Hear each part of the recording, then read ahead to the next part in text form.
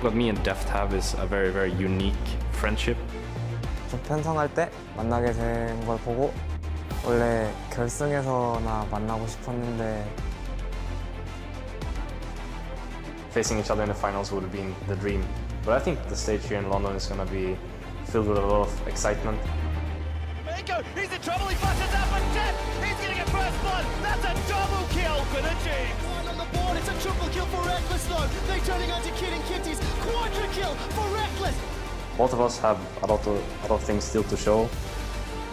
It's a perfect place to fight each other because it has to happen in the end, right?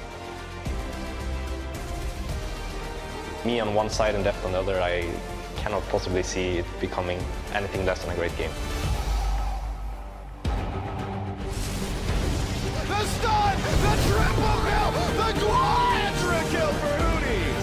For EDG, this is the team fighting team we're expecting. They finally showed up, but it's gonna be enough. There are no respawns, and Fnatic take the first seed out of the group.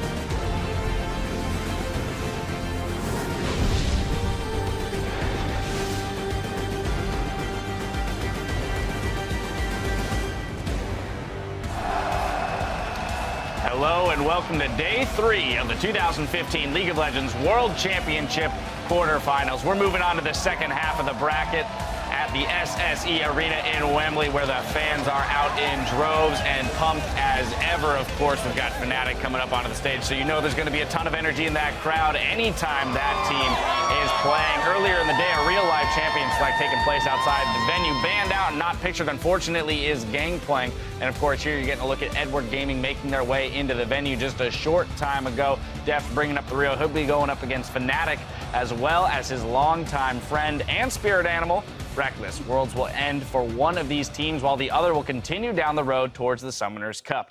Hello, everyone. I'm James Dash Patterson, anchoring the analyst desk, where I'm joined by the head coach of Europe's Rockhat, Jacob Yamanokenin Meddi, the OPL's Jake Spawn Tiberi, and North America's own Aiden Zyrene Moon. Thank you for joining me for another huge matchup that will change the face of the knockout stage, gentlemen.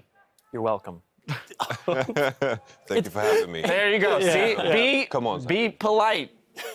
Spawn has no interest in being polite today. Brief recap with the yesterday's 3-0 win. SK Telecom are the second team to advance to next week's semifinals in Brussels. Well, they'll face Origin. Now, yesterday, Crumbs claimed that semifinal series is where SK Telecom could finally be handed their first loss. And in an interview with LoLesports.com, the players of SKT echoed the sentiment, saying they don't see themselves as invincible. Do you guys follow the same line of thinking there? I just think that's a great mentality to have, though, because that was a big thing that we heard them talk about. Aaron actually, Koma did an interview where he was saying complacency and underestimating your opponents is what would be the downfall of SKT, so they're not going to do that here. Yeah, but they look pretty unbeatable at the moment. Like, if we're going to take a look at their games yesterday, sure, Game 3 looked a little bit shaky, but I don't see them losing a late game to Origin, and Origin haven't shown yet that they can play very early on in the map at this world, so we'll see whether they can take one. Like, I'm just, first off with Crumb's statement, like, if Origin plays like they did on Thursday, and SKT did play as if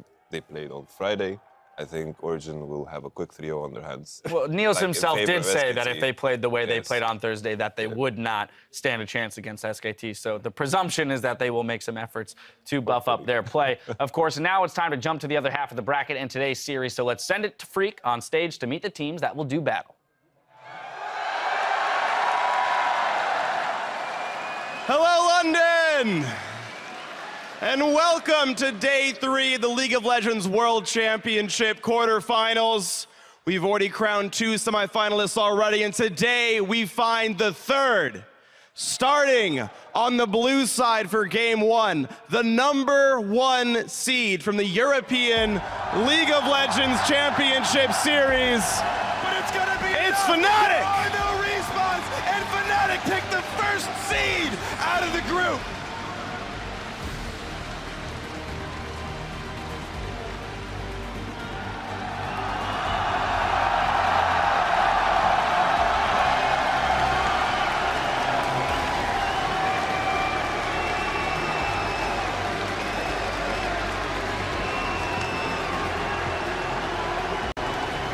Well, the crowd here doesn't need the introduction, but for you at home, the top laner, Hootie!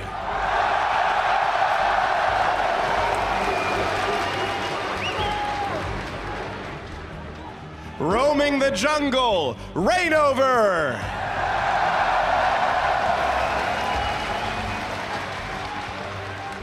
Manning the mid lane, Febivin.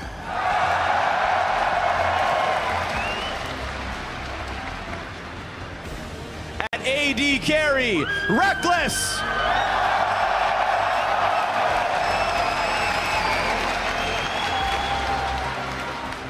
Their support, Yellow Star.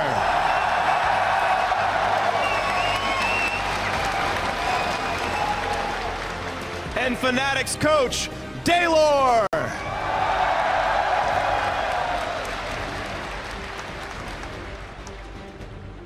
Let's hear it for Fnatic, everybody.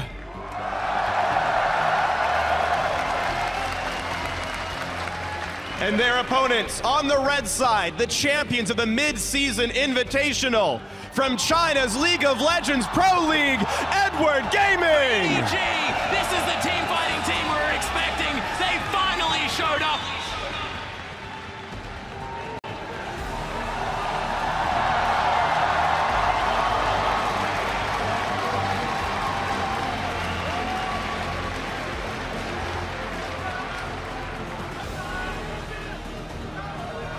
In the top lane, Koro.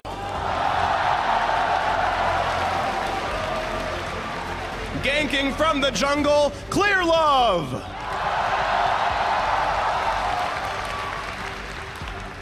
One of the kings of the mid lane, Pawn.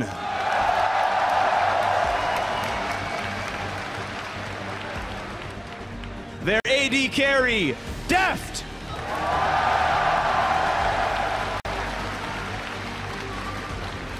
The support, Mako.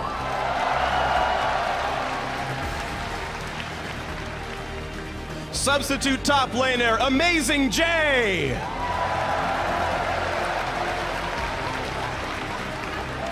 And EDG's coach, Aaron.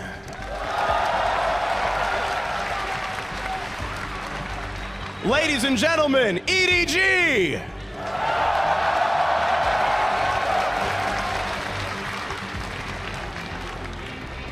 One more time, London. Let's hear it for tonight's quarterfinalists.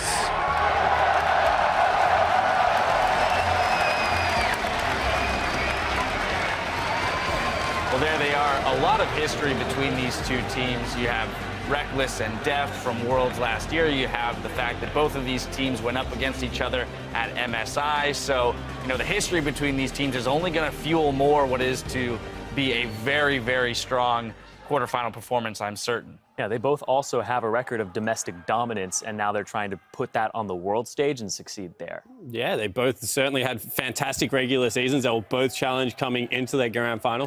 Fnatic were able to get theirs together and come through as the first seed. On the other side, EDG failed at that, and that put them in SKT's group and set up what should be an absolute cracker of a quarterfinal here. I'm just looking at how the teams have changed. I'm looking at, in particular, Fnatic. They are a completely different team since the last time they faced. That's why I'm super excited for this matchup. Well, as the teams take their place for Game 1, let's focus in on the series at hand. Fnatic versus Edward Gaming. Expectations were high around our midseason invitational winner, Edward Gaming. In the group stages, they were able to beat up on the weaker teams, H2K and the Bangkok Titans, but were absolutely dismantled by SKT. So today will be the first true showing of how strong EDG actually are. Yeah, and looking at the top lane, because they've made a change here, Koro1 is coming in for Amazing J. The last time we saw Koro play was 2 months ago today. That's the last time we saw a professional game from him, and it was pre-516. And in those games, they were 1-6 in the playoffs, and that's where they actually fell down and had to go to the regional qualifier. So right now, Koro, he was out for a back shoulder injury, and now he's coming back in. I don't know how much practice he has with the team. Rumors are going around that he doesn't actually have that much since they boot camped in Korea because they were focusing on Amazing J. How much does this guy have? Because they're bringing the captain back in, and one of their problems during the group stages was communication. He's a facilitator of the communication, and that's the bonus, the plus here they're looking to get from having him back on the roster as opposed to Amazing J.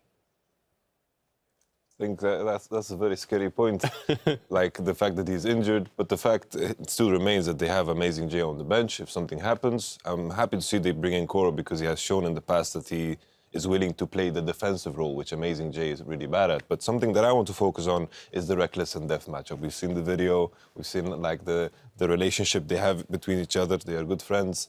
But like when I look at them both, they have a lot of history. They faced each other at Worlds last year. Samsung Blue versus Fnatic. I think, of course, Fnatic won once and Samsung Blue won once. There's a lot of history here when you're looking at these two teams. But of course, they're on. You saw Reckless going to, I think it was Alliance. And of course, after that, he was on Alliance and it looked kind of poor. And after that, he changed as a player. I think that is the most important thing. He's changed as a player and he kind of fit into the role as the defensive player in Fnatic. Like, and on Alliance, he got the criticism that he was very passive. And I feel on Fnatic, that role is perfect for him because they're playing around the top lane. And Deft as well, he was known as the teamfight AD carry. Like, when I think of Deft, I also think of Imp, like Charizard and Blastoise in a way. And, of course, Deft was the teamfight AD carry, Imp was the laner. And I feel like Deft now, with EDG, he has evolved a lot because they're playing around him. He's dominant in lane, and he's becoming a perfect AD carry. Yeah, Reckless himself has been outspoken about the fact that he's happy to take kind of a back seat on the team, play champions like Sivir or Kennen now, the new AD You carry were so that's happy been picked about up. that. I'm very happy about so that. Happy about the Runon's Hurricane Kennen, but picked up, you know, to be that kind of supportive team fight AD carry that he needs to be for the team. Yeah, it certainly has. And, you know, you have to say that this is a role that Deft was very comfortable playing on Samsung Blue, but no longer plays on the EDG lineup. He's got a very aggressive support in Maker, and that does set them up for some success. But what I want to look at is historically, and in this Worlds, why the LPL team seem to be falling down. And the first thing I do want to point out is the lane swap situation. This is something that the European teams and Fnatic especially execute on very well, whereas the LPL teams, we saw it in Invictus and LGD, but now even to a lesser extent, EDG, because they're not used to playing a very calculated lane swap. They're very reactive in the LPL, and they try and take it far. A very good example, if you want to go back and look at it, is actually the game against H2K, where EDG stayed top lane, and they dared H2K to make another map on the move while they took the tier 2 turret. That is very LPL League of Legends. Trade an objective, wait for them to react, and then see if you can exploit a weakness. We need to see more of that out of EDG if they're going to be able to take games off Fnatic today. And the other reason I think the LPL teams have fallen down a little bit is that their junglers just haven't shown up so far. Kakao had the game where he went absolutely missing on Skarner, and I just don't think he picked a champion for the rest of the tournament. Then you look at a couple of the other games where LGD's jungler just didn't perform well. Clearlove is like the last hope. He's always, like, this season especially, he's been the pinnacle of the junglers. But on the other side of the rift, you have to say probably the most improved jungler coming into this tournament has been Fnatic jungler Reignover. He's been an absolute monster in the early game. He's facilitated the top lane ganks. He's been able to get Huni ahead. And when he needs to be bottom lane, he's actually shown up. Yeah, and the thing here as well is the lane swaps haven't been going too well for EDG. You know, the Bangkok Titan kind of mishap there that happened in the H2K game where they had to play from deficits and come back into it. That's another reason that they're pulling Koro in for the communication, because it hasn't been the lane swap mechanics from what they've been saying. They're saying they aren't talking enough in their comms. They aren't communicating. Even though there's a language barrier between some of them, they don't think that's an issue. They just haven't been on the same page due to not having their captain. 100%. And another myth I want to dispel is EDG is not a team in the LPL that is dominant from minute 1 to minute 30 when they win the game. They fall behind over and over again. They give up early dragons. They look to execute around 22-minute team fights around the Baron area. That's how they won MSI, and that's how they would expect to play today. It's just that the tempo of the game is so much quicker than what League of Legends was at that part of the year. Now, in conjunction with the junglers, I want to take a look at the top lane. You already mentioned the fact that Koro is coming back in. EDG, though, likes to focus around the bot lane, whereas Fnatic will throw a lot of attention towards that top lane and Huni. So, considering the Reignover Clearlove matchup and the possible 2v2s in the top lane, where do we expect that top lane matchup to go?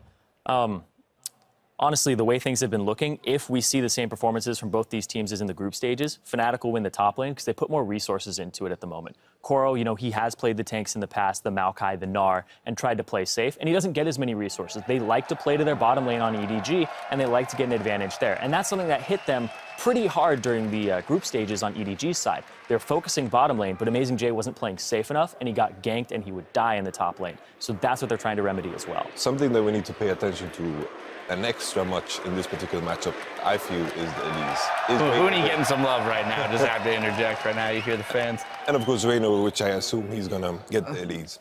When I think of the Elise, My voice is cracking up. I don't know what's going on. Okay, it's back. It went like 3 octaves up. He's got a lot of feelings about Elise. Elise, my darling.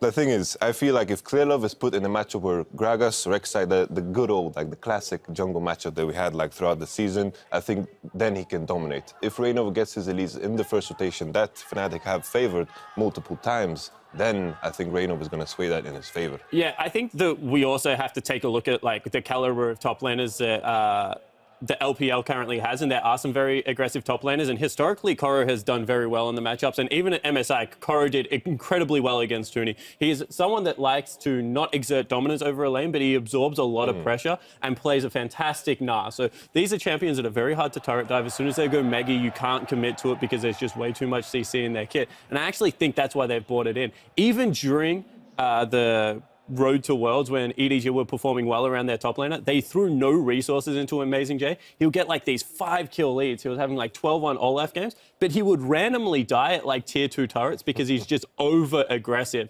And I think that's why the swap has come in. Even if Amazing J was able to beat Huni in lane, he would be exploited throughout the mid stages of the game because Huni always gets Huni-type plays throughout a stage of the game. And I think that that is where Koro will be able to shine in this matchup. He is very good in 2v1 situation. All right, well, we want to get your thoughts on this quarterfinal showdown. Hop on Twitter and tell us which player or lane will have the biggest impact today and why. Send your answers to @LOLesports with the hashtag Worlds so we can check in with you later today. The teams are just about ready on stage, but before we kick it off with this series, I want to know who you guys think will be moving on to the semifinals, starting with you, Yamato. I have full faith in the European League of Legends simply because I'm going to go for Fnatic, obviously. Because in this current meta, there is very, very little room to ban out players like Reynov and Febiven. Because the last time these two faced, we saw the Azir ban, the Cassiopeia ban, and Febiven struggled. There's no room for that. Fnatic have the first seed, they have blue side 3 times, and I think they're going to take it. All right. I disagree on one point. I think that this matchup will come down to junglers being banned out. I think that Clearlove will be targeted, and I also think Reynov will be heavily targeted from both sides of the rift. And I think that Pawn has a pocket pick in the Veigar that can very much control Febiven's champion pool. I expect this game to be very polarizing on top and bottom side of the rift. I think Fnatic have a huge advantage top lane, and if they are going to win, they need to exploit it. And EDG playing around their bottom lane should be able to get the better off of that matchup. I am going for EDG, but I think this will be our first 5-game series, and I think this is incredibly close. All right, Zyrene, time to break the tie. It is incredibly close.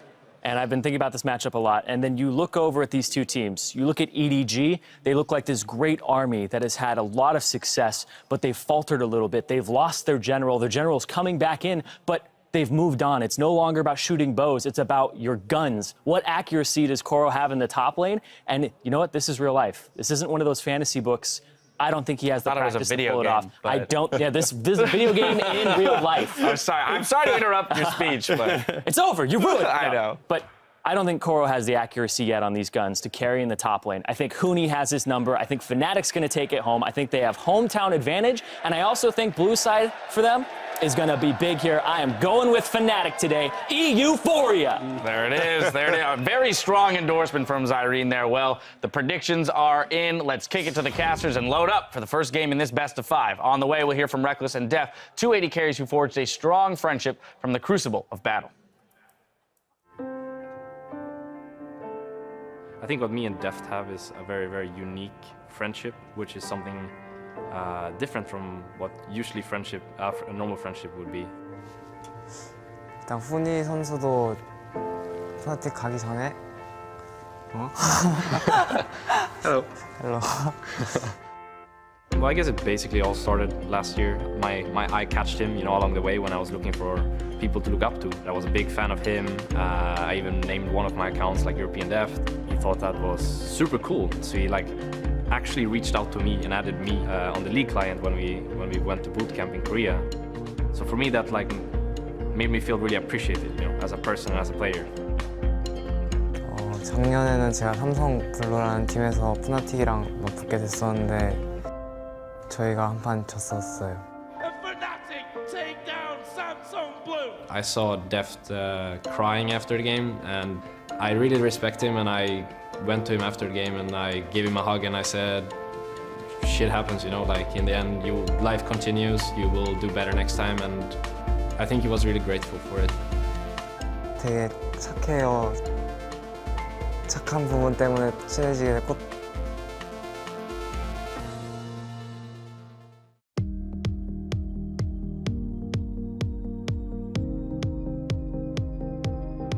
롤드컵이 끝나고 나서도 뭐 스카이프나 그런 걸 통해서 게임 내적인 거 정보 같은 것도 공유해서 친해지게 됐고 So we can talk about things very, very deep into the game. There's nothing to lose, right? You know, if I share some secrets with Deft and he shares some with me, and then we both evolve as a player.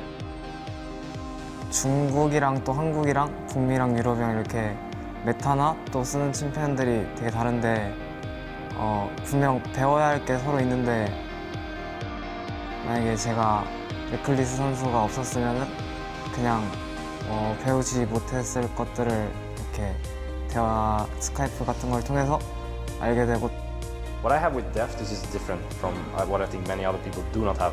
That we can speak about these kind of things without it like influencing my game badly when I'm facing him or his game badly when he's facing me, because that happens so rarely. But when it actually does, we're both kind of in our ultimate form.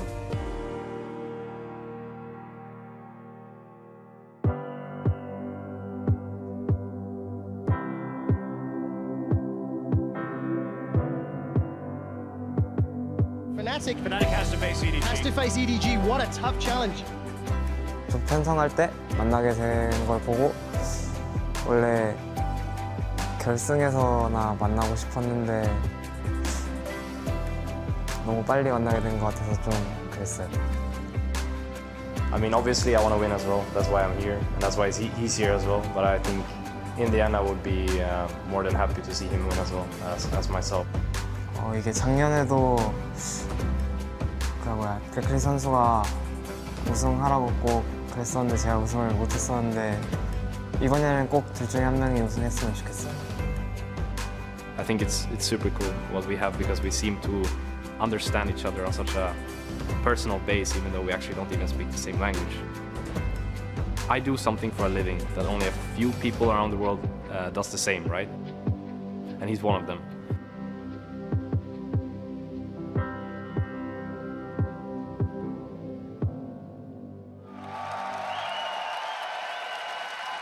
Absolutely fantastic video about two truly world-class AD carries. Ladies and gentlemen, I'm Trevor Quickshot Henry, shooting down the cast with Sam, Kobe Hartman Kensler, and Martin DeFicio Lunga.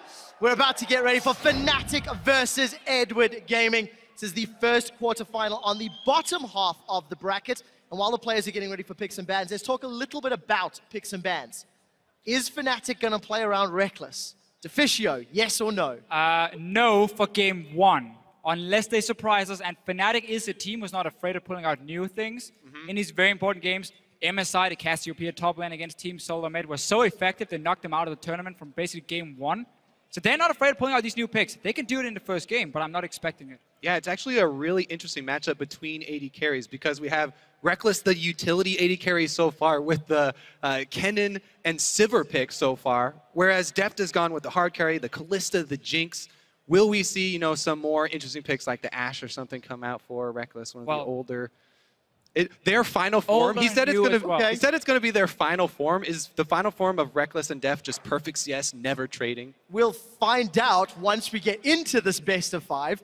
But let's also talk about some of the more specific champions. Tom Kench, Fnatic had such a difficulty with this guy. Strongest champion in the game. Against AHQ, they had to try get past him, and eventually did, but it took a monumental effort. And truthfully, Fnatic were on the verge of losing that game to AHQ in the end of the group stage. That game was lost. All inhibitors were down, and there was just one team fight left. Fabian went crazy, won it for Fnatic. But Tom Kench is going to be such a problem for them. We haven't seen Yellowstar play more than once, and that was back in the final of the EU LCS against Origin. I'm sure he can play it, but if you don't play around your AD carry like Fnatic doesn't do, Tom Kench doesn't have that much value. Yeah, and as for EDG's bans, I think since they're on red side, they may just be locked into the Gangplank, Mordekaiser, and Elise. Yeah. As I said many times, you don't want to give the Elise over to Reignover. He's already proven he will perform with that champion on the international stage, and it's just too much early game pressure to deal with. And I definitely agree with the first two bans from Fnatic. Kalista against Deft, you know he can play it really well. You don't want to risk that 2v2 bully lane. Tom Kench coming, we just said it. On the bench again. Fnatic doesn't want to play themselves right now with the style they're using. So instead, they just ban it away to avoid Mako picking it. And first pick jungler, it is Rek'Sai as Elise has been taken off the table. And ClearLab has actually had Elise banned against him 3 times this tournament already. But we can really see what Fnatic is doing here, right? It's an 80 carry ban and then 2 bans on targets that could buff up that 80 carry or make him almost unkillable with the Tom Kench. So really, they know EDG wants to play around Deft. Yeah, exactly. It's one of the reasons that this matchup between Fnatic and EDG is so interesting, because it's such a top-focused team versus a bottom lane-focused team. Meanwhile, another standard jungler being locked in here. Gragas and Thresh don't give anything away from EDG's side. And I think that's the key thing, because EDG knows Rek'Sai will be the first pick when they ban away that Elise. You're kind of saying, Reignover, take your second best champion now and also take that away from ClearLab. But he's played this matchup time and time again. He's fine with this. He gives the scaling jungler towards the team fights late on in the game. And of course, Thresh, we've seen from Mako, the pick potential these two guys have. And the way you can set up ganks in the bottom lane is very key. I would definitely expect Fnatic to save their solo lane picks here, because EDG will have to reveal either their mid lane or their top lane first. I expect EDG to save mid lane pick for Pawn. So if you reveal the top lane, then Fnatic can actually counter pick top lane next round. And this is one of the reasons. Flex Cannon. Yeah, Flex Cannon can obviously go, not support in this case with Alistar, but can go top lane, can go for Reckless or 2 Reckless as the AD carry. But what EDG can do with Koro now in this lineup, and why I think they swapped him in, and one of the reasons for it is the fact he can play a really good Gnar. Very safe matchup for him. He could even maybe go for a Malphite if he wants to, and take a lane where he sits back and he just relies on teleporting. He doesn't need any resources like Amazing J did to be useful. That's a very good point. You know, will EDG also change their playstyle though? You know, while Amazing J did make a lot of his own mistakes, the team also did not help him very often. We'll need to see how Edward Gaming play around their substitute on Worlds tonight. Last night, I mentioned that all of the Chinese teams have performed better after moving in a sub. Let's see if EDG can keep that up. 10 seconds left on the clock. Potentially seeing that Jace, but it might switch at the last second. What are they going to lock in here? So, in case it is Jace. Oh. Okay, this pick. And it is. Can go to Deft. 71 unique champions. We were sitting here and looking a little bit at some of the solo queue accounts for Solo queue EDG. spine pays off. And Jace was one of them for Deft. It is a flex pick and go into the mid lane as well. So we're just going to have to wait and see with the last pick. But this might really fool Fnatic if they haven't done the same scouting. I would desperately want it to be Jace versus Kennen in the bottom lane for the most ridiculous 2v2 bottom lane matchup that we will have seen. But yes, in all likelihood, it's probably going to Pawn. You know, this is a Pawn champion. He's been such a great Jace for so long. But there is that possibility that they could flex it to bottom. Question, if that is a flex, how do Edward Gaming round out their composition, and how on earth do Fnatic reply? So looking at what EDG has right now, if you are going to run a Jace in the bottom lane, you need backup. Because obviously for him to all in lane, he's going to go melee form, he's going to jump in on the cannon. So a Twisted Fate is open for them in the mid lane. That pick, combined with backup Gragas and Thresh to set up ganks, that could be scary towards the bottom lane. Solo lane Jarvan or a solo lane Rek'Sai. Do you think? Huni will take it in top lane. And he's done it before. Yeah, we've seen this Jarvan before, and Reignover has never played Jarvan in competitive play. That would be a new one for him at least, but I'm expecting this one to go top into the Fiora matchup. EDG should know that could happen and probably will happen, but instead we get the safe Victor as well for February. Now, if memory serves, when Huni did play that Jarvan top, it was against Elements, and the game was challenging, let's say.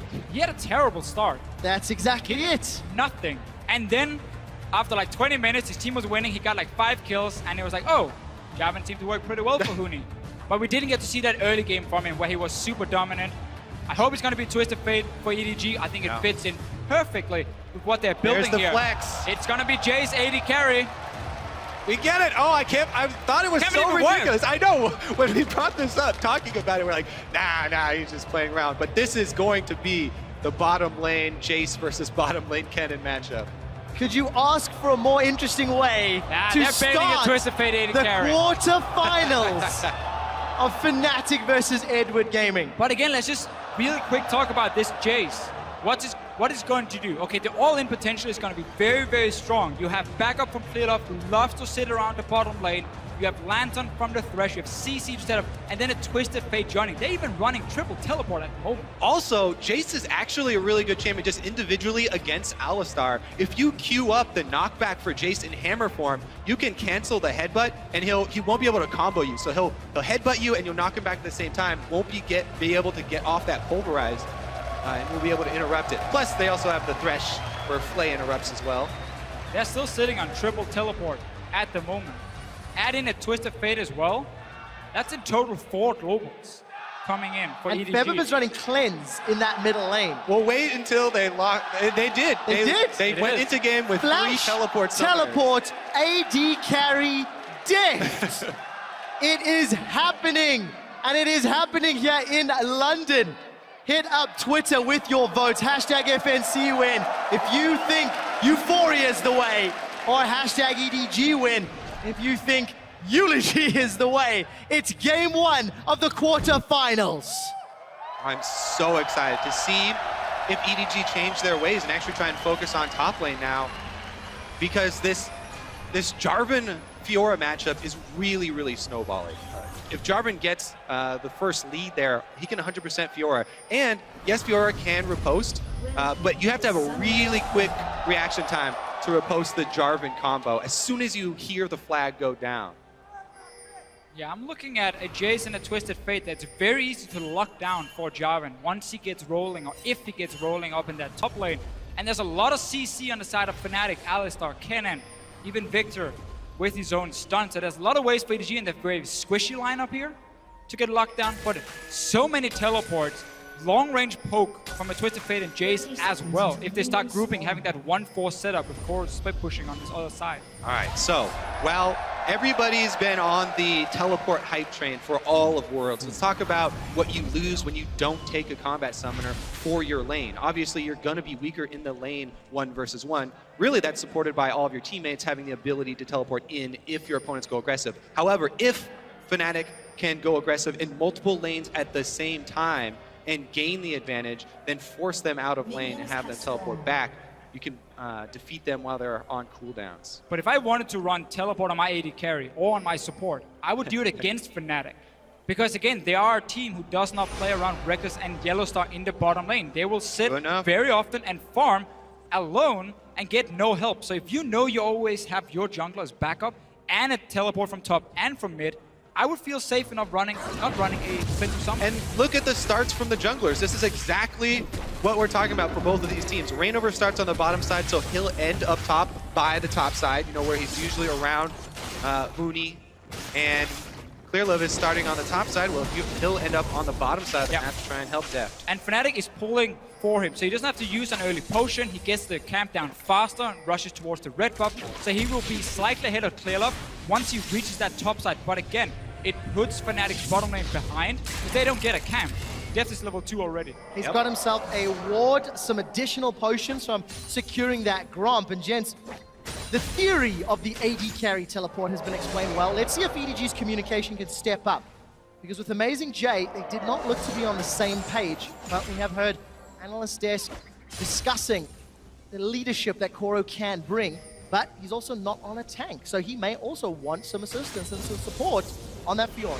Well, he's had about 4 or 5 weeks now to practice the new meta picks up in the top lane, and while his performance in the playoffs last time we saw him wasn't great, he got benched. Amazing J stepped in for regionals and did really well. Koro is back and he's here for quarterfinals. Clearly the team believes in him. Yeah, here we go mid though. Reignover, level 3 going for the Rek'Sai gank. Looks like he may be able to get... Oh, he misses even the Prey Seeker, so he gets 0 damage out of it. Wasted very little time, though. Did show he moved towards the top side of the map. So right now, it's very easy for EDG. You can see Koro already gone back to his own tower because his team is communicating. Careful, Rek'Sai going on top side. Don't risk the combo from a Jarvan that is so easy to set up a gang into the next knock-up from Reignover. Yeah, and he's actually using his teleport back to lane here for Koro. So that is 2 of them down. All three of them down. actually been expended. So I talked about working around those cooldowns for the teleports. All of these laners are much weaker in lane. Really, the difference is going to have to come from the extra Doran's Blade that Koro bought versus the with blue that buff purchase. That Feathervin has now been donated. First one of the game. So already Feathervin had shoved Pawn in. Pawn's picked up that additional Doran's. Feathervin's going to have to do a little bit more work with that blue to maintain control against Pawn. It's such a funny setup Fnatic run. The bottom lane doesn't get a camp alone. They give it over to the jungler or to Huni normally. And Reignover rarely takes away his own blue buff early on because he gives it to Feather and he can use it more in that mid lane. So they're trying to really split the resources quite a lot. And because they're playing a utility AD carry, they don't care about Reckless falling 5-10 CS behind. They're paying it forward. Bottom lane gave a leash to jungle, then jungle gave the early blue buff Then to mid. gang for Huni. They're such great friends. Here, look at this invade from Fearlove, though. Does get down some early wards. Now, as a jungler, whenever you go to your Raptor camp this early in the game and you see it not spawned, if Reignover goes over there and sees the Raptors have been cleared, you have to assume there's a ward in that brush. Because you've obviously been counter jungled there, this is literally the most common ward that junglers will place early in the game. Right now, just because he just switched over to his sweeper, he doesn't have it ready to activate, but he's got to know that he just went through wards. Instantly pinged the location, Kobe. He'd get himself into trouble. Well aware. Gold card is already primed. Reignover gets tagged, but he channeled the tunnel already and gets away relatively unscathed. Yeah, Pawn jumped the gun there a little bit. They had him right where they wanted. Full vision on him, but pulls the trigger early. Well, Mountain showed us yesterday just how slippery a Rek'Sai can be. Reignover sticking around for this invade, and there's seems to be a little bit of movement from the mid lane. The Death Ray catches Pawn. Reignover's not going to get the knock up, and the gold card did connect. Reignover's still got flash, is going to need to channel. Teleport's coming in onto the tunnel from behind. Huni throws down the Demacian standing, and the Dragon Strike, and it's first blood to Feathervin, but Reignover eats the wild cards, trades 1 for 1. Yeah, a little greedy there for Reignover. Goes back in, gets hit with the auto and the wild cards, I believe, to go down for an extra kill. Fnatic would have had that clean first blood if not for that. Not very often, though, we see Fnatic put so much attention towards the mid lane. Early on, Feathervin farms under control mages. Normally doesn't do a whole lot, but they really want to shut down this Twisted Fate.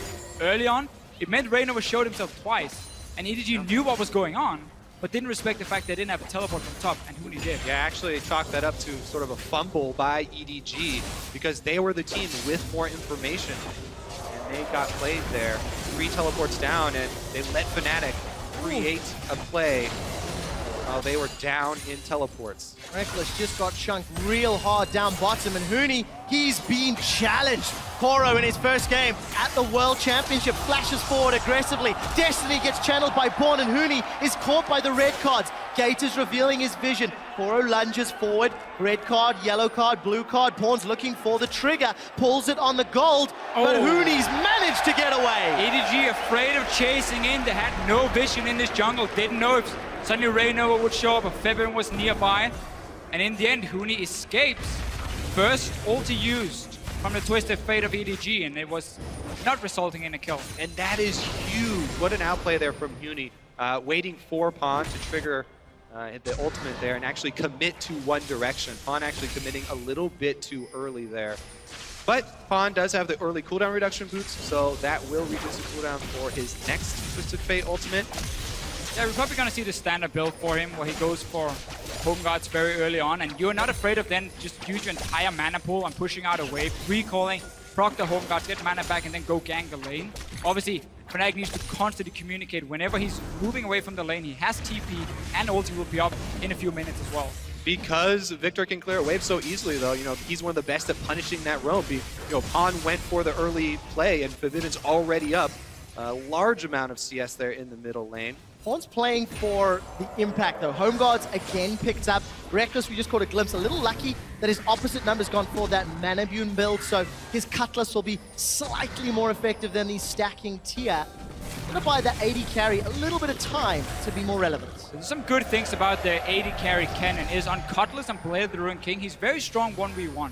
And he can handle himself, he can sit and push out waves. Obviously not great wave clear, But the build we're going to see from Deft is going to be that tier into Brutalize, into Last Whisper, and so on. Huni again getting jumped on by Coral. Relatively even. Huni's Golden Age just blocked some of that damage. Cora's going to get some additional sustain. Yeah, you can see how defensively Coral has to play. He has to run away as soon as his riposte is on cooldown there. Rainover does go through a ward, so he'll continue to play defensively. Right now, what you want to do is stay just close enough to keep Rainover around and waste his time. Clearlove actually going to find him here. And he's got level 6. Koro's challenged Huni. It's top v top and jungle v jungle. Huni's been procced. Koro's regen. Huni's going to run away. Destiny's being channeled. The dunk comes down and Koro takes a tower shot. Pawn gets a kill on Rainover. 2 for 0, EDG. EDG is constantly reading where Rainover is going, and Clearlove had early level 6. Another teleport for the team, and they can just simply collapse onto Fnatic. Huni right now, every time he gets a one-on-one against Koro, he's losing it, and he just died 1v1. With 3 teleports and Twisted Fate ultimate, it's ridiculously hard for Fnatic to keep track of all the globals here, so they have to be very careful and very sure of their vision when they go for plays like this. Plus, right there, Huni committing to the 2 versus 2, actually trying to keep Koro from converging on Rainover and save Rainover there, cost him big. Koro with the almost instant 4 proc of the Vitals. Really well done there by Koro. And that's why I would really like to see Fnatic just kind of sit back and say we don't have to go aggressive, yeah, exactly. Because our mid laner will never be able to follow. But what Febiven can do is just constantly push in that mid lane, get a little bit of damage on the mid tower, empty the mana pool of the Twisted Fate, and keep the pressure that way, and always save your summoners for defensive moves when the teleports start happening from EDG. You cannot fight early on against so many globals. They even had the early sight zone here. Rainover's got the sight zone, set up your defensive vision to keep track of Gragas. If you can keep track of Gragas, then lanes can play defensively. Down bottom, Reckless and Yellowstar fairly easily playing safe. Meanwhile, though, Deft on the other side, as you said, he's got the tier. That's all that Jace wants to stack up right now. Sure. Again, he's not going to be super strong at the moment, but he can still sit and farm. Not a whole lot of kill pressure. Again, also with the teleports.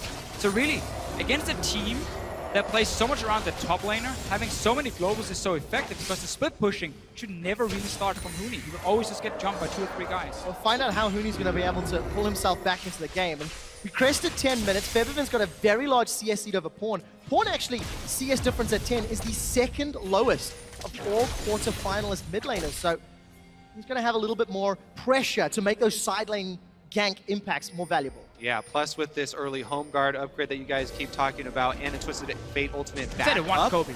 Right, it's a great point because right now what you're looking for is the recall timers. Everybody's fighting around recall timers right now. Yes, it is about marginal CS leads, but it's the recall timer right before the big dragon fight setup here. You can already see Mako's trying to get the first line of wards down, trying to get some vision for themselves.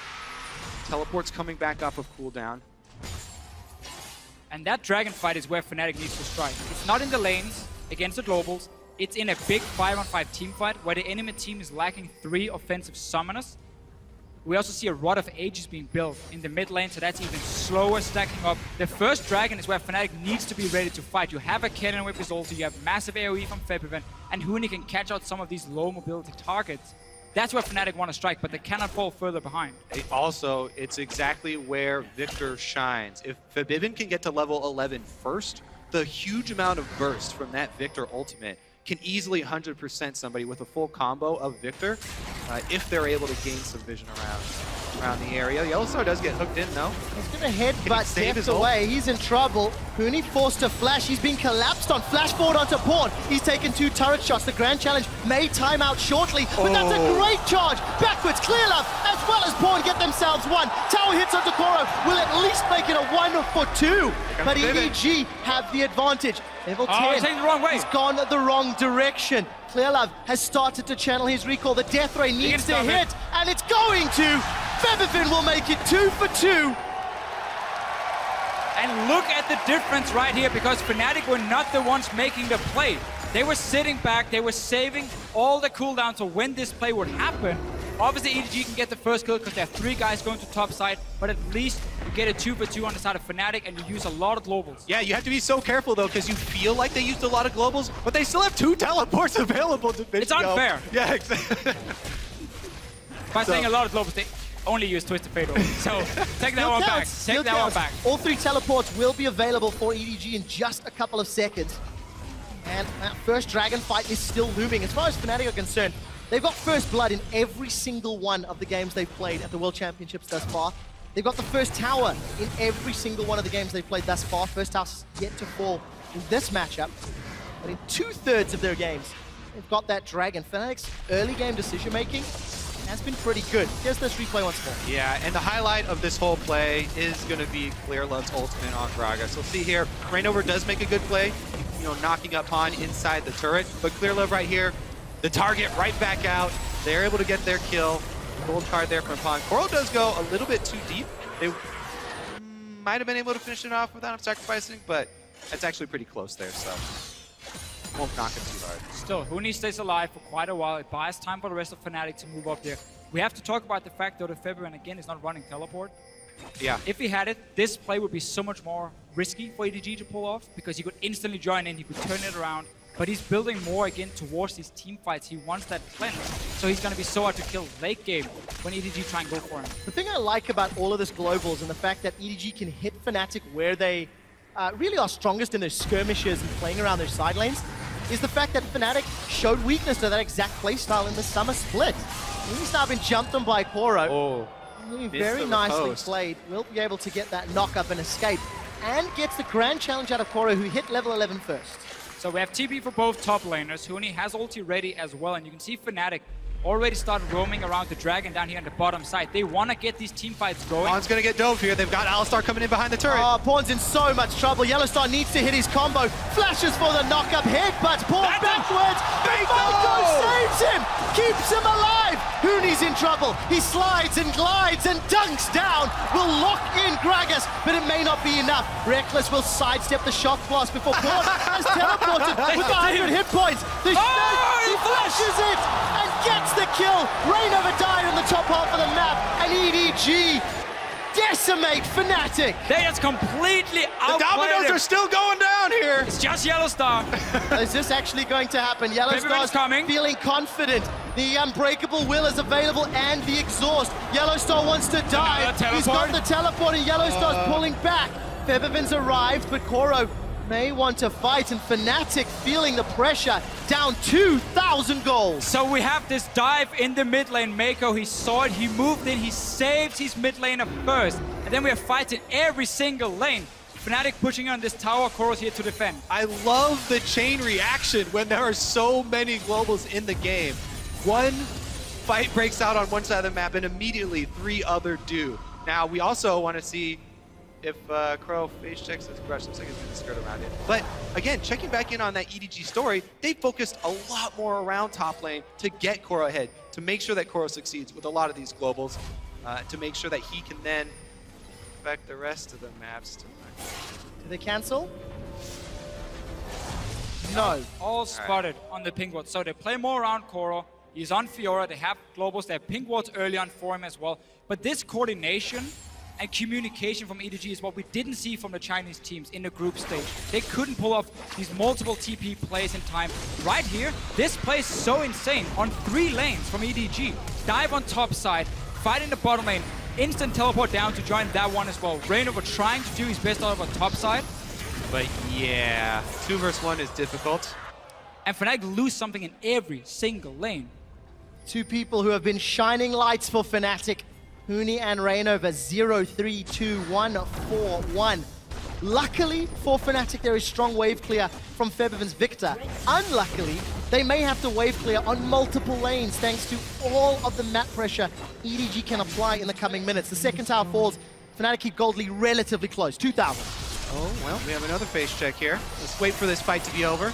Huni's going to chase down. He's going to find the Vital. Huni's going to slide himself to safety. But Koro's winning the duel time and time again. Again, Clearlove top once again. They just want to make sure that Koro keeps Huni down. Another tower dive incoming. There's no flash for Clearlove, but he connects the body slam. Huni's caught for a little while. flashes the cask and gets knocked backwards. Will Koro and Clearlove get away? Rainover is going to go for the knockup. He's not going to find it. Koro puts the challenge onto Rainover, and Yellow Star's still far away. Huni's got the Cataclysm. He needs to find the target. Yellow Star's lumped up Koro, and Maiko with the Lantern of Life.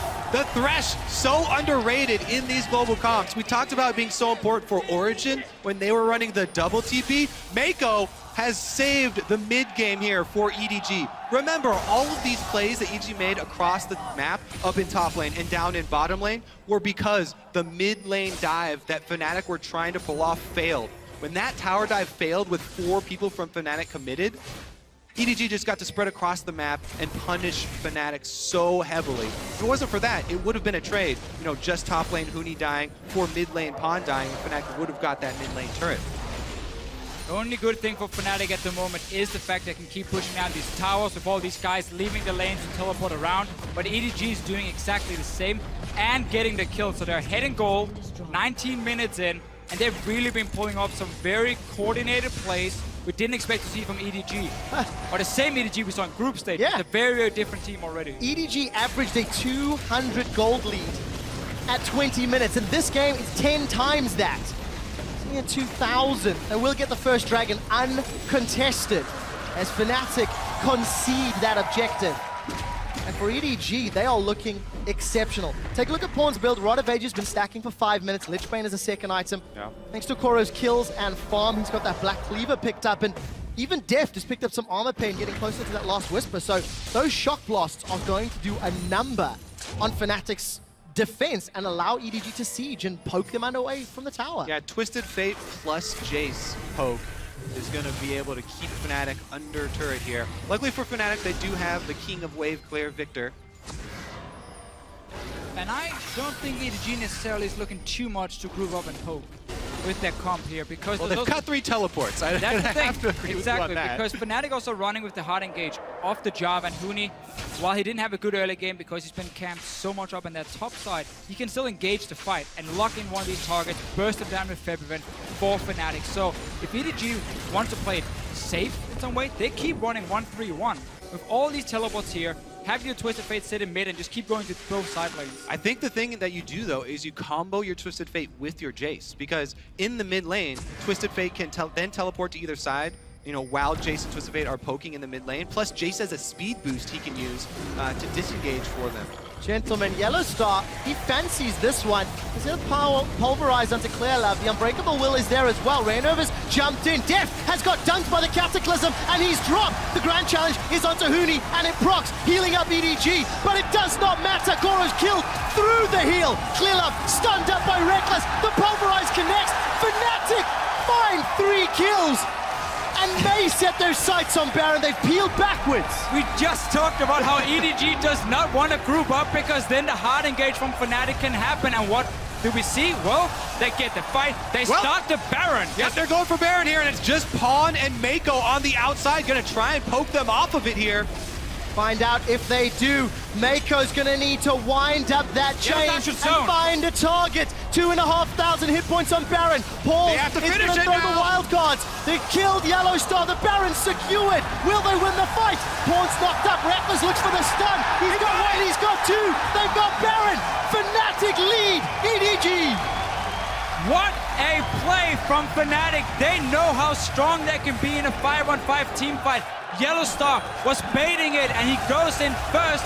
Rain over the flank. Everyone from Fnatic collapses. You have to be decisive when you're facing this much global pressure. And Yellow Star, the captain, the shot caller for the team, makes the play. He dodges the hook from Maiko, circles around, Rain over teleports in, and they're able to get the fight they want. Deft here, stuck in the middle, can't even click the lantern and had to flash out. Well, meanwhile, they've got Koro as well. Again, this time around, Fnatic catching Koro, the straggler. What's going on here? We just praised EDG for the coordination there. Great communication, suddenly using 3 teleports. Koro just got completely caught out for absolutely no reason. Grouping up earlier as well. Get the team out for Fnatic. They just turned this game around. You have to be so careful when you are running a high pressure team with multiple teleports, you have to coordinate your pressure. You can't just have one person splitting while the rest of you are, half your team is purchasing in base. Everyone has to coordinate their wave pushes. Bottom and top need to push at the same time. There, Koro was just pushing by himself. Nobody else from EDG applying pressure. So Fnatic collapse and they get a nice kill. With Baron buff afterwards, it means they get a whole bunch of objectives afterwards as well. And of course, because Deft was dunked so early on, he never got to deal damage. Febiven's early advantage gives him some help. So congratulations to Fnatic. They knocked down the inner turret in the bottom lane, knocked down the inner turret in the middle lane. They may lose their top lane. Pawn has got a large minion wave to play with, has got a Lich Bane as well, so it's a 2-for-1 trade, and Fnatic are peeling backwards. Their recalls were interrupted. This is a play EDG has pulled off quite a lot back in the LPL, but they're trying to always trade objectives. They knew, okay, we can't really defend properly. They could maybe even tower dive us if we tried to. Our only wave play is the Twisted Fate at the moment, so they use him instead just to get something. So they take a tower, but Fnatic can still be super happy with the last 5 minutes. Especially with the Baron buff on Fnatic, so difficult to try and clear those minions. So EDG do get something back for themselves during the duration. But that was the whole discussion we had before here. You know, what do you do with your EDG? Who do you send down to the second side lane? Because you have Fiora sitting in one of them split pushing. Do you send down Deft to sit on his own with the Jace because he doesn't offer that much wave clear in the mid lane and you want to have the Twisted Fate who can go to both lanes? Do you group them up and start poking? Again, that's so risky because of the hard engage that can happen. So they need to be able to put pressure on all 3 lanes. You can see Deft go towards top side now and set that 1-3-1 up for EDG. But they're so far back on the map. It just becomes a lot more harder now. And because Fnatic just got such a big mid-game play, they got a whole bunch of vision while they were doing that. Not only did they take down a bunch of turrets, but with a double Sightstone for Fnatic, they've been able to lay so much vision down in EDG territory. As soon as EDG try and set up one of these plays, that does take a while to get there, Fnatic will know about it. Look at all those wards in the bottom half of the map. Pawn did walk over that pink ward, pinged it out, and has actually gone back to kill that resource for Fnatic. And for Fnatic, Dragon's up in 5 seconds. They do have the timer. They're deciding with all their information, let's shove those waves in as best we can and try to secure at least the first objective. Only 2 Dragons at 25 minutes. It's not been a primary focus for either of these teams. It's all been about top lane, really. So far away from Dragon, basically all the plays in the early game. This just to get to 6%. Let's see what happens. Hooney's going on Clearlove. Yep, he's caught him. Clearlove's in trouble. He's going to get headbutted out of the Cataclysm, but Hooney follows up with a great Dragon Strike. Another pick here for Fnatic. And again, that Dragon that Fnatic got is actually fairly big because, you know, 26 minutes into the game, the 6% does mean a lot, and it was awarded to them because they had so much deep vision from that last push. On top of it, they catch Clearlove here. EDG starting to crumble. Yeah, they really need to stop getting caught out because every time that happens, their split push breaks. Because suddenly now you have to back away from your side lane. You have to respect the fact Fnatic have 5 members on the map. So Koro now has to go really far back. He cannot use the big wave. Fnatic can set up another slow push and then start grouping again and look for another fight. And of course, Clearlove, this isn't the first time he's been caught out of position. Much like Hooney, throughout the group stages, both players being a little over-aggressive in their positioning, maybe too far forward. All the tempo is now sitting with Fnatic. I just want to re-highlight, you know, how important we talked about Thresh is in this composition. Right there was a perfect example where Clearlove should have been with Mako. That is a support jungle duo that's supposed to be getting vision because Gragas Thresh is so safe if they are together. However, no Mako there, Clearlove gets caught, he gets pushed around, and they lose more space. Items continue to stack up. Koro's had the Ravenous Hydra versus the Titanic Hydra of Hooney. Muramana has been completed for Deft. And the 3-item spike for Reckless has come in. So everybody's scaling. Pawn's got himself that Hourglass as well. So a couple of tricky plays can be initiated with the Destiny. Fnatic playing it safe, pushing those waves out slowly but surely. Top will be going towards EDG in the next few moments. And that will give a couple of tools for Fnatic. A minute till Baron. Fnatic love Baron. It's their thing. I feel like EDG do as well. Both teams often play so much around like these 25 minutes, get one fight, get a pick, and then take that Baron instant and use it to close the game out. But for EDG in these team fights, if we get the 5-on-5, who do they want to kill? Obviously, we're looking at Reckless, we're looking at Febiven. There's a cleanse on one of them, So that's very smart. That was a sacrifice by not having teleport early on. And then Kennen is one of these AD carries who feel really well for himself because he has a massive AoE aura. He can stun you if your aura goes in the very squishy targets and take them down. Not only that, but going with this build for Reckless, it's all based around sustain and auto attack speed. So he's getting off multiple stuns, multiple charges, and you just buy a little bit of time, steal up more life because you're life stealing on all of these targets with your double life steal build. If you don't focus him and burst him down, then he'll sustain through the whole fight. He'll continue to throw out these annoying mini stuns and provide that CC that Fnatic need because they have Huni who likes to run damage in top lane. And if we get an aggressive ulti in the backline from a Twisted Fate to lock down a target, then all 5 members of EDG are stuck in there. They're all trying to get to the same guy. 2 melee champions for Deft and Koro. Or, well, Deft when he wants to burst at least. Let's see what Yellow Star again. 2 teleports available for EDG as their solos are down in the bottom. Double stun and Clear Love and Mako. They've already got Mako. Clear Love's looking to get away as Reckless looks for the stun. Finds it. May not get another. Continues to auto attack. 2 members down. With Dangerous Blade, Fnatic may need to defend. Koro and Pawn, they've got an inner turret. They've got a minion wave to work with, and Fnatic, they're a little split. Huni's decided to back away. Feathervin is already in the base, and the rest of the team on Baron. Yep, he can't do it by himself. It doesn't matter. Pawn and Koro are going to be able to take this, and he's also got to be careful about getting killed. Let's see if Fnatic can take that Baron, though. Koro's in so much trouble. The Cataclysm locks them both in, and with the Chaos Storm and the Death Ray, Feathervin's already got to kill. The knockup doesn't connect, but it does not matter. Huni comes in to dunk while they take the Baron. Now Fnatic can press in. They should get an inhibitor off of this. And much like the first time we saw Huni play Jarvan, he got shut down in the early game, but once we get past the laning phase, he's able to create picks with the rest of his team. But this really is Fnatic knowing how strong they are around Baron. The way they set it up, they force EDG to come face check, flank around them, get the engage once again, and they manage to constantly force team fights on EDG. Part of the reason why quadruple global teleport comps are so rare is because they take so much precision to pull off. Quite a lofty task. So I will admit, after watching this Jace pick from Deft, I was super hyped at first because you talked about how he played it in solo we were on queue. it, but it hasn't really shown He's really up done live. absolutely nothing. Meanwhile, the Kennen, huge for Reckless. Even laning phase, completely even. Deft always used his teleport back to lane. He had no pressure on the map, really. Huni's gonna catch him. Well, a little bit of trouble here for Pawn. Lock up, not gonna happen. Pawn makes it out with 200 hit points, but Fnatic with the Baron-empowered minions, they're knocking on the middle and bottom lanes. There's a teleport to the inhibitor. Pawn is going to secure this one. He may even be able to get out alive. He's definitely been reviewing the backdoor tactics. He has no minions, though, But Huni's got home guards, though. He's got home guards. He's coming in for the repeat dunk. There is no Cataclysm. I think losing 1 life for supers might be worth it if the rest of EDG can defend. There's no teleport for Huni. But Fnatic he was the wave in the clear. face. He was the wave clear that just disappeared to take an inhibitor, nothing else. There was no minions, so he couldn't go further and threatened to backdoor the Nexus as well. So Fnatic knew, okay, well, he's gonna get 1, but now we don't really care because he's gone. We can easily just push up. Huni's going to join his team, and that's 5 members from Fnatic. They can dive EDG super easy. Cataclysm's only a few seconds away, but this tower is down. It has been deconstructed in front of EDG's faces. The second inhibitor falls, and there are supers on 2 lanes for Fnatic. This is the single lane for EDG. I do not think that was worth it.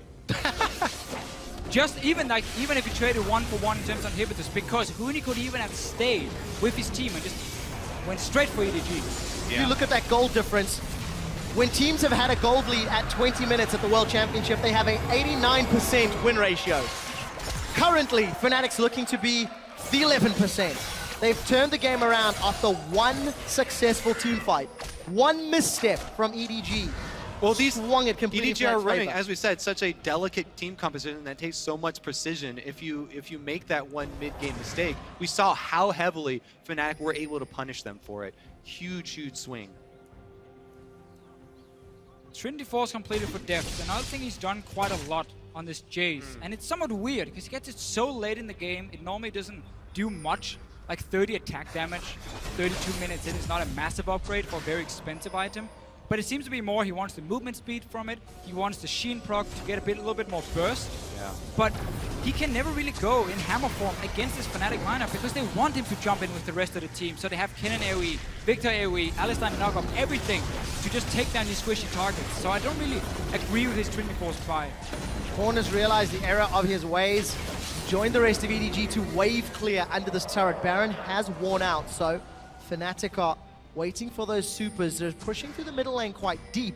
Unfortunately for Fnatic, there's going to be multiple supers in the bottom lane pushing against him, so there is a little bit of a timer working against this top lane siege. Yeah, right now, EDG are hoping that Fnatic stick around and are a little bit too aggressive, because EDG's only chance here is to make an all-in at the turret, whereas Fnatic can just wait around. They've got all the cards. We'll see when they reveal them, Kobe. Another minion wave has danced its way up to this top tower.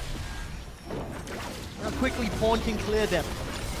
The melees are down to half hit points. Rekkles gets chunked. Gold card comes out and Clearlove has found him. Rekkles gets pushed backwards and he's shut down by Def. This could be the team fight that turns it around. 2 members of Fnatic are down for only Clearlove from EDG. Bevervin's forced to retreat. The double kill will be added to Koro's score. Fnatic lose 4. EDG do it. They pull off the only thing that they possibly could, an all-in under the turret. And they, well, can they chase down Forbidden here? Looks like Koro's going to be able to... Look at all the minions on the bottom side here. There's double teleport for EDG if they want to take that wave and start pushing in towards them. They want the kill first and then try and go maybe and finish the game. Well, Bevervin needs to buy time. There's 20 seconds before his teammates are alive. And if EDG are unlucky, they will be able to take him down, but the supers may not be able to be enough. Slicing Maelstrom he bought still a lot available. of time. Yeah, so 5 seconds left on Rekkles. I think they're okay. Right here for Fnatic, they got a little bit too greedy for that tower. Rekkles walked up very close, 550 range, took a massive hit in the face from Deft, and then the flash forward. There's no cleanse for him, no QSS, nothing to save him. That was EDG needed. They invested everything to kill him. They just dropped all the cards. Everybody up on the turret is exactly as you said, and then Pawn, right after seeing the poke land, Pawn goes in for the flash gold card on Rekkles. That's a signal. Clearlove flashes in, and they're able to take him out immediately. So key that Clearlove flashes forward. Otherwise, Yellowstar might have been able to just headbutt him away and avoid Rekkles being shot back into the team, but he flashes forward there. He guarantees it's going to happen. They win the fight. Exactly. They knew this was their only hope. Then all in at that turret. They've got 2 inhibitors down, super minions coming, and they came up clutch, made a big play. Fnatic still definitely in the driver's seat, still definitely with a huge lead here, but EDG clawing back. And as we come out of that replay, Rekkles has completed the Quicksilver Sash. He learned. How different that fight could have been. This time around, Rekkles gets dunked and deals no damage that fight, thanks to the great work of Pawn, Koro, and Clearlove. Fnatic, their 10k gold lead has shrunk to 4k, and inhibitors will be respawning very soon for EDG, so this will reset the map pressure. Yeah, Baron's up in 20 seconds though, so Fnatic are going to try and grab the scuttle and work on vision around this area. They have teleport ready for Huni, so he can stay on the bottom side and always control that wave with the super minions coming in case someone for EDG pushes it back. And as long as you bait around Baron, it's so easy to go push out top and mid lanes at the same time for Fnatic. So this will nullify the globals a little bit from EDG and make it easier for Fnatic to get a 5-on-5 team fight. You even saw Huni with Home Guard sitting and waiting in base and just saying, oh, yeah, it's going back to again. Fountain right now. Oh. He knows there are going to be wards behind EDG and he wants to guarantee that engage. This is the most intense moment for the shot callers. This is where you make or break the game. There's no room for mechanical misplays. Every second means Pawn gets closer and closer to that bottom inhibitor as well. And Fnatic can't make up their minds. Rainover goes back and he's left the tunnel. They're going to commit. Death Sentence finds Yellowstar, and the Baron's being bursted so quickly. Pawn has started to channel his TP, but it may be too late. 2,500 hit points on Baron. Will it get secured by Fnatic? And it does. The knockup finds 2, the dunk finds 4, and the Maelstrom melts Edward Gaming, sending a massive message that Fnatic want to win the first game in this series. Koro and Def are running for their lives, and they will get run down. Def will drop the hammer, but it will not matter. Rekkles gets the kill, 9, 2, and 4, and Fnatic should knock down the Nexus. EDG unable to use their split push because of the Baron, and you saw Yellowstar sit ready to headbutt Clearlove away, so he couldn't get close. He had to just try and throw in his ulti. Wasn't enough, and Fnatic are looking to take the first game. Fnatic have got Baron-empowered minions knocking down the Nexus. Koro will follow shortly, and as Edward Gaming are aced, Fnatic take the advantage and are one step closer to a semi-final spot. Great decisive mid-game there from Fnatic. Yellowstar and Co making a huge turnaround. And that is so key for Fnatic because they were on blue side in this game here. Every single team in playoffs, they picked the blue side. So it's supposed to be the stronger one. They get the first win on it. They had some target bans coming in this time. Yep. Obviously, we had EDG banning the Mordekais and Gangplank against Fnatic. They can change that for the next game. Maybe look towards Reignover even more and say, Lee's and Rek'Sai, we're gonna remove both of them from your pool. So, AD carry Jace definitely did not work out as intended. It gets a 1 out of 10 in this game. But let's also be honest, it was not necessarily... The judgment Denmark here is harsh. Maybe not necessarily the reason they lost, because if they had not grouped and given up the lead at 23 minutes, played the map a little smarter... Sure. Two very key things happened. First of all, Fnatic realized we don't have to try and make plays in the early game against all the globals. Yeah. So like they saved the cooldowns, flashes and everything to try and stay alive for as long as possible and always just chip away in the towers. And then, as you said, EDG were like, guys, we're winning because we're split pushing. Let's group. Let's go around mid lane and see what happens and instant engage Baron. So here's one of the reasons why I just like the AD Kennen so much more as far as these novelty AD carry picks, because it's so important to have a safe AD carry that can lane and get CS while your support roams. Support roaming is so big here at the World Championship. Not the finals yet, at the World Championships. And we've seen the teams get punished so heavily for it already when, you know, Mako and Clearlove are separated. Big things happen for Fnatic. And they made it happen, found the opportunity. Fnatic take the advantage in the series. We're going to head over to the analyst desk. They're standing by to take a look at that game. Thank you very much, guys. I'm joined here by Jad and Freak to break down that very first game of Fnatic versus EDG. Whew, what a game it was. A fantastic game. Let's just start with that. Absolutely. Yeah. I mean, there were so many cool things going on here. We got to see triple teleport come out. That was interesting for sure. We got to see some really tenacious calls as well. The 21-minute semi-ace where Yellowstar makes the right call to go for Baron because the chance of a steal is actually quite low. A lot of very, very smart choices made this game. A lot of stuff. So let's start by the early game and the picks that came out. Obviously the Jace AD carry, but maybe more surprising, all of the teleports. How did EDG use that to their advantage in the early game? Yeah, so interestingly enough for EDG, the Jace teleport never actually teleported to make a positive play, so it played out mostly like a double teleport team with Twisted Fate, which still had a global advantage, and they mainly used the teleport bottom to try and keep map pressure on that side. You would have actually expected Fnatic to attack the teleporting AD carry since he had no second defensive summoner a little bit more early on in the game, but because that wasn't happening, EDG kept finding numbers advantages throughout the rest of the map. And something for Fnatic, sorry to cut in, which is a change from sometimes the overconfident plays we see them making in the past couple of weeks. When it happened a couple of times that they got dove on with a couple of teleports, the next time they were careful and they waited it out. I mean, yes and no. We actually saw a lot of kind of bad plays. There was the kill that was initially off screen and the replay happened. Reignover chasing into a 1v2 under his own turret after Huni already got dived. Reignover's like, me too, I'll give you some kills. And the Koreans on Fnatic started out like 2-7 total or something like that. And a lot of that, to be honest, not to blame Huni for this one, but he picked himself into a bad one-on-one matchup. Jarvan's never going to 1v1 Fiora, to my knowledge. But for the team fight, it makes a whole lot of sense, be a follow-up CC. So picking for the team fight rather than the lane, EDG correctly identified to attack the lane in the laning phase because it's going to work, and sure enough it did. But then the team fight's exactly what Fnatic picked for. Those did work out. Yeah, and let's take a look at one of those team fights that swung the game back in the favor of Fnatic when they grouped up and, well, showed what they could do versus that EDG composition. We can roll the clip. Yeah, and this is Fnatic only having one teleport and using it aggressively, but it's exactly the type of team fight that they're picking. The Alistar, Victor, Rek'Sai, lots of these AoE CCs, as well as the Kennen who can jump in here. Deft did not do damage in this fight. I think we saw afterwards it was something like 176, burns both summoners and still dies. But this giant cluster of particles are mainly good for Fnatic because most people are stunned inside Reckless's Kennen ultimate. Every time Fnatic could successfully group, they had the superior teamfight composition because Pawn was never set up properly. They couldn't poke very well with depth. And the aggression of Fnatic in between the windows of being exploited by EDG's global compositions are ultimately what won them the game. And as Freak was saying earlier, this was an incredibly smart Baron call. Right, so the only guys alive are Mako and Pawn, and Yellowstar, look at him. He's gonna realize that, look, I just need to buy some time, make sure my team doesn't get AoE, so he happily walks into death. He doesn't really care. The rest of Fnatic off-take it properly, then just a very good re-engage. It's a 1 versus 3. You're pretty much never gonna win a fight like that. Not a lot of damage comes out of Thresh.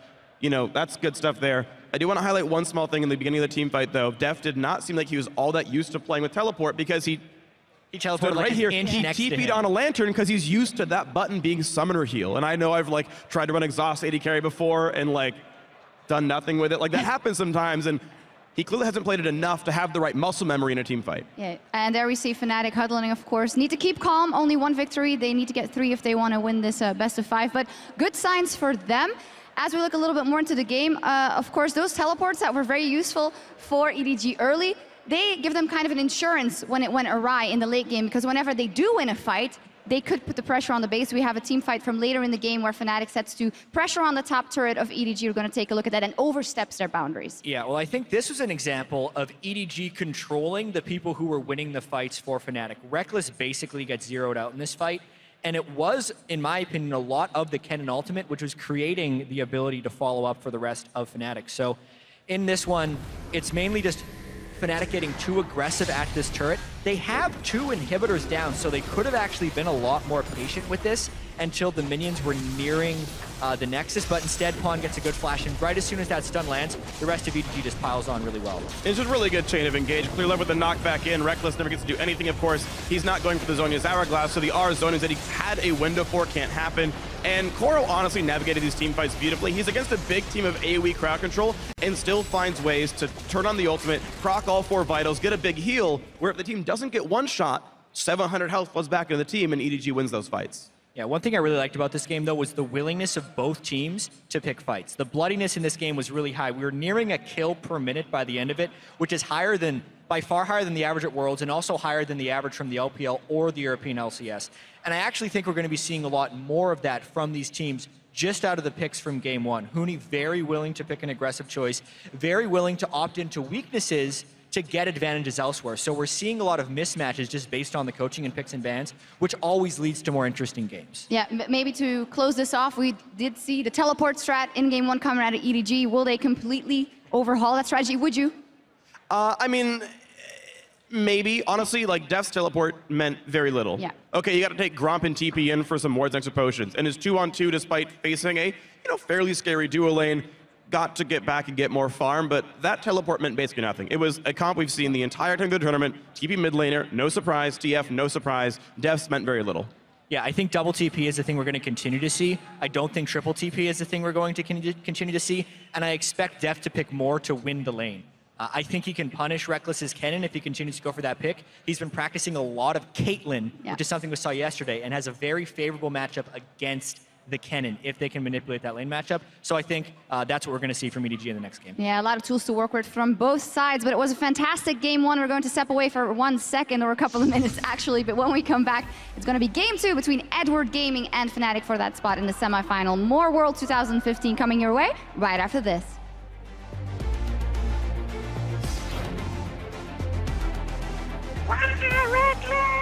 It was awesome. I was trying to look for the goal, we did it also. I couldn't find. Martin the Heartbreaker.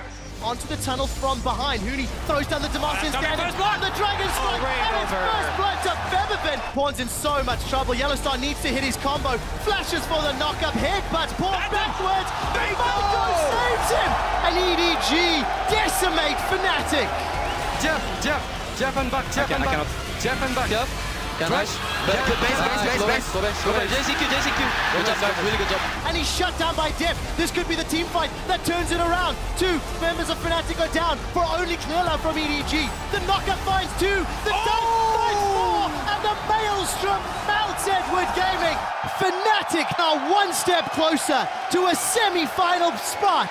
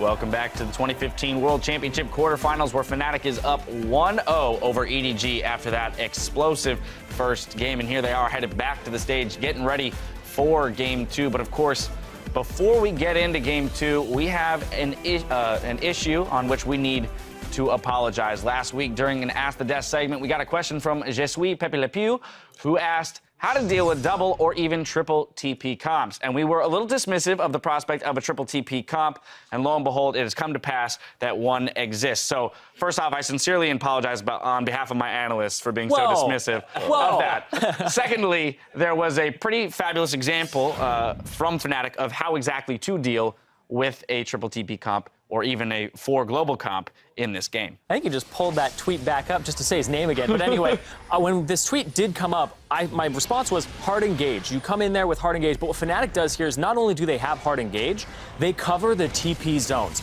The gravity field will come down on a TP area, and they also have Reckless's ultimate on a TP here. Look at that gravity field come down. Coral says, nope, I'm not coming in there, stops the TP, and then it becomes this centered fight for Fnatic where they are grouped up and the TPs are not. And when you have this many TPs on members, you're actually losing in-combat summoner spells. You're lacking 3 of them when you could have more power in these team fights. And when you look at EDG's types of statistics, they are actually #1 in assists per kill of quarterfinal teams, which is indicative of team fighting, which is their tendency to want to do that. But when you don't have those summoner spells, you're weaker in these fights. All right, well, moving on to Game 2, but keeping in mind all the craziness of Game 1, both in the champion picks that we saw, as well as the back and forth explosive nature of that game.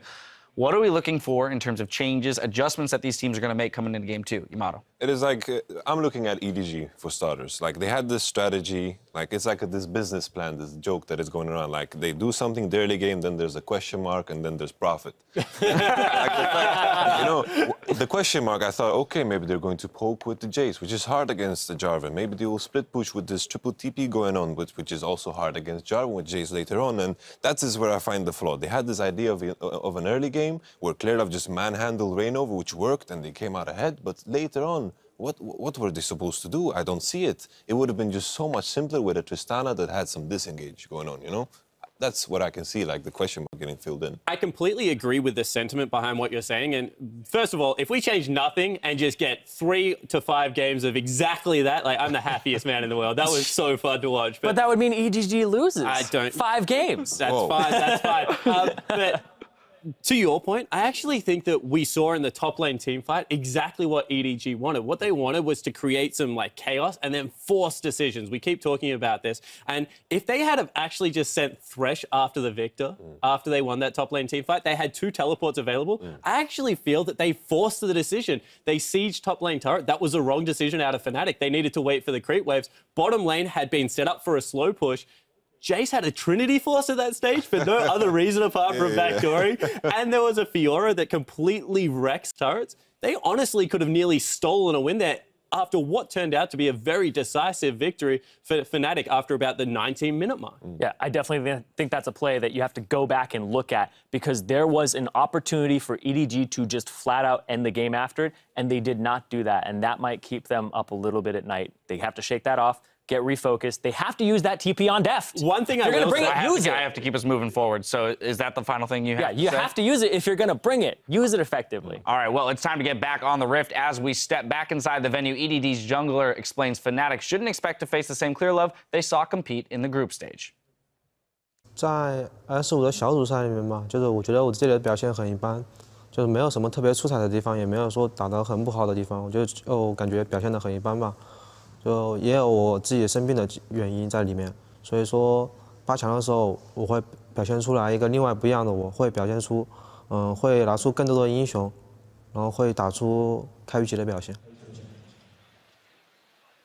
Let's take a look at those champions. We're going to see it was the Gragas for game one. EDG are now on the blue side against Fnatic, meaning the onus of banning out Mordekaiser, and Gangplank lies on the side of Fnatic. They took out the Tom Kench while they were on blue. Will we see it again? That's what we're going to find out. Pick some bans for game two. How do these teams adapt to what we saw in game one? It's going to be a ban all series long. All games today, we're going to see at least being banned away. Yep. I would probably expect maybe a Kennen ban from EDG on blue side, unless they feel like there's some very key target picks, because of what Reckless is able to do in these team fights. First ban for Fnatic, though, does show the standard OPs if Mordekaiser and Gangplank comes in, but they do not. Oh.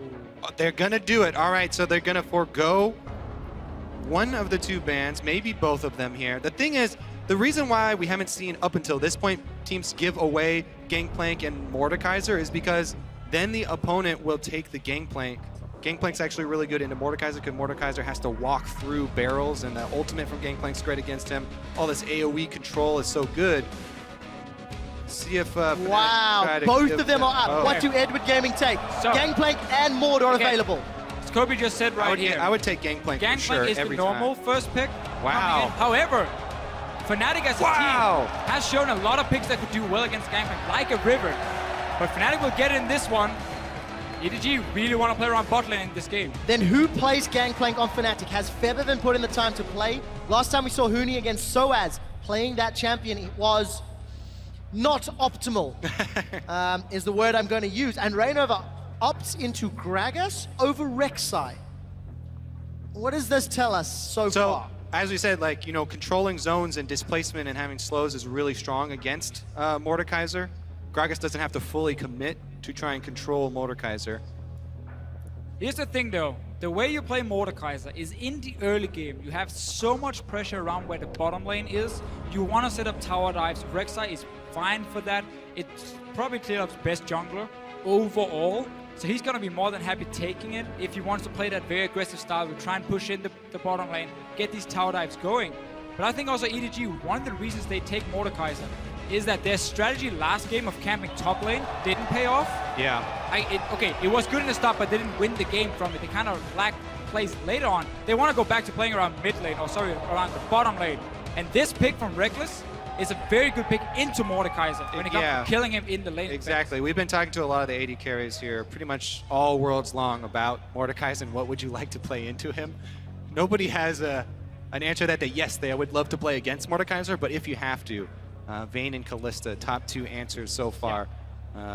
Obviously, and because Vayne can go for that solo kill. On a hyper carry for the first time at the World Championship. We're seeing so many different strategies coming in for both teams. Just looking at game one with EDG, changing that focus to top side of the map, not something we have seen from them in the World Championship so far. But bottom lane, the Braum pick, normally you want double range if you want to shut down this Mordekaiser in the laning phase, set up the Vayne. Instead, they're looking for the very, very strong single target. But not the strongest 2v2 lane, in my opinion, against a Thresh Mordekaiser. Well, also, yeah, I think it's, again, Fnatic picking for the team rather than for lane matchups here, because I'm expecting this Gangplank to go top for Huni, and they need, you know, that front line. So it's going to be Rainover plus Yellow Star with the Braum Gragas that are going to try and deny some of that damage. I expect last pick here to actually be mid laner. With Castling being locked in, though, I think Gangplank could easily go mid for Febiven, and he takes a physical damage dealer into the Castling where he doesn't care about that shield.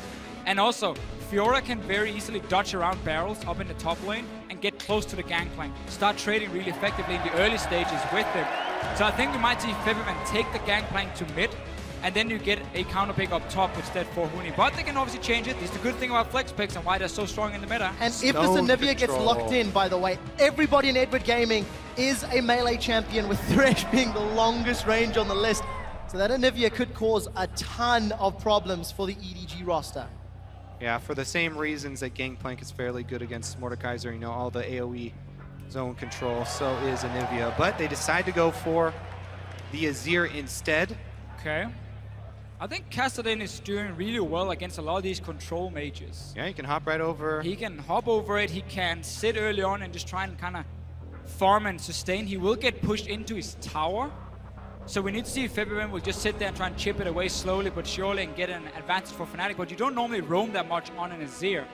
and we get now this matchup up top, which is very explosive. Also, it's so difficult when you give away Mordekaiser because it means you can't ignore these dragons. You can't ignore bottom side. EDG are obviously going to focus very heavily on that bottom side, try and get Mordekaiser ahead, and then that transitions very easily into taking dragons. And once he gets the pet, you get so much global gold from just shoving down turrets. Outer turrets are very easy to take with him. We're seeing basic Fnatic saying we don't need to shut you down in the laning phase. We want a super strong team fight against you. Azir can push him away. Again, he needs to get close with the 3 hits on his Q. You have the Gangplank, who's fantastic against Mordekaiser in lane, or in team fights because of that massive zone he can create. Yeah, the other thing is I really like the combination of Gangplank and Vayne, because Gangplank can add the ultimate, allow Vayne to take her target down. So if someone overextends in the lane, especially Mordekaiser, Gentlemen, take him out. Fnatic have gone for the team composition. Gangplank undefeated at Worlds. Mordekaiser undefeated at Worlds. There can be only one! There can be only one undefeated champion after this game. You need to let us know which it will be. It is game 2 of Fnatic versus EDG. And for the first time in 17 games, we see Mordekaiser and GP on the Rift. And we see EDG, again, run a composition with very low wave clear. Not from the last game, but what we've seen in group stages, we've seen it back in the LPL. Look at their lineup right here. Who's going to clear the waves as they fall behind? The thing is, they're not playing... Yes, not playing to of fall course behind. you never... Okay, I stopped myself. You're never planning on falling behind, but this is a team that relies so heavily on snowballing that if you fall behind anyway, then there's not even that much point in having wave clear because you're probably not going to come back anyway. So you all in on this strategy. You have the early game. You're going to try and snowball. You're going to try and get that Mordekaiser control. Fnatic, though, they're going to go in and get those deep wards down for the lane swap. EDG got that lead in game 1, and if it wasn't for 3 Baron power plays that netted Fnatic plus 15,000 gold, they may not have come back into that game.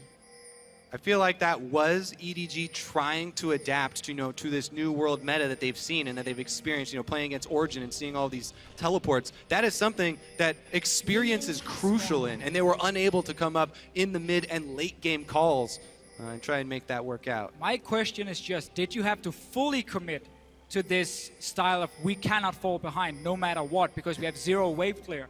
That Kassadin could have been a more safe choice, like a Victor, offering some wave clear by still having super strong side lanes with Fiora and the Mordekaiser. Oh. Fully committing to the zoning tween turret farming. I'll call it. Mid-rift. Mid-rift. Gonna get themselves the wave. Cora's gonna be holding hands with Clear Love. And as EDG's minion wave gets to the tower, Reckless and Yellowstar will be late to pushing that top lane. So let's see how much damage Mako and Deft can put down. Deft running with Flash Heal as opposed to Flash Exhaust that we've seen a couple other times from Mords. So now, Fnatic knows that EDG started on the top side, or sorry, on their blue buff on the bottom lane, which means Febiman needs to be very careful with how he's standing in lane. He needs to always lean towards the top side of the map because he's going to push the wave over and over and over in these swaps, and he cannot get roamed on by Clearlove and Mako and die. Yeah, and I'd actually expect Yellowstar to actually help out in this jungling, not doing a whole lot there, sitting in lane with Reckless, just kind of splitting experience there. It's fine for champions to split experience with Mordekaiser because Mordekaiser will last hit the minions and gain the full experience. But Vayne definitely wants to have the solo lane to be able to try and keep up with them. Obviously, EDG investing into the fast push, the one we've seen a lot, the old European lane swap now become the meta. Western. The Western, fair enough. You'll get that one as well. But for Fnatic, when you have a Vayne, normally you prefer longer lane swaps, so you can sit and farm, get some solo experience, you want to farm up to get your Cutlass or at least some lifesteal. The quick push is not always the greatest for you, but you do benefit from having 800 gold because you get that one lifesteal item compared to an average player on a standard 80 carry. Mordekaiser though is probably going to build towards the Ryle Eyes as his first item, not getting any gold, giving everything over to Koro. Another change. Yep, they give the freeze, they give the full tower gold to him. And they've dropped off the deep wards as well before they left. Now swapping Mordekaiser up top. Fnatic should be able to get this turret down in time, though. EDG playing around Koro after he's been substituted in place of Amazing J. Huni will get the local gold. They're denying several minions. And that means Huni and Koro both sitting pretty. Corn's going to get a decent trade here with Febiven, but almost every time Corn does, Febiven looks to get some Sand Soldiers attacks back. This time, he'll take a much worse trade. Because EDG got the early swap, though, because they got the 20 seconds advantage, this is going to mean a pretty decent freeze down there for Koro. Looks like Reckless is going to go try and answer it, though. Try and break it as quickly as possible. So Koro knows that Fnatic's going to send that bottom lane down here, so that's why he can't stay for very long. What some top laners like to do is just push as many minions as possible right here, knowing he's going to get zoned away now anyway, because what Fnatic can do now is they can threaten a tower dive on Koro. Once this massive wave hits the bot lane tower, Huni can teleport down and 4v1 dive him, give another tower over to Huni and give him massive gold. Both sides can do that. He's so far back. Right yeah, now. but Huni is ready for this one. Look how far back he's on the map. Koro is actually now is running. Taking his time getting out. Fnatic had a small opening to commit instantly, but then Koro already started running away. So both top lanes are reading the situation. They don't want to risk getting killed under their own turret, and don't want to be greedy for these massive minion waves here.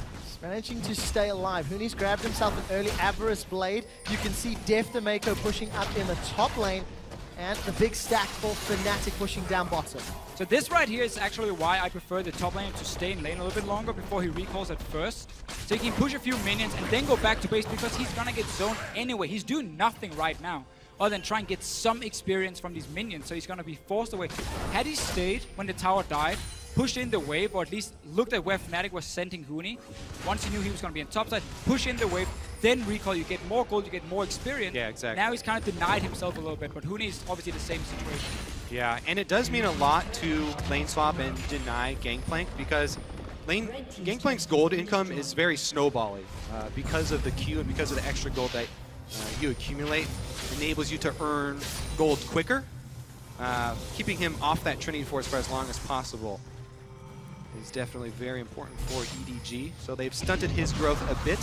Trying to keep up, though, with the early Avarice buy. Yeah, and a difference here from the teams. EDG didn't manage to bounce the top wave after they killed tower, so that is slowly, very, very slowly pushing down towards Huni, and he can stay in the lane and get experience. Bottom side is very heavily pushing towards Reckless on his side, so the Mordekaiser now needs to up overextend. top they're actually making a move on Huni, as you mentioned it. There are wards only for EDG here.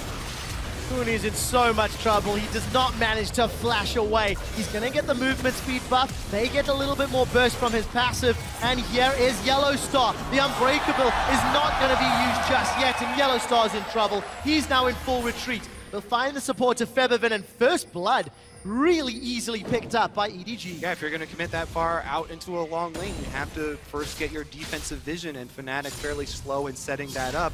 Great punish there by EDG, going deep on the red side. Great move, and a mistake from Fnatic not having backup for Huni, but he can go bottom lane now and pick up this big wave anyway and get more experience and farm.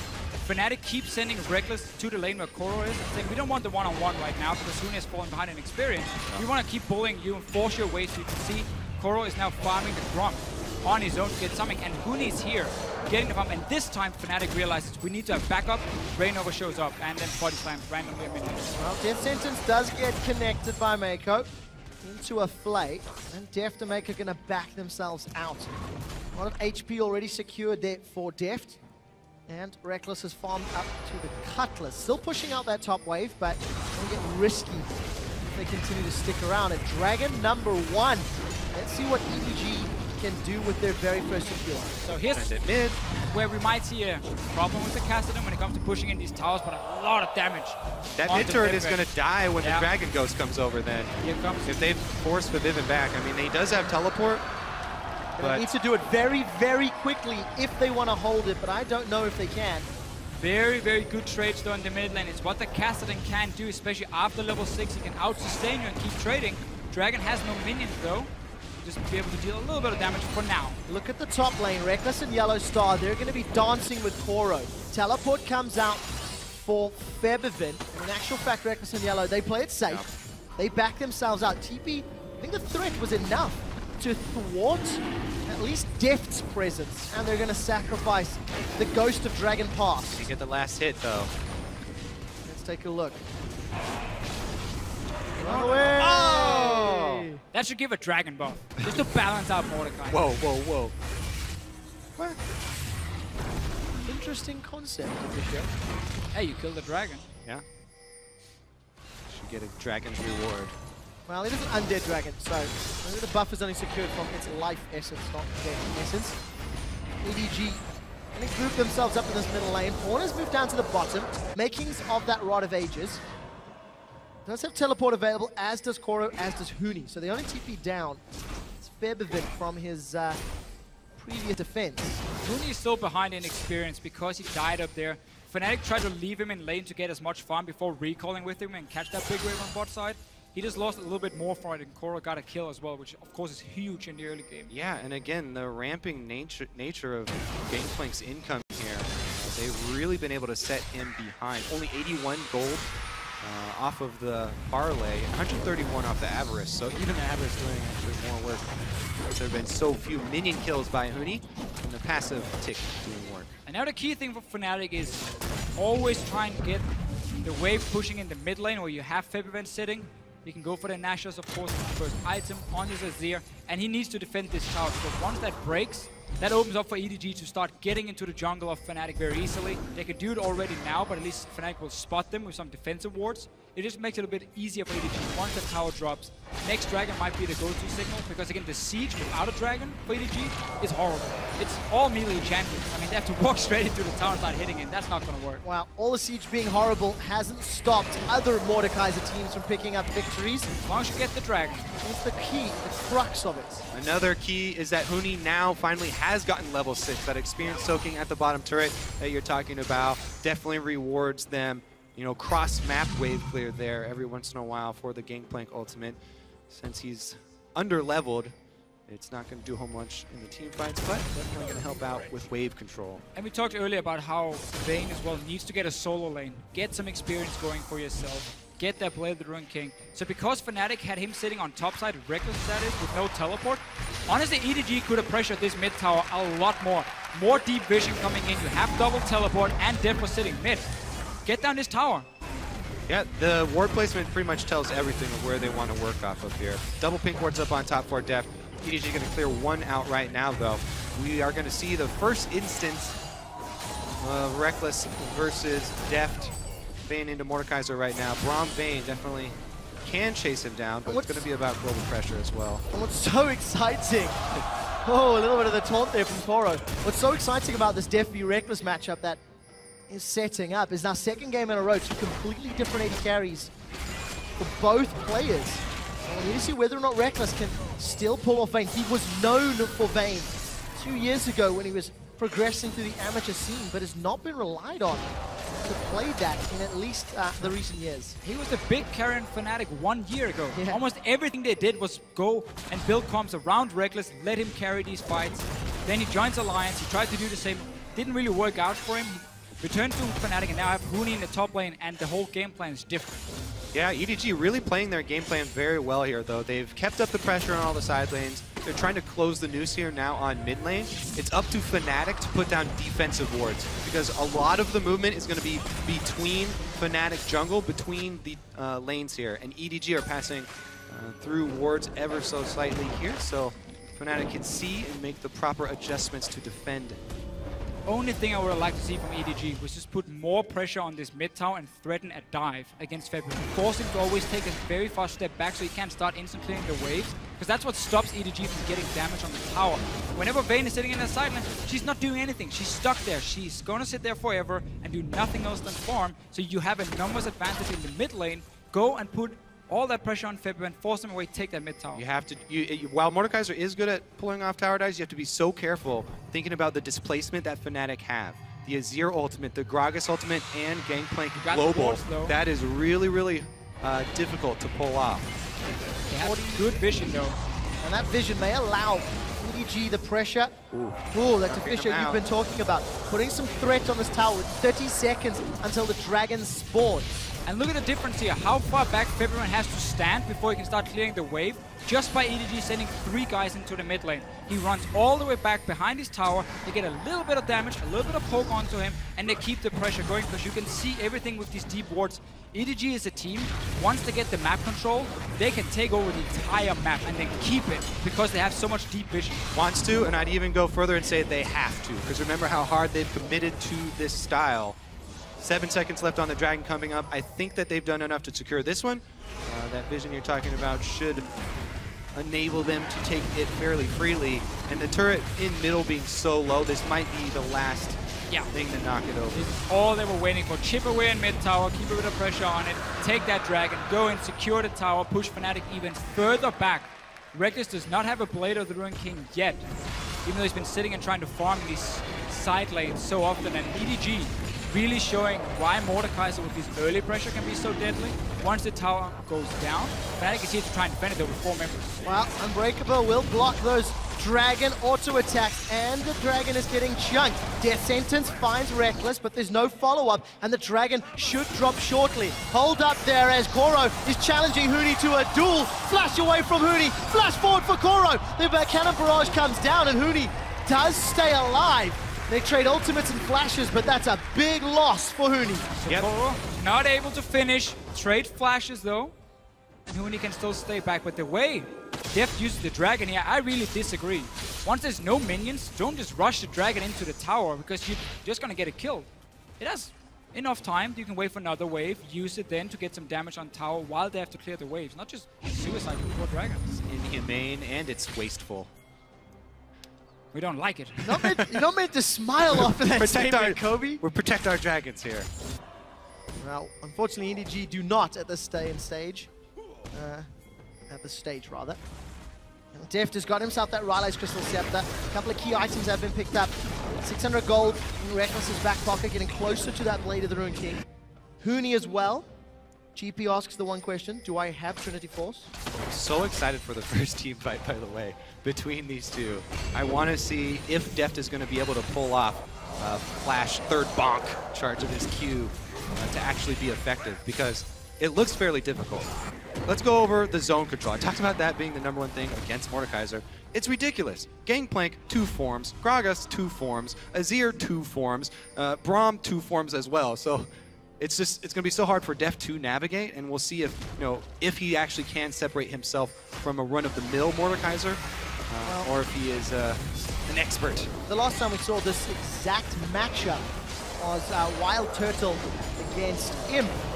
And Imp walked into the third bonk, disrespecting the melee range. So Reckless needs to be a lot more wary, knowing how Reckless has played team fights recently. Yeah. The theory should be Reckless. The theory. I say, I'm looking for Mordekaiser to differentiate himself. However, it is a lot due to the team. The team's got to set him up. Mako on the Thresh. Sure. We keep highlighting Thresh, how important it is for playmaking for these guys. Mako, a lot of weight on his shoulders to come up big. And he's not been doing a whole lot in this game, even though he's had full control of the Fnatic jungle for such a long time. We haven't really seen him commit to anything. Showed up mid once, and that was about it. But also with this Mordekaiser, it's not like his damage late game is terrible. He can still really destroy you. It's just getting to these targets that's so difficult. EDG will have, instead, though, so many members with a lot of mobility, like the Kassadin, like Fiora, that can get onto the backline of Fnatic. But the Vayne can kite and peel a lot for herself. So it's going to be so difficult for EDG in these big team fights, unless they can get a big tower advantage, and they're not doing it because February is just sitting here wave playing and they're doing nothing to put pressure in the way. And that slower pace of game is so different from the previous match. By about this point last game, there was 11 kills on the board and EDG had secured 8 of them. Admittedly, EDG have got 2 dragons already, which by this point last game there had been 1. So definitely prioritizing that aspect buff and using the cool that Mordekaiser can provide. Yeah, and it's funny, this time around it's Fnatic who need to have a lot more precision in their execution to be able to pull this one off. Yes, they have a lot of tools to make this happen, but if you miss one of those very important ultimate abilities... Miss a barrel in a big team fight. And you get a bonk in the face. Cannot happen for Fnatic, but for now, they have been able to just keep it somewhat close in gold due to the fact that EDG are always waiting for dragons to respawn. They want to play that 5-dragon game as well at the same time. Not quite sure if people think that's annoying to call it bonk, but that's Mace of Spades. I'll stop that from now on. You'll know why when you hear the noise, though. Minute and a half till the next dragon. Yellow Star was very brave and cleared out that pink ward near the mid lane river a minute or 2 ago. And there is a ward just behind that dragon pit for Fnatic with teleports available. So let's see if Fnatic decide Dragon number 3 is the one they want to contest. Not give away that movement speed buff. But another half-hearted attempt to push that middle tower. That is feeding him farm. Well, yeah. Another reason why we are seeing so much trepidation here is because these teams are not used to getting these champions. I mean, you don't play very many games where you actually do have Mordekaiser and Gangplank both in there. And EDG actually, the slower pace here is working fairly heavily against them. I want to see where Mooney upgrades his cannon barrage. I think he's got enough serpents for at least level 1. And also whether or not he's learned to play around those barrel mechanics slightly more effectively. It is fire at will at level 1. Something that was not what he did last time.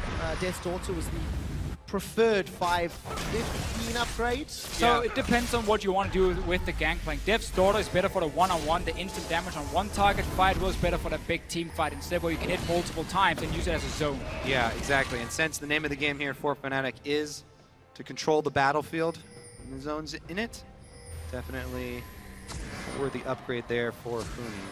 Dragon number 3 could be your fight. I'm so ready for this, Trevor.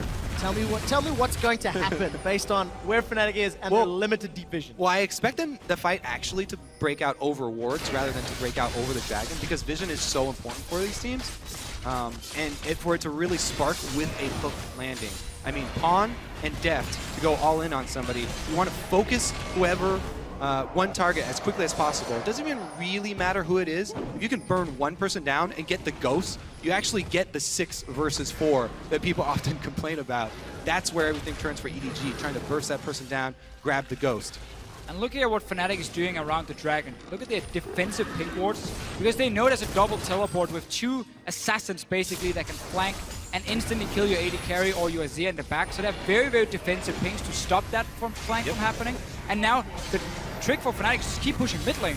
Honestly, if you keep pushing mid down to this tower, the melee champion will be spotted sitting under that tower, and you can have full vision of where EDG is going on the map, and they cannot flank due to these defensive pink wards. I also must say an important thing for Fnatic is not to all blow their ultimates at the same time. As soon as EDG initiate, they have to be careful. Because Fnatic have so many tools, they have to be careful not to overlap all of them.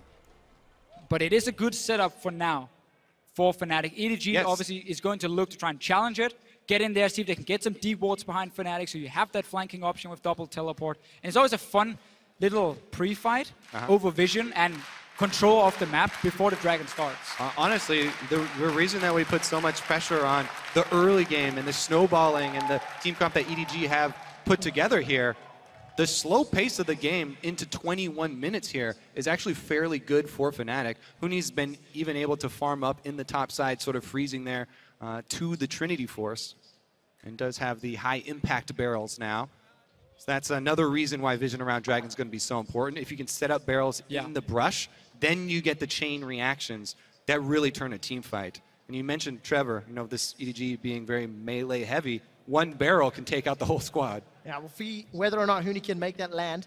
I've heard from production that there is a keyboard-related issue with Rainover, the Q key, actually, specifically. So we're getting that resolved. Very important. Getting that resolved right now. And then, of course, we will get back into this. So we've mentioned the zone control excessively. The setup is in place. You can see the goal difference between the respective lanes, or really lack thereof.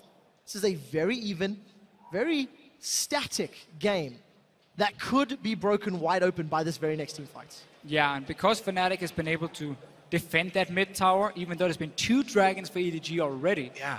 And just Fibberman sitting and wave playing for most of the time, except for that second dragon where the rest of the team came in. EDG, again, has just been farming. They do have a team, though, that does really well with 1 or 2 items, like the Kassadin. Often the big spike frame is get 2 items, get the fully stacked Rod of Ages, and you start having enough power to really assassinate someone.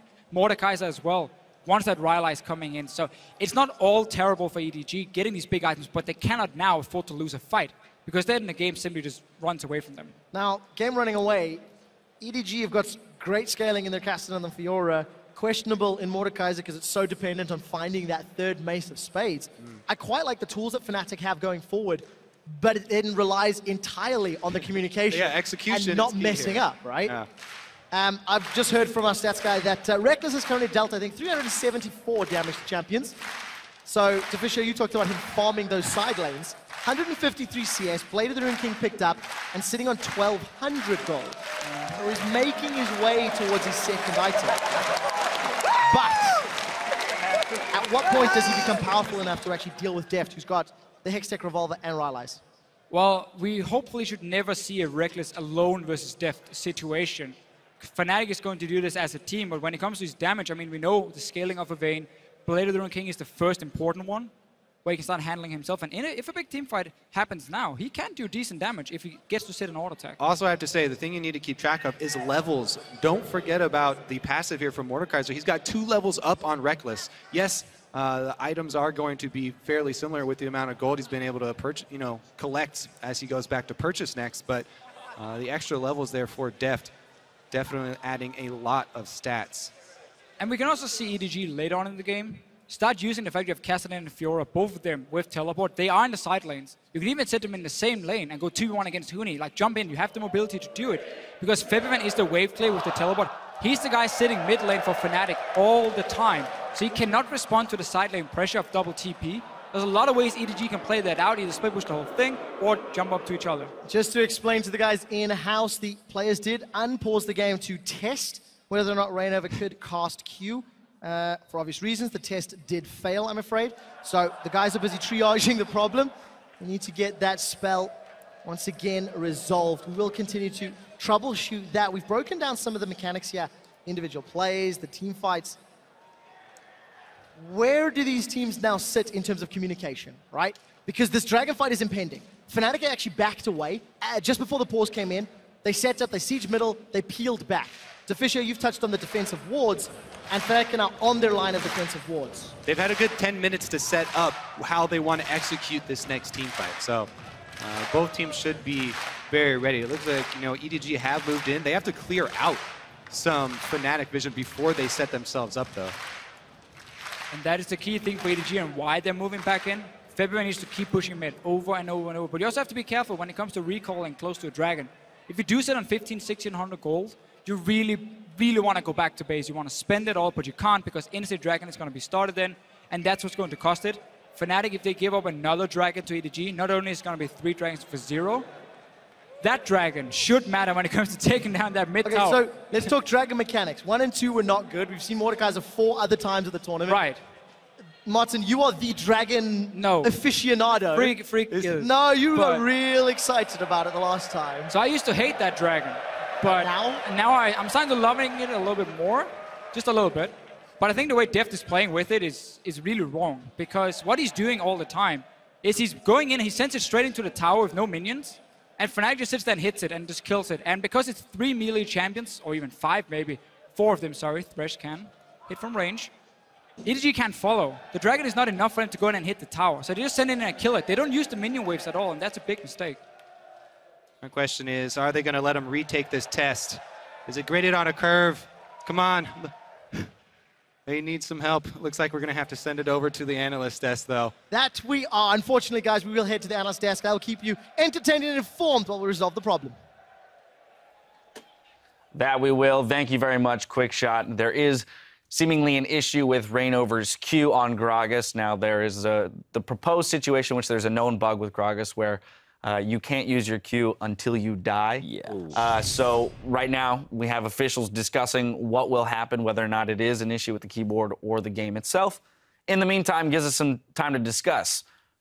Drastically different strategy here by EDG with abandoning the triple TP. They still have the Fiora on the top lane, but a Kassadin, a Mordekaiser, and a very interesting, and that was all initiated by Fnatic, leaving Mordekaiser and GP up in the picks and bans phase. And that's really brave, because one thing that we learned about EDG in the finals, actually, is that Pawn's Pirate is, like, really good. Like, his Gangplank is really feared in the LPL, and he was playing at mid lane a lot and was getting really good success rates with it, like farming up an absolute monster. And because Clearlove is more of a go into the enemy jungle, Pawn would, like, clear mid wave, go to Wolves, clear mid wave, go to Wraith. Here we're getting, like, 70 CS. An homage to the French crowd with the wave.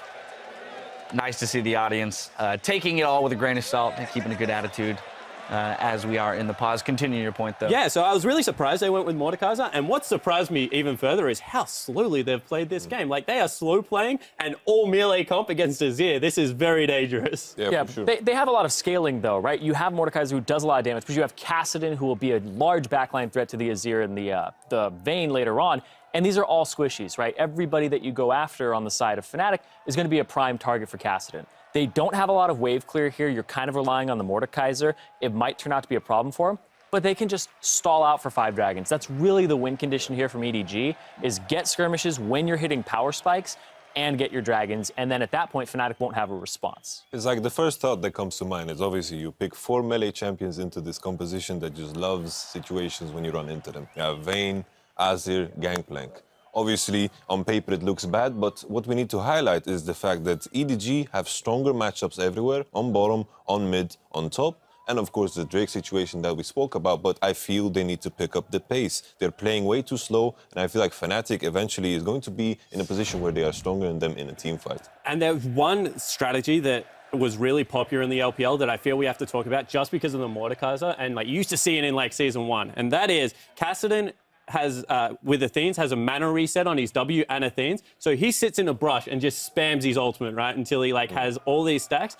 Def flash ults the Vayne. Pawn just runs out of the brush and one-shots the Vayne, and then they win the team fight off that. It's very, very cheesy, and you used to see it a lot with DFG Mordekaisers. I know you're a big fan of it. But if you're able to get that AD carry, things like Baron, things like turrets actually become really easy to take. So we'll see if they're able to execute on a team fight, because I feel like unless they get like the dream play, the kite back is so good on Fnatic's lineup right now. Yeah, that's the thing, is as soon as a Rylai's Crystal Scepter comes out for Febivin, you're not really going to be able to get to him as a Mordekaiser. If he's playing it perfectly, you're never going to even get close. You're going to blow your flash. Still, Febivin has ways to disengage you. So it's just that one key moment that Deft is looking for where he gets to bop a primary target. And like I said before, nobody's really tanky here. Like, even if you hit the Gangplank, you might just one-shot him. You might one-shot the Azir or the Vayne. So all of these people are very easy to take down if the Mordekaiser closes the gap. That's just the question that we had to bring up, though. Can he do it? Yeah. Well, so the theme here seems to be time, right? It's about how much time does EDG have to close out this game, or rather to get to that 5-dragon mark without Fnatic getting to a point where they can wave clear efficiently, or even then turn the tides and siege themselves onto EDG. And I feel like there's actually a really cool strat that EDG can use here. It's now like 23 minutes into the game. Like, it's time for the Dragon versus Baron showdown. Just go get the next Dragon, march it through mid lane, like completely show your hand, right? Make it the most obvious Baron in the world. Tank Baron up with a Dragon and just make Fnatic come to you, because if they don't make a move within like the next 5 minutes, we will get to that point of the game. It's just like, with this play in mind, I feel it's like the composition that Fnatic has drafted. It's also like with the GP ult and the Azir going over the wall. I can imagine it's very hard for EDG to do the Baron, because they don't have like the quickest. Oh, they should have commit to it. Like, after Fnatic come to you, get the heck out of the forcing the fight. I like it too. I like that. Forcing the fight. That's something they need to do. Because something that I want to talk about as well is like the Kassadin, because I've been hyping Kassadin all the time. We saw it yesterday as well, but Faker kind of died a lot of times in lane, sure, but I don't think that's relevant to my Kassadin point. I really like the confidence. I love that you called yourself out on it, so it's great. But then he deflected it for himself. It's not relevant. Come on. Kassadin, of course. I like the fact that Pawn is brave enough to blind pick it against a player like Febivin, because Febivin has been criticized for a small champion pool. In this tournament, it hasn't been noticed because how the bans are structured. Nobody's targeting the Victor bans, the other bans. But Kassadin is really good against all those champions, like against the Victor, against the Azir. And the buff on Kassadin was immense. So he can start doing exactly as you said, just charging up in the bush and just one-shotting people. And Pawn's 15-0 LPL. Yeah, the funny thing, too, is you can also do that in the fountain with Home Guard and TP. And then you have full mana for the We fight. are so cheesy. We are the cheesiest That's the thing, is Pawn strikes me as a cheeser. Rank fives here we have. We're gonna play Mordekaiser with a Home Guard TP Kassadin, one-shot the enemy ADC. You'll be flying, man. Oh my God. I do want to talk, though, because we had a rather lively discussion about how exactly Kassadin fits into this composition. Because EDG has locked themselves into a 5 melee comp, it is making it very hard for them to siege. Would it not have been beneficial for them to, say, for example, pick up the Azir, which was the discussion we're having, in place of the Kassadin, if only to enable a little bit more siege? it would have allowed them to take turrets. It would have been a different direction to kind of take the composition, because otherwise this is more, we can have these spread out skirmishes instead of team fights, right? Like they have the split push going for them, right? Koro has priority in the top lane over Huni at the moment, and he's continuing to just get little chunks off of turrets, and it's hard to get some pressure there. But then if you start a skirmish on the other side of the map, you're in a good spot. So Azir would have been a completely different take, and there's more counter picks to it that you can run into it, because it would have been blind. Yeah, and as I was going to say in the pregame, there's kind of this arrogance about LPL teams, and that is the fact that if they're even or ahead, they feel they're a better team, and then they shrug off victories like defeats like it's nothing. It's really weird when you watch them play, and EDG would have been like, we have a one-shot comp. We're not going to diversify. We're not going to do anything. They're very tunnel-minded on how they want to play the game, and you know, it's good because it makes these bloody games and they like run at each other a lot, but it also does have very significant weaknesses like LGD's stubbornness of not banning Mod. I would say that's, once again, they would be like, we've played it in scrims, we're better than Mordekaiser, we're just going to leave it up. And they got completely crushed by it 2 games in a row. Like, EDG, to me, have kind of done a similar thing here, where they're just like confident in their own gameplay, and it's probably going to bite them if the game goes for another 10 minutes. Yeah, for sure. I want to like speak a bit more about the Azir in particular, because sure, it might not fit into EDG's idea. It's just the fact that it's just so hard for them to play their composition against Azir. Yep. We see them struggle, sieging in the mid simply because Azir can stand there and just relax, kill the mini wave, and also peel for the Vayne. I just want to throw out an update. We're still troubleshooting the issue on stage. No ETA as of yet, but we'll keep you informed as it comes. Again, gentlemen, so to your point about, you know, basically it would have created 2 different style of compositions. It kind of ties in with what you were saying in the pregame, which is that EDG is a team that is going to force you into decisions. Yeah. We're going to force you to make a decision about how we're dealing with dragons, because we're going to get to 5 unless you proactively stop us. And the crazy thing is that Fnatic's Game 1 comp was a very, like, all-in, like, 5 people stack on top of each other comp, which EDG are normally comfortable playing in, and they didn't pick that kind of comp. So this time, EDG went, well, we're going to pick an all-in, like, stand on top of each other 5-man comp. And Fnatic's done the opposite and said, we're going to play the disengaged kind of pokey comp. So, like, they've actually completely swapped roles in this series so far. Shows the diversity of both teams. And the fact that they can both execute it up to a 23-minute mark is, once again, just fantastic League of Legends. It's completely different than their tendencies as well throughout this entire tournament. Like I said previously, EDG has the most assists per kill, which is indicative of a team fight team. They're running skirmishes. And then the exact opposite is Fnatic. Their second least assists per kill out of all teams in the tournament. The only one that's ahead of them is AHQ, right? So this is Fnatic, who usually runs skirmishes, running team fight. And this is just showing that they have those different hats. They have that versatility, which you need to have as a team. We've seen all throughout Worlds, people, NA, RIP, having one strategy that does not work out because people learn it. And this is great, because when you throw out different strategies and you have these different things, you throw pick bans off. And in the state the pick ban is right now, you can only get to throw off one strategy. I want to take us back to the beginning of the game. We're hammering a lot on the compositions, but now I want to look at the way it was played out a little bit, because we had some criticisms about the Chinese team's ability to deal with the lane swaps. This time around, they seem to be a lot more comfortable with the way that the lane swaps are working out. I think that it was, like, in terms of European lane swap, that what people like to call it, I don't like to call it that. It didn't start in Europe. Yeah, I know, exactly. You know, like, lane swaps to me is like chemistry, right? It's the same everywhere, but it's just a thing about reactions to what people do. Just like chemistry, when you mix different things. Yeah, you got it. This is beautiful. You guys are looking like question marks and telling you. Tell me the story. Keep going, man. Talk to me. In that case, it was played like perfectly, you know, like the top lane is coming into the wave that is coming in, and the bot lane is going to the wave that is coming out. That is lane swaps. I like it. I think actually Fnatic was a team that made the first error in the lane swap, because what happened is Koro burnt Huni's ultimate and summoner spell, and then they felt like they couldn't control dragons, so they actually sent their bottom lane back top lane, and they kind of started the situation we're in. Whereas if they had have sent the Vayne down, it was only a 1-level difference at that point for some reason. Normally you're 4.5 to 6, and that's when you get the dragon as Mordekaiser. Reckless had reached level 5. I honestly felt they could nearly have contested Dragon 1. And if they had have got the first Dragon by a stroke of luck with the GP ultimate and then the Vayne being able to kite out very well, this game would have been like, EDG would have nearly had to roll over from that point. You drop a Dragon with this composition, you are in very big trouble. I feel like in that particular scenario, like Mordekaiser kind of causes this very strange scenario. Like in this case, like in lane swap, usually you send your bottom lane top lane because that is the way that it's coming out, as I just explained. But with the Mordekaiser in the mix, it kind of changes your priorities in a way. Yeah, I think you have to give up those creeps, as you said, for the Gangplank to just make sure your bottom lane goes down bottom to just contest that dragon, because I completely agree with you.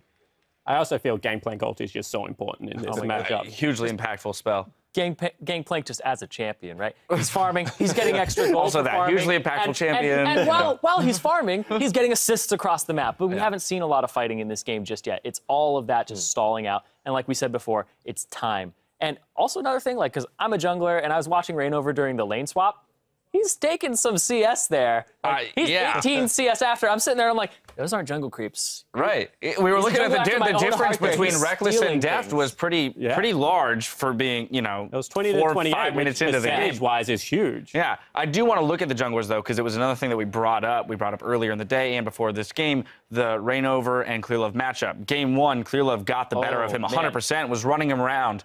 You know, this time, given the lane swap, they haven't had a ton of interaction with each other, but how do we feel Reignover is stepping up or not in this game? It's kind of funny because the lane swap, in a way, hid Reignover and Huni from Clearlove and Koro, because in the last game at 16 minutes, there were 8 deaths for Fnatic. 7 of them were Huni and Reignover. They were getting smashed in the top lane, and Reignover just, he seemed a little off. He wasn't watching his tremor sense in the previous game. This game, you know, aside from the bug happening, which is not his fault at all, he has been kind of just playing around the map, not to the best of the degree, because EDG is actually controlling vision. EDG is actually, I think, they are the second best warding team out of the teams here. KT is the one that's above them currently, but EDG is just having immense vision control, which they can't really seem to keep up with on Fnatic here, and I feel like Koro's also contributing to that, which is another thing, is that everybody on EDG is stepping up with that. The thing is, like, with Reignover in this particular case, there's not much he can do, because we've highlighted the fact that EDG has the stronger matchups, both in the split push, in the 1-3-1,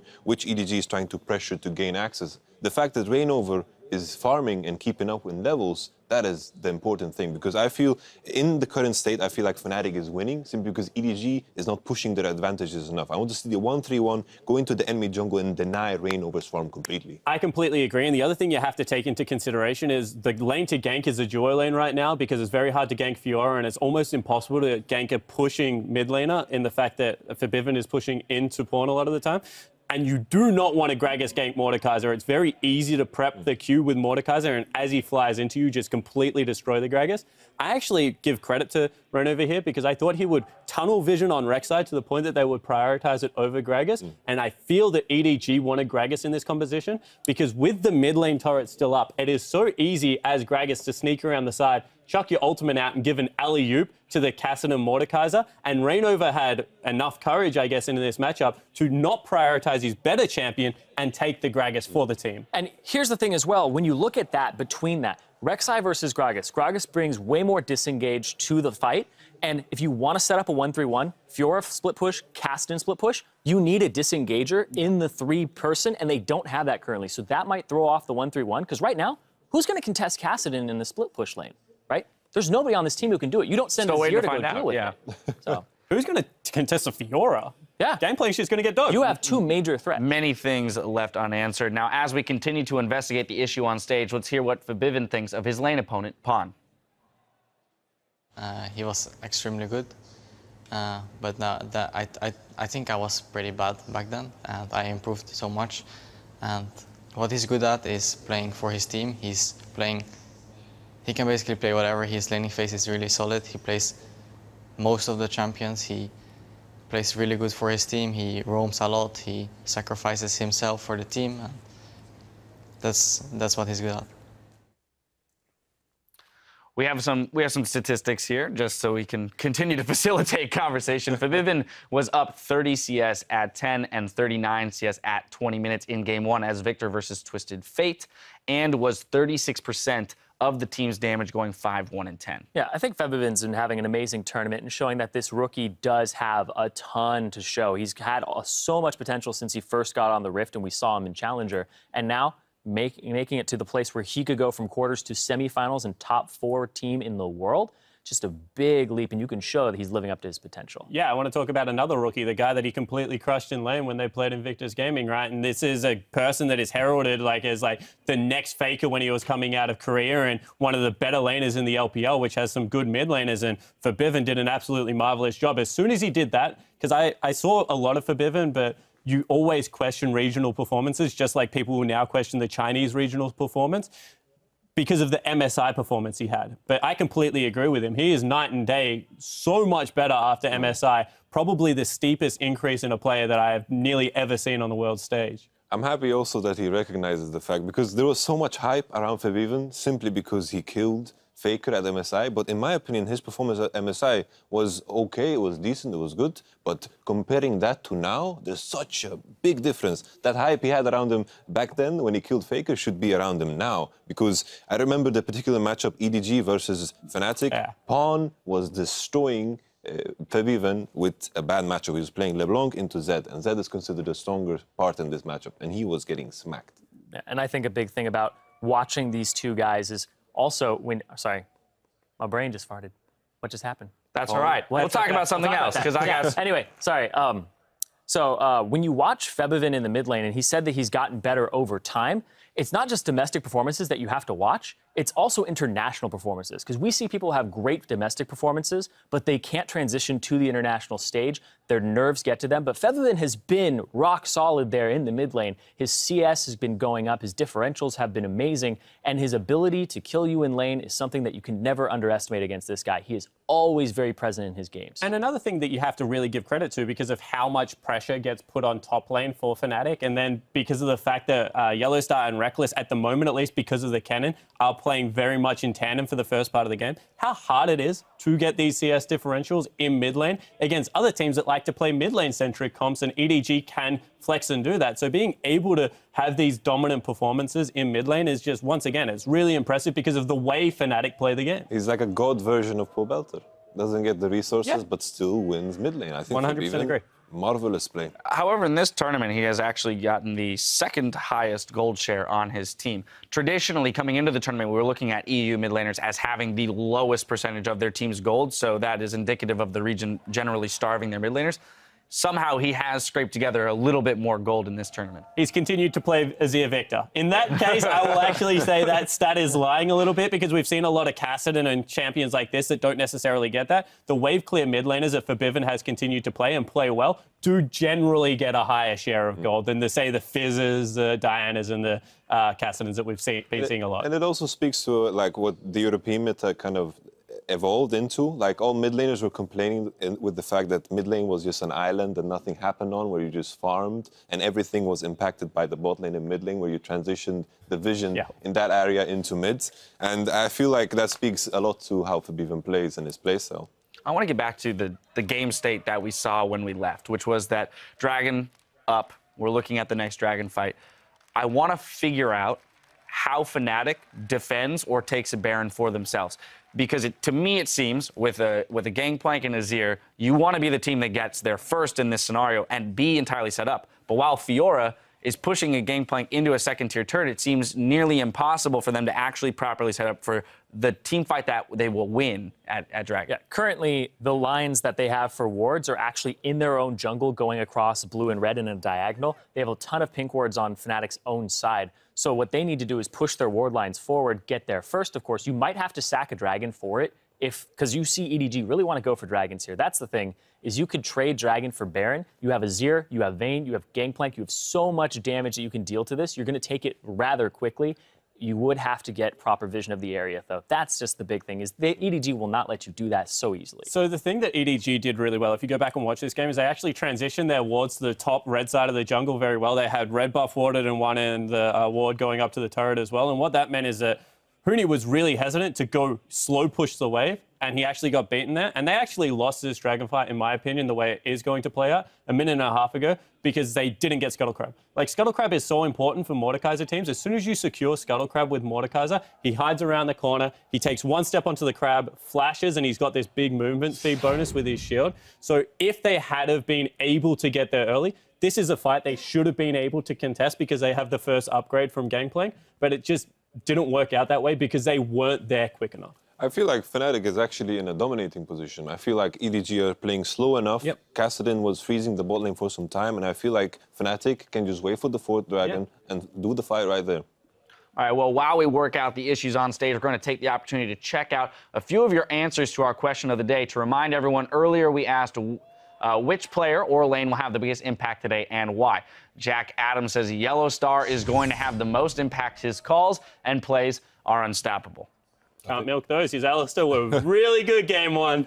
Well, yeah, I mean, we talked about how to deal with the triple and the triple TPs, and it was the decisive calls to make those aggressive team fights that put you in a global comp in a tough decision. It's like how we describe Yellowstar back in Europe is that the good supports like Mithy, Vander, and Casting, they take 98% of the chances they get, but Yellowstar is a person that creates his own opportunities. He kind of finds the engages that nobody kind of sees. And in this particular game, the first of the set, we saw that Yellowstar was kind of a genius in that way. And next up, Even Horn says the bot lane for both teams, neither Reckless nor Deft will give the other any room to play. Hashtag friendship goals. No is that room to friendship, play. Is that friendship goals or? Well, I mean, you're actually making each other better players if you're actually just keeping each other honest. So that was one of the things too. When I saw the Jace AD carry come out, I was like, Reckless is sitting there in this game going, he never said that in the Skype group. It just feels betrayed. Yeah. Where are the secret strats? This is one thing that I'm really interested in, just because of like the diversity between the AD carries. Like you look at Reckless and he plays very utility focused, which is why I'm super happy that he's on Vayne, because I don't think that's how he has to play. I think that he can play other styles. He just likes to play that way for his team because of Huni. Whereas you see Def's like even damage in game 1. Like this guy is just like, he will eke every single piece of damage out of his champion. And it's just completely different. Like one wants to be that big damage threat in team fights, and one just wants his team to win. Like they're both going for the same goals, but they do it in very different favors. And that's why I actually give a lot of respect to both AD carries. I think that they're almost getting to the point where you don't necessarily compare them as like EU Deft versus Deft anymore, because they have diversified a lot. Yeah, for sure. Now I want to talk then, since we're on the topic of AD carries and we have Mordekaiser versus Vayne here, a lot of people don't have too much information on if this was a 2v2 matchup, how specifically those AD carries interact. So when you have a Mordekaiser on one side, is Vayne the proper pick, or they chose the lane swap, so I'm assuming isn't the best 2v2 anyway? I think the first thought that comes to mind is Vayne has issues in the early game against things that push hard. And I think Vayne in this particular matchup would just sit under her tower and Mordekaiser would have priority on almost any objective in the area. So in that regard, I feel it is kind of a dangerous pick. But then again, in the mid game into late game, she is very mobile, doesn't need to itemize the crit. She just itemizes the attack speed and movement speed, and I think in that regard, it kind of works out. Yeah, I completely agree with that. I also think it's very support-centric, right? If you're able to get something that can trim the wave, you don't necessarily have to play a lane swap situation. However, they didn't go with that. I think that we're going to see a lot. If Mordekaiser keeps getting through, we'll see a lot of Kalista or a lot of Vayne. Same reason, very good kite back at AD carries. Both do a lot of damage to the person in front of them. The Hurricane build seems to be popular because of the wave clear in the matchup, but I would like to see people adapt Bang's build where he goes very single target focus with something like a Static Shiv in there, because if you put a lot of spears into the Mordekaiser, all of a sudden he is very scared to try and continue this fight. And I think that is something that they can definitely take advantage of. Yeah, I definitely think, echoing both of your sentiments here, very support-centric in the matchups, but you don't want to run a low-mobility AD carry into Mordekaiser, because as soon as he gets a Rylai's Crystal Scepter, you're never getting away from him, and he's just going to bonk you 3 times and kill you. So definitely think about the support you want to take, and you also have to consider the Mordekaiser support. Does he have a Zillion? Does he even have a Lulu or a Blitzcrank, right? Something that's going to enable him to get to you or bring you to him. Now, we have mentioned that EDG's primary win condition is the 5 dragons, but I want to return to the topic of engage, because as it stands, they have very little, if any, engage. Their most reliable source of engage is either a Rek'Sai tunnel or a Thresh hook. Home guard Kassadin. It's like, and or home guard Kassadin. While their win condition is very obvious, as we stated, 5 dragons, I feel like their hidden win condition to kind of get the pressure to get those dragons is you making use of the Kassadin with teleport, the 1-3-1, keep applying pressure on the sideways, because that forces you, the enemy team, to split up. They don't need to group up. All right, well, because of the game-altering bug that prevented Reignover from casting Gragas' Q, the game will undergo a full remake with new picks and bans. Now, to allow the teams Time to strategize and regroup. We'll be taking a short break, but don't go anywhere. The World's quarterfinals will continue right after this.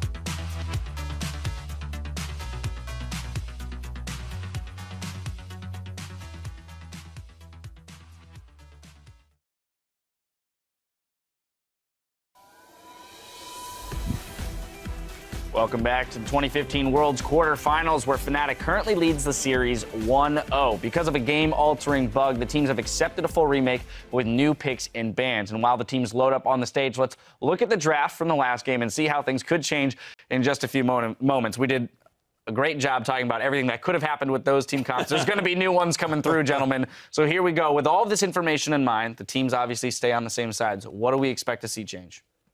Azir. Azir? Azir on EG side, maybe. But then again, like Spawn, the thing you've been talking about, like the LPL's cockiness, I can still see that come into play. I think the real question is which of these teams felt like they were in the winning position when the game was left, right? Because if I'm EDG and I say, look, we were on track to make the 5 Dragons, no problem, and win this game, and Fnatic is going to leave it open again, maybe they just go for the same comp. I'd be a little scared if I was Fnatic saying if we do exactly the same thing, they might do something else besides the Kassadin and kind of round out the wave clear of the composition. But they were shoving up waves, and it showed that when they first pick the Mordekaiser and you first pick Gangplank, they're just going to play Fiora into it and they're going to have an okay time. So if I'm Fnatic, I might throw things off there and ban those two champions again. That is a matchup that if I'm Fnatic, I look at and I'm like, how did we actually plan to deal with this late game? Because we kind of need Gangplank in the comp to help the kite back, and Fiora is never going to join. And one thing that we didn't really hit on is the kite back out of EDG with Rylai's Crystal Scepter wasn't actually that horrible. It's really hard to catch Gangplank Mordekaiser when they start running, Kassadin and Mordekaiser when they start running away. And Fiora is just going to split push. And we saw yesterday, even without armor items, this champion turret dives the absolute heck out of everyone. You know, something that we did discuss coming out of Champion Select of the last game, or the remade game, was the fact that Fnatic curiously still banned Tahm Kench and Lulu while leaving the Mordekaiser GP up. If you're red side and you're going to get 2 picks following the first, why not leave a second large priority pickup with the knowledge that you're going to get 2? Yeah. You're either going to get like GP Lulu or Mord Lulu, which are both great. Would be crazy. You brought it into something that enables him to get in. You get so much movement speed from the Whimsy and all that, so that help picks and all that, and just giving him so much more and enabling the Mordekaiser. That would just be, if they didn't first pick Mord, you'd have a really good core on your hands. So there's a comp that the EDG ran a lot, which is Korra actually plays top Lulu. Jinx was undefeated. Def was undefeated on Jinx apart from 1 game against QG, and Azir is really good at shutting that comp down. So if you do that, I actually think they nearly first pick Lulu and run the Jinx Lulu comp that we've seen so much success with right now, because you run Jinx Lulu into GP Mord though? Into GP Mord, yeah. Yeah. Okay. Heck yeah. How the heck do they get on top of it with an Azir? I feel I would do that. Like there's so many like question marks, because like I was thinking about Lulu, would that put Spawn on Azir? And there's so many questions. Like if they ban Fiora, maybe the other side will first pick Gangplank. If they Tahm Kench, like Fnatic has been banning it a lot. I remember that Fnatic played it in the finals against Origin, so we know that Yosa can play it. Surprising that they still ban it. But there are so many question marks that get raised if you change up the bans. Yeah, like 100%. Like first thought that came to mind, do you ban Fiora? But no, they will just first pick GP. It's so difficult. I think in my head that Tahm Kench would be the most reasonable one to leave up, and you take, because you're happy to eat up your vein as soon as Mord goes on him, keep whatever carry is the Mord is looking to go for safe. That to me seems the most reasonable. A quick note, just for everybody at home, Gragas will remain enabled. There was a discussion about whether or not he should be disabled. Will remain enabled. So I expect that he'll remain in the, regardless of the bug, he'll remain in that kind of power trinity of junglers. Special circumstance to create what happened and make sure that the players are informed and it doesn't happen again. Yeah, Avoid extraordinarily rare. Like if it was disabled, it would create a hilarious situation, because we're back in the old meta where Gragas and Rek'Sai is like on both sides, top tier, of course. Because Elise has always been. But then if Gragas would be out of it, then Rek'Sai would be permabanned, and we would see all these fun junglers, Rengar, Lee Sin, yay! Evelyn, Olaf. Well, we have, that is something I actually want to come back to, because we talked about the possibility of pinching junglers with Reignover. Because there are so many champions that are being, or seem to be priority bans as of right now, he is getting a lot of leeway in the junglers he's allowed to play.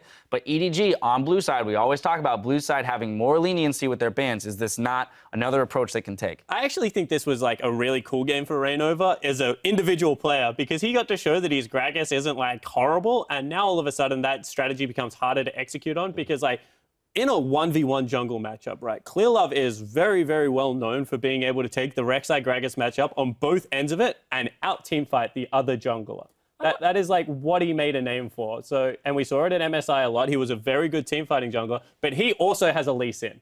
Do you disagree? I love how you said he showed this Gragas wasn't horrible, because he got to do nothing that game. 0-0-0. He didn't show that it was good. Just right, because if he was good, he'd be 10-0, Irene. Come on. It's like Fnatic's But he controlled vision well and he didn't get invaded. Like, that's really all you need to do at the start of the game. It's like surviving is doing something good for Fnatic side. If they survive with this team composition, they're doing good. They should be applauded for that. You know? I want to say, that is a team comp thing. I'm not making the generalization that that is how every Gragas game should be played, but in what should be an accelerated game for EDG, Gragas being able to keep up wards, keep the lane safe, and not give up the mid lane turret is 100% doing Gragas' job in that game. Yeah, I think so much of this game is going to be dictated in that first 10 seconds of pick ban where we see the bans, which is that, is Fnatic going to roll the dice again and say, you can have your pick of the GP Mord, and that'll shape the entirety of the pick ban phase. Let's pretend that those are both banned out this time as opposed to left open, and we see what is considered more of a traditional pick ban as of yet in the meta for this tournament. Then where do the teams go? It depends on what isn't banned out of Lulu, Kalista, Tahm Kench. Because if Lulu's left up, you snatch that up for EDG and you run it with a centric comp around Deft. Yep. 100% I think that's what you do. If Kalista's up, you can probably take that rather early as well. See how you fare with it. I know that there are different things that Deft likes to play, but giving him a self-sufficient AD carry like that could be a way to go. And then Tahm Kench just is Tahm Kench, man. Like, that guy, as soon as he's unbenched, I want to see him. Deficio says he's the most OP champion in the game. I honestly think he is as well. I agree with Deficio. I think you have a great point. Yeah. Like with that in mind, with what you just said, I really doubt that Fnatic is going to change the red side strategy. I think this trade is very beneficial for them simply because they're so afraid of the Tahm Kench, the Kalista, as you said.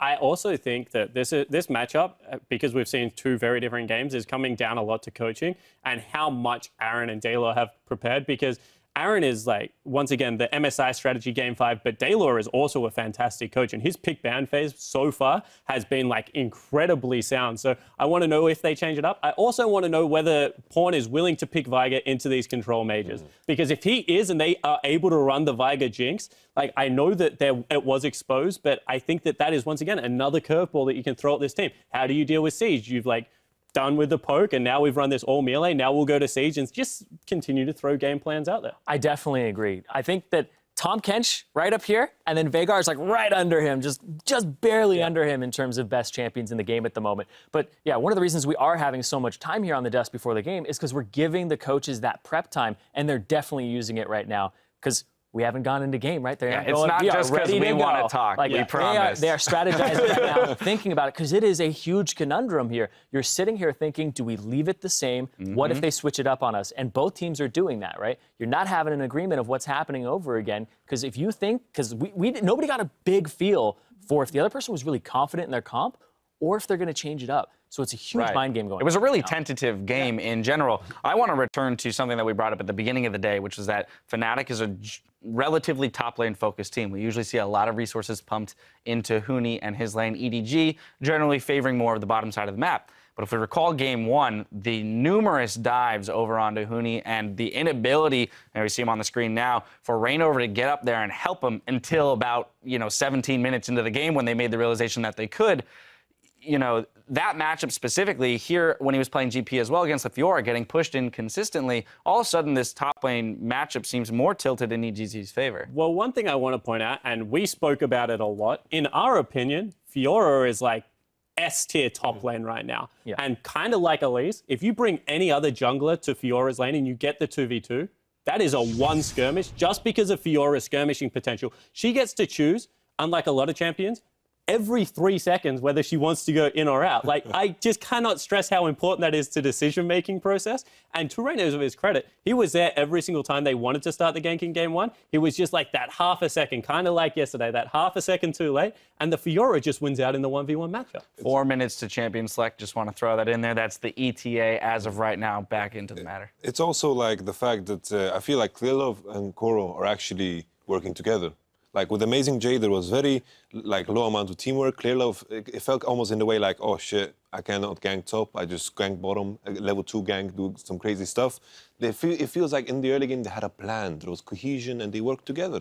Yeah, and just looking at the statistics that they had, everybody on EDG's team had 77% or higher in kill participation, except for Amazing J, who had 50%. So they were basically leaving Amazing J out to dry. And if you look at it on the flip side, everybody on the side of Fnatic has less than 70%, so they're very skirmish focused, but we're seeing more team fight out of them. Yeah, one thing I do want to point out is that Amazing J is a split pusher and Koro is the captain. So when you have the shot caller and captain in jungle and top lane, and like it's such an important map, you can nearly guarantee that he's going to be like, you need to help me against Huni because Huni's still a class act and like one bad performance isn't going to keep the guy down. And you even saw that one bad 10 minutes of the game didn't keep him down for the next 20 minutes of the game even. But yeah, once again, that's just credit to being able to swap things up on the fly, going from a split pushing top laner to a top laner that needs help and being able to pivot on that. Yeah, and one complaint that EDG was having was that they were not communicating during the group stages. And when they threw Koro back in, their comms cleaned up. Their captain was back. He was facilitating the conversation. And as a jungler myself,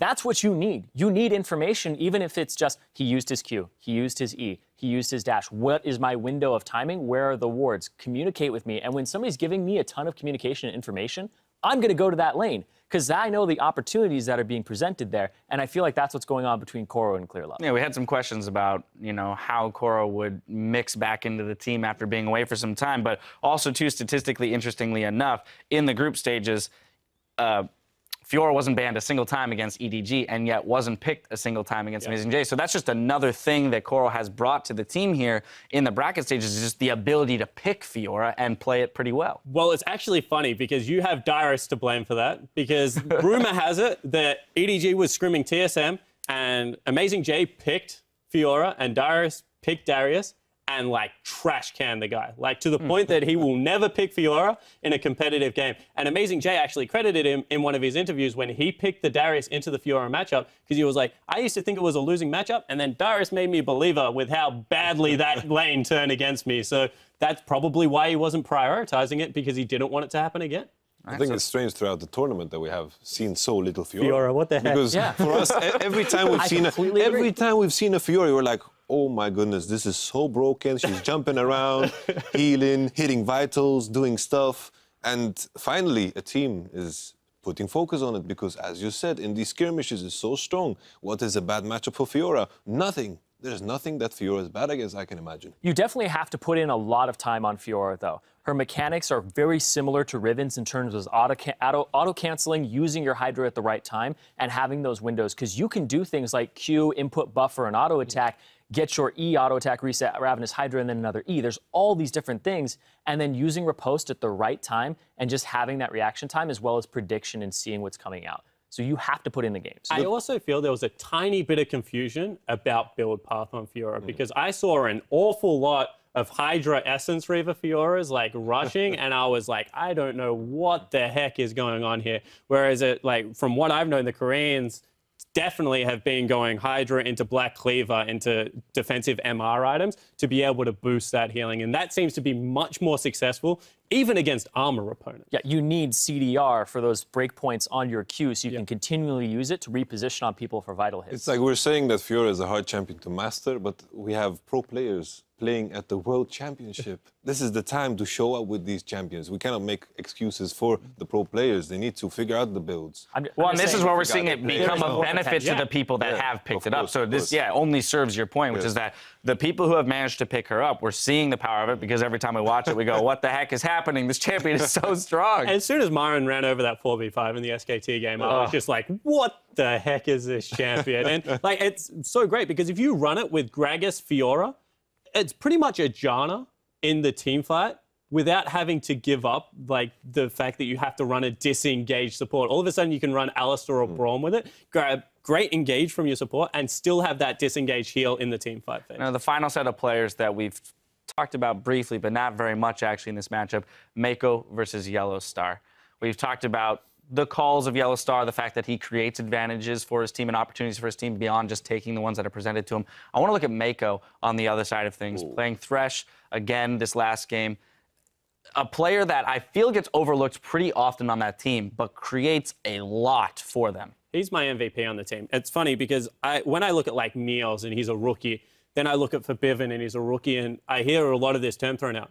Mako was a rookie. He wasn't even the starting support for their team. He was brought in by Deft's request because Deft loved playing with him. He was actually a substitute. And this guy just does so much around the map. Like, his Thresh plays in game one, he was saving people left, right, and center, the turret dive, the top lane play. He's just, honestly, he's a playmaker, and he's got, like, a calm, quiet demeanor, which people overlook and that we value very highly. Very modest. Yeah, if you were going to make a rookie team out of the World Championship, you'd throw Niels and Mako in the bottom lane for me, like 100%. I also think that Mako being the playmaker is a big thing for this team, because he's a large part of how they start fights and how they disengage them. And, like, you look at Yellow Star, he's a great skirmishing player, right? He can start fights, but Mako is very versatile in the disengage portion of it as well. Mako has a really good sense of what fight they can take and which ones they can't take. And I really love that about him. And people are like, oh, he's at the right place at the right time. No, no, no. He sees this coming, and he realizes that his players need help. And I feel that's a great instinct to have as a support. I feel like whenever we're talking about good supports, we're talking about the high. I got to interrupt because we've been talking for far too long. It's time to send it over to the casters to get us back onto the Rift. Nailed it. Thank you very much, Dash, and the rest of the analyst desk. As we do get into picks and bans, I do want to take a moment to clarify the situation and where we find ourselves. The issue that appeared in-game prevented Rainover from casting the Gragas Q spell, and the refereeing team, they did investigate and exhaust every single option to resolve the issue in-game, including allowing Gragas to die and attempt to resolve the matter. After the issue remained, Fnatic was then offered the opportunity to remake, which they accepted.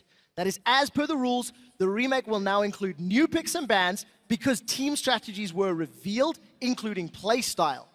Gragas will remain enabled because of the popularity of the champion on the current patch, but we will state right now, if the bug does reappear, the champion will be disabled for the remainder of the tournament. So that is something just to keep in mind. We It's can only a very apologize. rare bug. It is, and we can only apologize to the teams, to everybody watching. The remake will be starting shortly with picks and bans. So let's shake this off and talk about Mordekaiser and, in my opinion, GP. Do we think teams are going to allow both of these champions to once again go through picks and bans? Well, I mean, we saw from Fnatic, their bans were Lulu, Kalista, Tahm, Kench. If they want to do that again, I want to see Tahm, Kench, and Kalista being banned first and have that Lulu as the potential bait against EDG.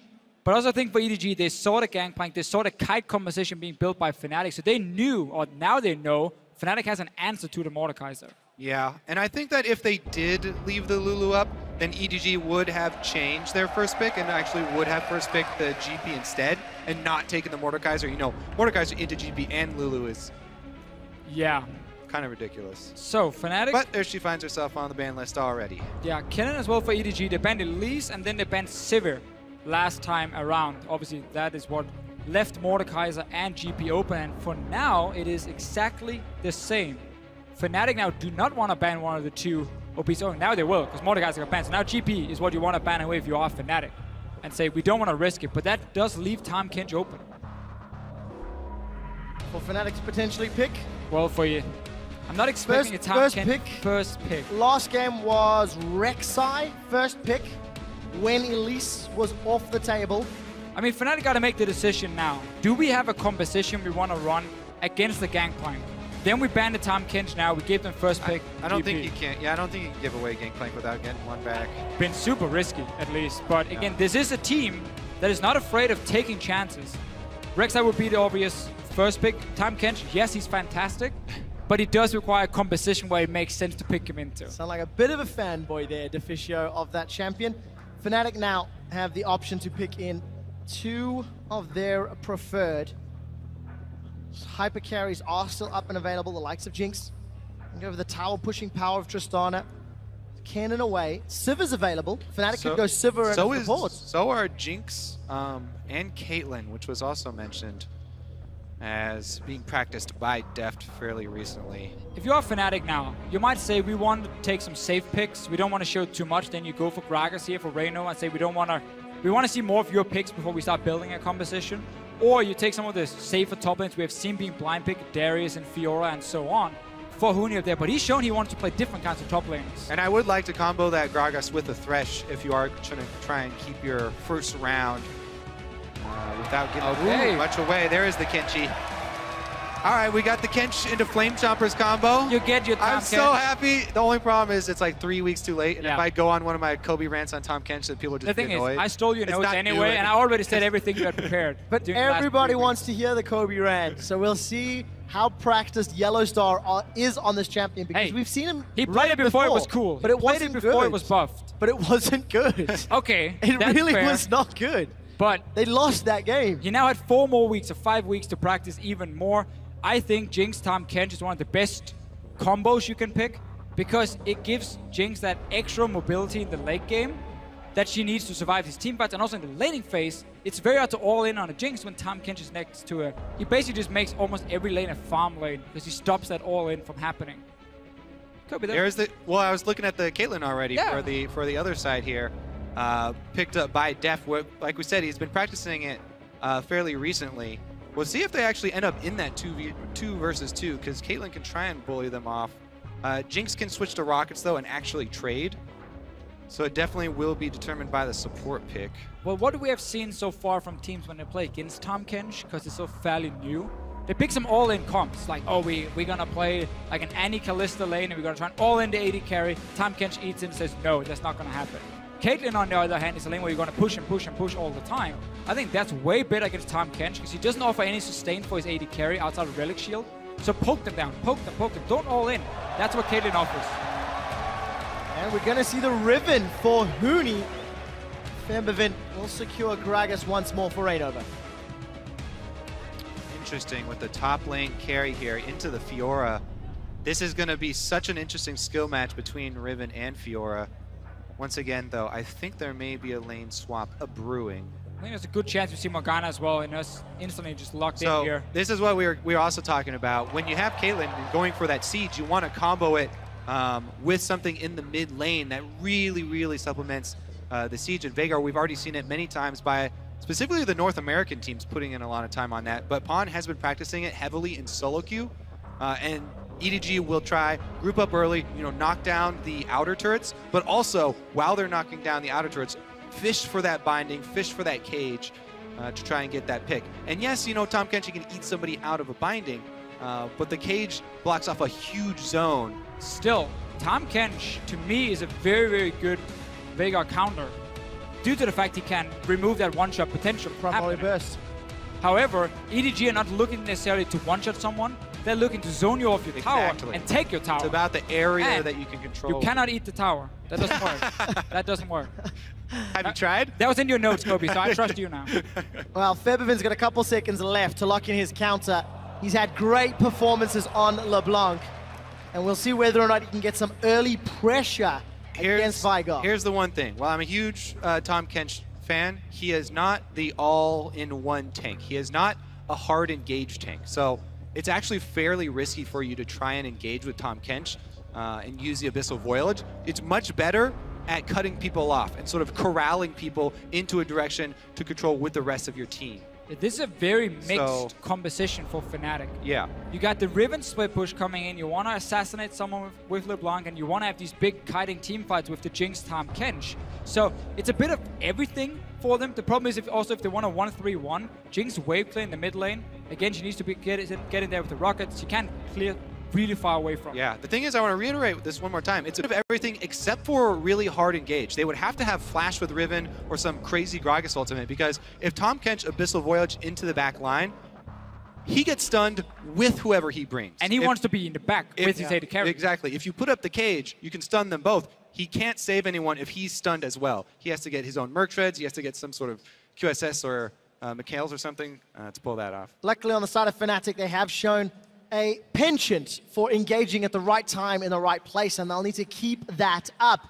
Guys, this is the remade game 2 of this best of 5. Hashtag EDG win with that Veigar mid, or hashtag FNC win. The Yellow Star will get his hands on the Tahm Kench. Vision and flanking going to be so important for Fnatic. They've done it in the past when Huni has played Riven. They've shown they have an ability to get him to TP into the jungle and hop over walls.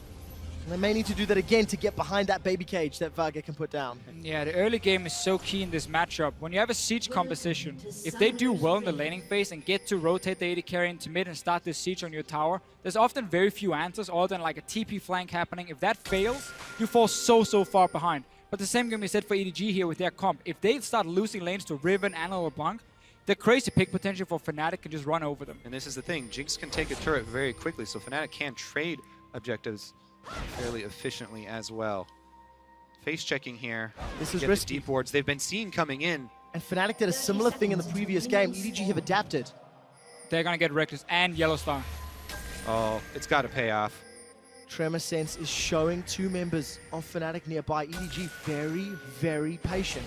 They saw the ping on 2 guys with the Rek'Sai, so they know it's not 5 members running from Fnatic, but EDG is still... A brush with death there. Not gonna pull the trigger. And they escape. Fnatic get maybe they deep wards down. They know the wards are in place, so EDG... I want to shout out to my boy Freak. Are they gonna look for the lane swap, or will they use the warning information to dance around? Okay, So basically, yeah, as you just said here, they want to dance around where the wards are being placed. It's often the same ward placement you see when these invades happen. 3 of them down to block every entrance towards the lane. So Fnatic didn't spot them sneak up there. But so it's going to be a 2v2 top. Huni gets his one-on-one down bottom lane as well. So we have these insanely snowballing matchups between a Fiora and a Riven, where the first gank can basically decide the entire early to mid game between these two guys. Meanwhile, look at this huge advantage here. Tahm Kench absolutely annihilates Krugs there with the giant AoE, and they're going to be a camp up. Caitlyn likes to start shoving the wave, though, so Def tried to get there as soon as possible, auto-attacking the wave. You charge up your headshot. Every time, obviously, your headshot is charged up. Look for your harass trade. Mako lands the first binding, but Yellow Star says, nope. We're going to see that a lot, I feel. Yes. Def and Mako are more looking just to poke with the double range against them than all-inning. What you normally could do with Caitlyn Morgana is you land the binding, follow up with a trap, and someone is stuck for such a long time. Another small thing, notice here Reignover, he started on the top side of the map, so he's going to path down towards the bottom side. That's going to apply pressure on Koro if he's going to push his lane. Yep, it's all about that minion wave control up top. When you have control as a Caitlyn lane, especially with Morgana at your back, you can be extremely aggressive, just like Huni. Really bad trade by Koro right here. He walks in into stun range of Huni, then uses his block basically for nothing. It's an instant ability, obviously, for Huni with the stun. You have to be super, super, super quick on a Fiora. Exactly. Close to impossible for him to pull off here, and he really failed it big time. Koro's backed, picked up some wards, and a pot is now under CS from Huni, but the wave is pushing towards Koro, so Huni going to be needing to overextend, but luckily Clearlove is on the complete opposite end of the map. Yeah, even though that trade evens up teleports, Huni's got such an experience advantage here working with it. He will also probably be able to go up and clear out that pink ward that Koro placed in the tri-bush. So that while the giant wave is there, so that would be some extra value added. Pretty deep ward here on the Wraith camp as well. Clearlove was able to get a little bit of deep vision over on Reignover's side, and that will be the next camp that Reignover goes to. So EDG will have information on Reignover's whereabouts fairly shortly. Well, we get a good start for Huni in the bottom lane. Top, again, is what we mentioned, how you can keep pushing it in. If you are the Caitlyn Morgana lane, just keep trading. 2v1 against both Tahm Kench and then the Jinx, and it's hard then to reply if you are a Fnatic. And really also with this Morgana pick, it's funny because a lot of these champions for EDG that haven't shown before in this tournament, they have been spamming them in solo queue. Morgana was there for Mako, Caitlyn for Def, Veigar as well in the mid lane, and this is going to happen over and over. And Rek is a little bit confused. Small miss, small miss.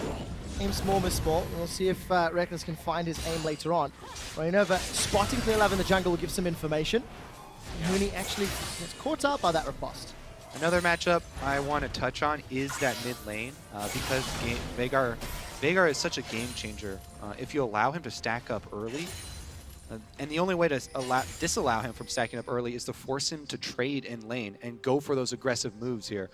Forbidden on LeBlanc, on the Assassin, has the ability to do that and try and go aggressively. You can see already, Pawn even expends his early teleport in mid lane defensively just to pick up more magic resistance so that he can try and use more of his mana for stacking up the ability power. Reckless is playing Let's Catch the Dark Binding game. Almost every time we peek our eyes up here, Reckless is being saved by Yellow Star. That mana pool slowly burning away. And of course, Reckless losing out on CS. Huni is now once again going aggressive. Trying to use those broken wings to his advantage. And Koro sidesteps the second. Proc does not sidestep the third. The shield comes up from Huni, and the key strike will at least delay the rest of that trade. Fnatic needs to do something about the top lane, though. Even though they're not dying, they're down in CS, and their tower is already taking about 40% damage up there, because, again, if you keep pushing it down, Huni's trying his best on the bottom side, but Clearlove is showing now. Yeah, you say that, though, but as a jungler, it's really difficult to gank a heavy poking lane that's got your lane under turret because of the minion advantage and because of the distance that you have to gain. Meanwhile, when solo laners trade like this, there's blood in the water. Junglers are like sharks. Sure. You're attracted very heavily by melee champions in long solo lanes trading like this. And I don't think Fnatic necessarily had to go top to make a play. I think they need to make a play elsewhere on the map to force EDG's hand and say, we are now winning on the other side, so if you keep this 2v2 lane going for too long, our top laner will snowball ahead of yours, and that can force EDG then to make a trade and swap it around and stop this push from going on. Clearlove's Tremor Sense just caught some footsteps from Reignover. as he approached that tri-bush. So information is available. You can see Febiven's also left his lane. If Chorus sticks around, they're going for a dive. And this is what I like. Now Fnatic are saying, we're going to snowball Huni even further. So EDG, you cannot just sit in 2v2 top because your top lane will fall behind. Clearlove has spotted it. We have a roam from Vega as well. 3 guys on bottom side soon. Koro, he does have his grand challenge. He's used it on a level 4 Reignover. Flash away from Koro keeps him alive. And Huni will take a turret shot for his troubles. He'll have able to thwart the gank at the cost of Ignite for Flash and time in the mid lane from Febiven. Yeah, and now Hunia here is actually going to have to back off. He's got 3 people there. Even though that was an unsuccessful gank as far as coming up with a kill, Koro's going to have to expend his teleport once again. So you talk about, doing something about this top side. There's a deep ward here in the brush. Huni may have teleport advantage if Koro feels pressured enough to use it to get back to lane again. And the way that Fnatic, made their stamp, made their name with big Huni teleport plays, there could be an opportunity. The ward is expired. Just died. I took too long talking about it, and Koro took too long teleporting back. The point is still valid. Really key though if they could get another ward. For EDG, that Rek'Sai was sitting in that bush or in the jungle of Fnatic, spotted, of course, Reignover moving down, so they knew, okay, the dive is about to happen, LeBlanco's missing in the mid lane, and that's why they could react and defend Koro. Otherwise, it would have been a 3v1 and he would have died super quick. I have to say though, this top lane CS of the duo lanes is just outstanding. Deft is destroying Reckless and Yellow Star up in the top side, really punishing. And this was why EDG was sitting in the bush, hiding at level 1. Didn't want to risk going for an all lane and try and get it first, but they wanted to dodge around the wards to try and force a 2v2 lane with Caitlyn. She's one of these champions, if she doesn't get the 2v2, it gets to be a bully. She becomes so useless in the mid game and just have very low impact before she hits the late game items. So this was exactly what EDG wanted for that lane. And EDG seem quite happy to play for the long game. Pawn's first pickup is Mercury Treads at 9 minutes. He's held onto his TP, but Reignover, he's found Mako. Mako, this is brave. Abyssal Voyage will allow Yellow Star to get in range of Mako. Will they flash over? No. Happy to get the flash out of Morgana. Okay, so while EDG are winning the duo lane, Fnatic are destroying the solo lane on the other side of the map, the long lane with Huni here. And that is extremely volatile because Riven has so much kill pressure. I would expect, again, more jungler attention down there because if you can free up that solo laner, then you free up a teleport gank. A jungler ganking is one thing, but if that solo laner ganking with a teleport can completely turn around and destroy a 2 versus 2 lane. It's basically been the reason their aggressive 2v2 lanes have kind of died out, because if you do go all in, enemy top laner comes in from behind and kills you, and it suddenly backfires completely because of all the teleports in the game. There's a lot of the very aggressive AD carries that are a little bit unhappy with that state because they want to be able to kill that lane 2v2, but that's not happening very often in this meta. Fnatic right now setting up towards this bottom lane. Again, Febiven and Reignover showing face. Huni's got a minion wave to play with, and I think they're going to turn their attention onto Koro. He's going to be in a little bit of trouble. Grand challenge comes down, body slam connects. Koro will get dropped, and it's first blood to Fnatic. But Pawn will teleport in and get himself one back. Huni's on the way out. Will have that broken wing slash to get more. Huni does get dropped by Clearlove. It's a messy fight so far. 2 for 2, and it's jungler on mid lane action. Febiven with double buff gets a triple kill. And gets out. Again, Fnatic, they return to the point of power, try and make the proactive play there. And again, Huni's teleports up. Look, a deep ward in the side brush. Huni revives in 10 seconds. He could teleport right up there and try and turn that around. There's no flash on Morgana because they caught her out in the jungle. And again, this is exactly what Fnatic wants to do. When you have a losing lane one side of the map, you gotta make plays on the other side. You can't gank the one. They go for Koro, 3 guys moving down. EDG once again, they read the situation, but they're reacting a lot later because they didn't see Fnatic as early as they did before with the first dive. Febiven plays one really well. He knows he can take down Clearlove in the end, so stays very close and almost baits him to just stay and fight him. Man, solo away the last auto. That's not fair. Managed to make it work. Febiven completes his Sorcerer Shoes and Morella Nomicon. 30 CS advantage for Huni and a level advantage, but no teleport top just yet. With the deep wards here as well by Febiven. This one on the red. It's one of the great things about Tahm Kench as well. My first experience with them was meeting one in solo queue and double counter jungling the enemy. Tahm Kench can devour something WoW activating his Q. Oh, here we go for another move. Maybe just to farm and defend tower. Do they have a Huni teleport? There's so many wards for Huni to teleport on. And he shoved him in. Looks like they're going to dive first. Seems to me like Huni doesn't want to waste time. They're going to dive bottom again first. He's going for Koro. He's in trouble. The chain. Wow. Okay, now he's free to go up top. Okay, 3 times now. When is he going top, Kobe? I don't know. My stories have all fallen flat so far today. I'm not To be fair, if you are Huni and Fnatic, do you want to go and try and save a losing lane already? Yeah, or do you want to just keep killing Look at your that. lane opponent? They're going to get dove right now. Well, they can just back away, give up this tower. Obviously, EDG is looking to swap Def now down to the bottom side and push another one. But that's where Fnatic are looking out to create picks with the Rivet, with the LeBlanc. We see how much they're roaming between the lanes. And every time EDG is stuck pushing a wave with both Morgana and Caitlyn, someone else on the map is dying. So far, it's been Coral. Yeah. Little misstep from Pawn as he misses 2 of the 4. So in the end, the real difference there is just the kills that our Fnatic are picking up here, because they were able to get that turret on top for EDG. It's just that, Huni's actually going to get the one down bottom and continue to push here. They also have such deep wards in the red side jungle to support Huni's split push. That could be key, Kobe, because Huni, once he goes top side now, can TP down, because we know Deft is going to push this wave. He's already pinged So the when tower. you say it, it's going to happen. I say it this time. So many wards always has to be right. Favorman's looking to clear this pink ward out, and Clearlove is just like, peace, nope, do not want none of that. Huni grabs a Scuttle Crab, a little bit of vision, and Reckless and Yellow Star uncontested. This is a free tower, in fact, as EDG have sent their resources down bottom. Not exactly what EDG were looking for here. They wanted to have Koro on this top side already, but obviously him alone wouldn't have done a whole lot. Yeah, it's another trade they're just opting for. Bottom side should be taken at the same time as well here for EDG. But when you play that Caitlyn, you are supposed to get the tower advantage by you being able to push faster than they, or push in the enemy AD carry and slowly take down the tower. Obviously, Jinx will take down the tower super quick once she gets to it. Yeah, but they're not done pushing. EDG continue to pressure the inner turret. There are recalls from Fnatic. Yellowstar can ult it down, remember. And Huni's got teleport with a lot of wards to jump in. But they're opting not to pull that trigger yet. The range on Abyssal is still relatively low, and I think Yellowstar's peeling towards the middle top quadrant, so no more pressure on the bottom half.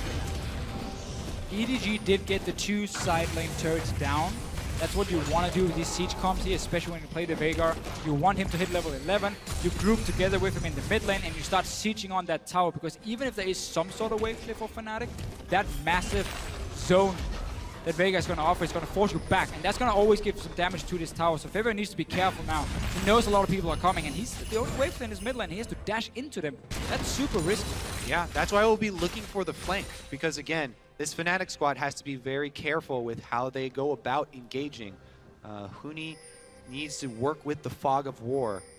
Riven is all about the flashy plays, you know, coming in very quickly with the dash. So once Huni's flash comes back up, then maybe they'll look for one of those plays. At least you need to have teleport ready, and when you know the siege is going to start happening, you need to have put wards in advance. So you have wards on the side of the mid lane. You can see the 2 here near the mid lane tower of EDG. That's something Fnatic could use to stop a potential siege from happening. And Huni, all in again, he's 2 levels above. Yeah, big difference. That Bee of Sword helping out. Koro, I think, got a pretty good riposte there, but it doesn't matter. Huni's got such a strong advantage. Just hit a 3-level lead for the time being, and as my math is completely horrible, it's 50, 60 CS advantage for Huni.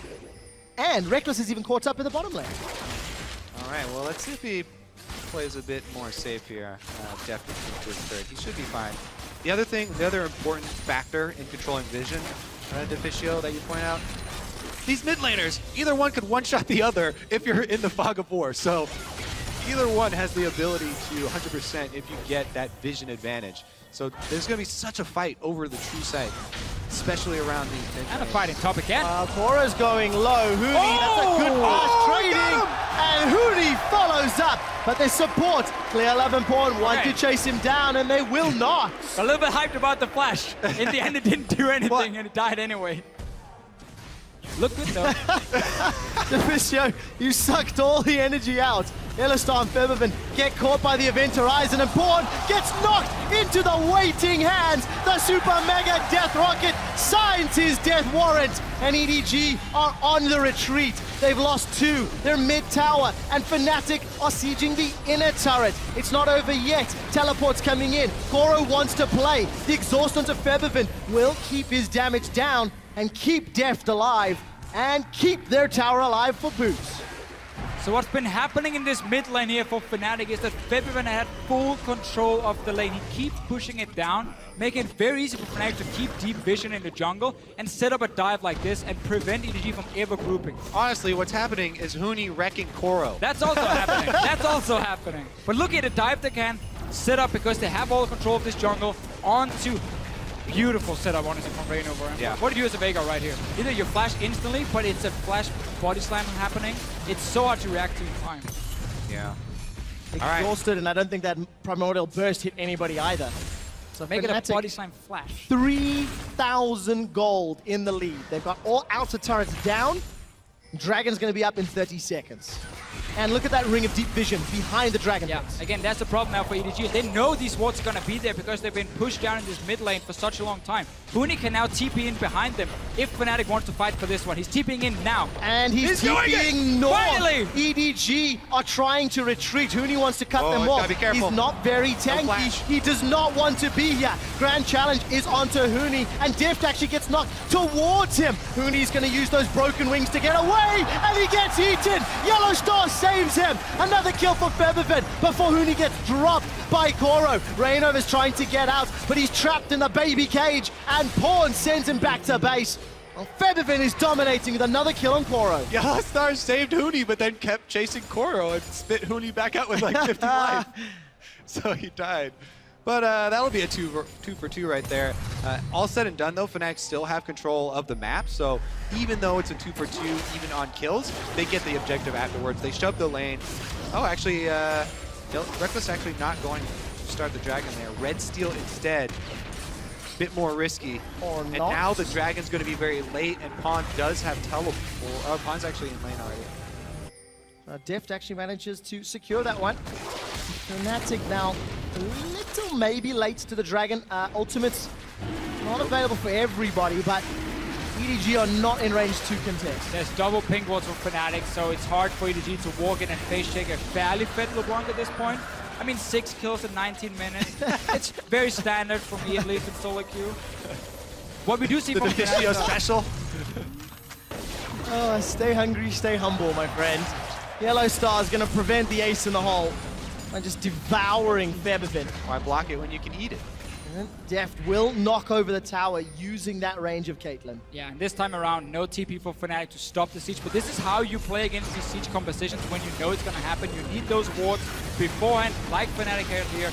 Huni goes in a little bit early, and because there's no hard engage for Fnatic, it's very difficult for him, and he just gets saved at first. Let's watch what actually. He spits him back out with a 50 HP. Yellowstar, thanks for the save. Didn't even have time to shield right. Shame. Whoa, LeBlanc killed Caitlyn. Talking about Febervin, he's got 7 now. So, ouch. Deft 0. Now it's fed. Tell us, Deficio, what exactly happened there. Give us the insight. QW? I think there was some QW, maybe some dead. R in there. Wow, Reynov is going to find clear love.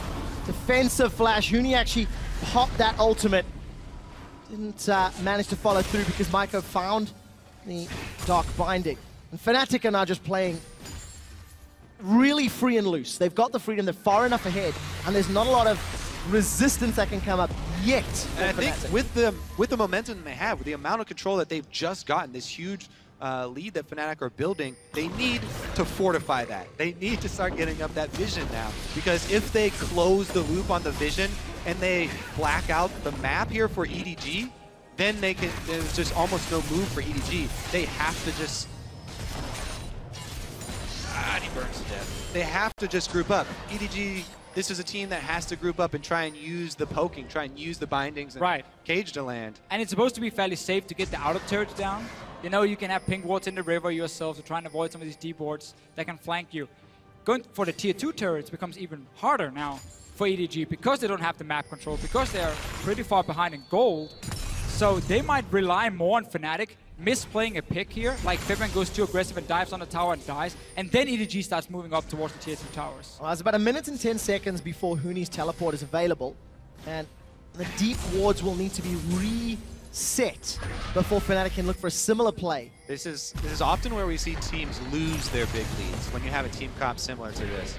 What Fnatic need to do, all they have to do is keep EDG bottled up for long enough. They already have dragon stacking. They have 2 dragons already. Control the neutral objectives, and you continue to draw EDG out. Continue to make these picks. Continue to get the LeBlanc 100% to 0. Continue to get Huni isolated with Koro. 4-level difference between Koro and Huni right now, and nearly 100 CS. I believe that's called the Flame Horizon, if memory serves. Yes, yes, sir. Now, one of the things Amazing J, the poor guy, was criticized for a lot, was dying like this against the enemy top laner. But funny enough, it's the same kind of setup, where the other team is sending 2, 3, 4 guys to dive him and kill him and shut him down, because top lane gets out of control very, very easily. We see here, EDG tried to defend Koro, but they were always a step behind, and therefore it's the same result. Top laner falls super far behind. Yeah, I mean, it's kind of a which one came first, because he is also the reason Fnatic are sending people to dive him is because he's losing trades to Huni in lane, and Huni's pushing him under turret and prepping him to get destroyed. What Fnatic also wants to do now, though, is prepping that Baron, because as a poke comp, if you have to face check in towards the Baron, you really hate it. Yellowstar, he's eating Zilla. He is, but his Grey health is being burned through. The barrel pulls Maiko backwards, and a big AoE. Maiko's been tagged, and a quiet taste will not even be needed. Get excited with Reckless, and Febiven cleans up. Fnatic find 3 and in a turret, and they can even go for Baron. Fnatic just stayed around the Baron, then walked into the jungle, and EDG is trying to get control back. But when there's so many things that can just kill you so easily, and so much mobility on the side of Fnatic with Riven, LeBlanc, and even the top Kendrick can just walk in and eat you and spit you back. It is so difficult to regain that control. You were a siege comp. You were supposed to get a big tower advantage, and you got nothing. All right, we'll take another look at it. You catch the catch. He's got 2 health bars here. So Grey health goes up, and teleports come down. Pawn actually uses everything on the outside here. Febiven just walks around, and all of Fnatic teleport in. They continue the pain train and crush EDG under the turret and take it afterwards as well. All right, now we have a minute. What a game from Fnatic. They've got Baron now. Every single one of their lanes is winning, despite the trouble that Reckless and Yellowstar had early. They were able to put pressure on the side lanes, and they've got him relevant. Well, if you have a losing 2v2 lane, Morgana Caitlyn, pretty hard to gank. Why not just go down and kill the Fiora over and over? You have Riven. Well, when you put it that way. I mean, come on, that's how the game is, right? You just go kill someone. Split pushing with Baron buff taking effect here. Huge 10,000 almost gold lead here for Fnatic. So, we have seen 3 new picks from Deft today. And I just have to say, the Jace, I didn't see anything I like. He did nothing in that game. The Mordekaiser, his dragon control was terrible. I'll give him 1 out of 10 for that one as well. Harsh. So far, the Caitlyn, he did his job on the Caitlyn, to be fair. He pushed in the wave over and over, he got the tower. So the champion you were the most excited about in terms of his solo queue prep this week is the one you're giving the highest ratings? Out of 10, what do we think? I mean, he couldn't really do much else right, but he gets a 5 out of 10 for that one. Okay, 5 out of 10 for He gets Caitlyn. 5 out of 10? He took Now, 2 towers down, his team is losing. Huni has still got that 4-level advantage and pushing the bottom lane, gentlemen, while the rest of Fnatic are pushing the middle lane. I'd like to get the scoreboard here for Huni in a moment as Koro's got some help from Clear Love, but Febiven's joined the fight. He's taken down the tower and is looking to kill Koro once more. The rest of Fnatic are going to focus down the inhibitor as Reignover gets caught up by a Dark Binding. Not going to be enough as the Wind Slash hits pretty high health targets. Not going to secure the kill. Reckless has got the tower in the mid lane. Inhibitor falls bottom. The base is breaking and there's nothing EDG can do. One hit forces Deft to retreat. The Event Horizon comes down and the Christmas presents look to be Fnatic's as they are going to take a second inhibitor and get themselves out unscathed. It's all due to the Tom Kench. Isn't that right, Kobe? Actually, it's all due to Riven. I said every time we see Ribbons in the game. So if that champion is in the game, go gank her. Hey. She's gonna snowball one way or the other. Huni had an okay start to the game, sure. But Febiven, to me, really is the standout guy. First game as well, he had such a good performance. This one, he's roaming from the mid lane, he's pushing it down 24/7, walks down bottom lane, he's part of every single kill, basically. Fnatic is getting except for 2 kills, I just noticed, but he's been part of almost everything else. And this guy is on fire this tournament. I would even say he's been the best performing mid laner in this tournament alone. Not saying he's the best in the world, but in this tournament he's been looking fantastic. Don't step on my territory there, Deficio. Doing Do you want to say work at the moment. And as you mentioned, allowing Fnatic to continue pressing their advantage. Baron has worn off, and Fnatic are just grouping in the top lane. It is just a matter of time before they get to their third and final inhibitor. There's been no reservation, no hesitation, no signs of weakness for Fnatic this game. Double pink. There's a sign of weakness. Yep, there we go, a little mistake. Just wanted to test the strength of that baby cage. Febiven's gonna eat the Primordial Burst and lose a major chunk of his hit points. But he does stay alive. Huni's gonna pull enough threat to buy some time. The rest of Fnatic to at least look to take this tower down in what is still a 4 versus 5. Yeah, I mean, Febiven's not running teleport on LeBlanc, so Fnatic gonna take it fairly slow and easy here. 4 versus 5. Oh wow, Yellowstar even pulls him out of the stun. Just look at how Yellowstar's standing here. Whenever Reckless goes in to hit the tower, Yellowstar's just slightly behind him. So when the stun lands, it's only on Reckless, and then he eats him, spits him out. And what did I even say? He's got a Quicksilver Sash on Tahm Kench as well. So even if you land the double cage, Yellowstar can still get himself out and save whoever's next to him. Well, we'll find out if Tahm Kench manages to make it through the rest of picks and bans. Def gets caught out. The Event Horizon will not be enough to kill Rainover, and Def is running away. A 3-man stun. Huni's not able to push EDG back. The tower falls, so does Koro. Inhibitor number 3 is down. Fnatic have super minions looking towards the Nexus turrets, and they will drop the Nexus turrets. Fnatic rebound after a difficult start, and they will crush Edward Gaming. Nexus turret is a matter of time as Fnatic take the lead 2-0 and are 1 game away from a semi-final and a top 4 minimum at Worlds.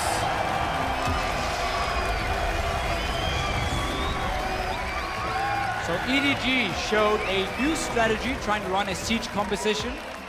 I would like to hear the analyst desk talk, especially Spawn, about this one, because I remember when EDG came into MSI, we were watching some of their games, and when they tried to run like siege comps, it often didn't work for them at all. They never really had enough control on the map and would just get killed and get into big team fights. They tried to do it now. Obviously, we're talking 4 or 5 months later. Same result though, mainly due to the fact that Fnatic would snowball that bottom lane so effectively, setting up Huni to jump in and flank, and then Febiven to just kill everyone. Everyone. Telling you, go for the lane with the ribbon in it. Kobe, you are so heartbroken. I've had a lot of times in my life where I've had solo queue games be determined by a ribbon. Even me and you in Korean solo queue, but I died 5 times.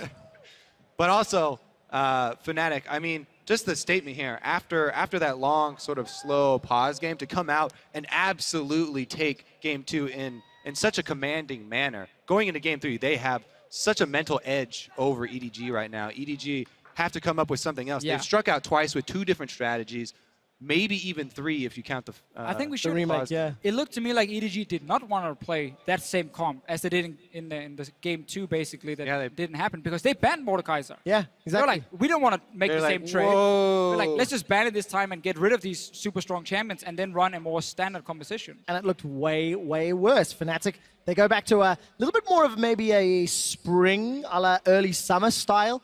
Early ganks, early pressure, and just basically solo carry by finding kills in different places. It's what they've been doing here at Worlds. They play so much around Huni's lane, and it worked in this game. Early game strengths of Fnatic shining through. We're about to find out what Dash and the analyst desk have to say about that dominant Fnatic victory. Thank you very much. Quick shot. Deficio there wanted to hear your thoughts, Spawn. So I'm going to come to you first. After what we saw in the remade game in terms of pick bans, entirely new stuff came out. and EDG going for this Siege comp. Yeah, and, you know, historically is 100% correct that they struggled with this, and then they had one composition that they could make work, and this is why I actually thought it would work, and that was their Azir Jinx composition. And this is a very similar feeling, right? You've got a Veigar and you've got a Caitlyn, and this is why I actually really like this game out of Fnatic, because when you look at this on paper, if you were going to take two teams that had no names and put the team comps side by side on paper, you say EDG outpicked the heck out of this guy, because what they did is they made them tunnel and Tahm Kench, which says that there is no engage coming in, and then they know that Huni plays non-engaged top laners like the Riven. Honestly, Fnatic had one win condition, and that was snowball their top laner. The credit that you have to give to Fnatic is that this team is that damn good at the game that they had one win condition, and they completely blew EDG out of the water. That was a very one-sided affair. I think the question... Hold on, just EDG on your screen. Looking, you know, a little down in the dumps here. Down 0-2 is not the way they wanted to start this series. Back to you, Yamada. I think the question that comes to mind when you think of the win conditions, I was saying before that I cannot see what is good against Fiora, but with the Riven pick coming in, how good is it actually against Fiora? We see that Huni has experience with the Riven, he has experience with the Fiora, and is playing this matchup up like really well. So the question is, in the future, will Riven bans come in if Koro still wants to play this Fiora? That is the question to me. Because if, in reality, if Riven is really good against Fiora, that is a proper win condition to play by. And interestingly, just a statistic on Huni's picks, this is the first time at Worlds that he's repeat played a champion. He has played Yasuo, Darius, Hecarim, Gnar, Echo, J4, Riven, and now Riven again. So a very diverse champion pool there. His Riven, he gets to make flashy plays on it. Both times he's come up really huge on it. I think that's a really great champion to put him on. And you get this split push and skirmish style that we've been seeing from Fnatic and has been prevalent in their statistics. But also, not only did they get Huni massively far ahead and he hit break points like level 2 ultimate, level 3 ultimate way before Koro did. I don't think Koro even got rank 3 ultimate in this game. You also had Febiven. He came down. He was a big beneficiary of this fight. He ends up getting a triple kill off of roaming to help the Riven. So even though you're getting this Huni ahead, you're getting him levels, you're getting him a CS advantage because he's manipulating the wave after this point with pressure, Febiven is hitting item breakpoints where now Veigar and Caitlyn have to watch out for themselves immensely. And the retaliation, this is where I disagree with you, Spawn, about losing in pick ban, because you still have a win condition that you can play to, even though, like that, in my opinion, that is not losing pick ban. That is still having a strategy that you can play towards, and I completely disagree, because Tahm Kench shuts down what they wanted to do with the pick. Well, let me let Spawn. Hold on, everyone. Let me direct Spawn first. How does Tahm Kench stop a turret siege? Tahm Kench stops the engage and somebody getting blown up. This is a one-trick blow-up. No, it's not a one-trick blow-up comp. This comp is drop the Veigar ultimate on top of the turret, and they cannot wave clear successfully. And you throw out Jinx traps, and you go ahead and you zone with the Jinx as well. You have this range. Hold up. They have no wave clear. They have no wave clear. So the way Veigar ultimate works is if you actually put it on your backline minion wave, no one can clear that wave because the only way LeBlanc can do it is throw herself into the cage, and Jinx can't actually get close enough because of the zoning tools of the Veigar and of the Morgana. This was 100% a siege comp against a comp that ran absolutely zero wave clear. There is no way that you can actually say in an even matchup up until like 40 points in the game, they had a win condition apart from split push with the Riven. And that is where they got ahead. Now, hold up. Again, hold up, please. I want to go to Yamato now to get another person's take on this. It's like, in reality, what it is, I think it's a reverse of what we saw in the game that was, of course, remade. It is just a question of, I agree with Spawn, and I also agree with you, because the early game is in favor of Fnatic simply because of the LeBlanc and the Riven, but the top lane matchup, which was the bot lane matchup, is weaker. But if they cannot play on this pressure that they gain from these strong matchups, of course they're going to end up in a situation where EDG can siege, and that is a situation where Fnatic can't respond. But in reality, Fnatic also have a clear win condition with two stronger lanes. So I agree with both of you. Okay, now I want to come back to you, Zyrene. But if you agree with both of us, it means it wasn't a losing champion select for either team. Yeah, I think it was a good draft. Yeah, no, I think it is a very good draft. What I'm trying to say is one team comp is much harder to execute on. So when you go into a pick ban phase, right, you do not say that unless this lane gets significantly ahead by 15 minutes in the game, we lose this game. That, to me, is a horrible way to bet. As a coach, I would shudder to think that Daylor went into this game and said, if we do not snowball a lane that has lost 2 games in a row by 15 minutes, we will lose this game.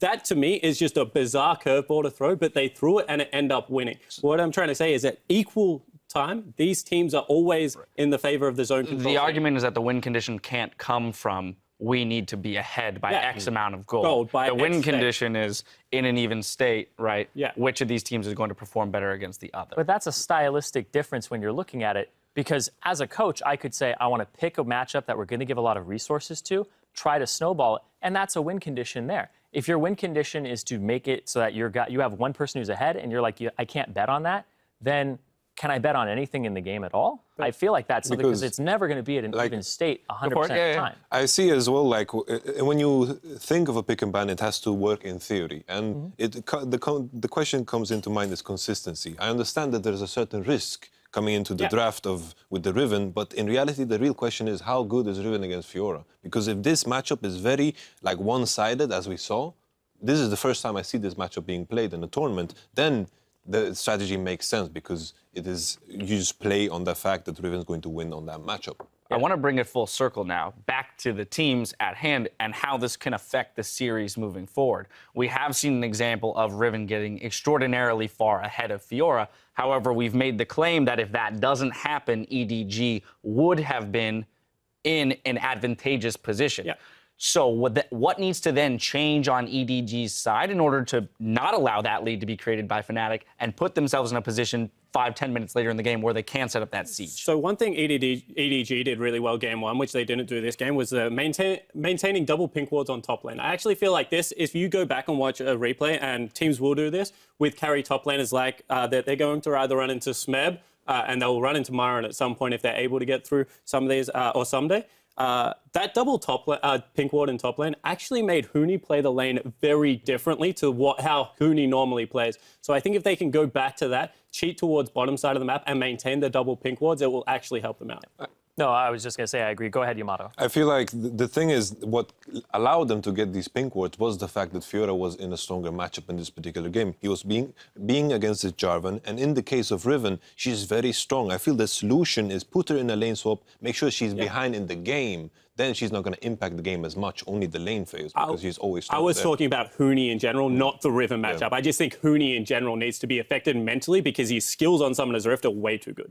Well, compelling stuff. Fnatic is just one win away from advancing to next week's semifinals in Brussels. We'll take a look at match point right after this.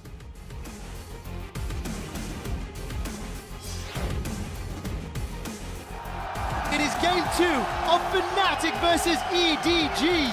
It's a messy fight so far, 2 for 2, and it's Jungler on mid lane action. That's a triple kill. Huni's going to use those broken wings to get away, and he gets eaten. Yellow Star saves him. Another kill for Featherfed. Big AoE. Mako's been tagged, and a quiet taste will not even be needed. Get excited with Reckless is running away. A 3-man stun. Huni's not able to push EDG back. Fnatic crush Edward Gaming.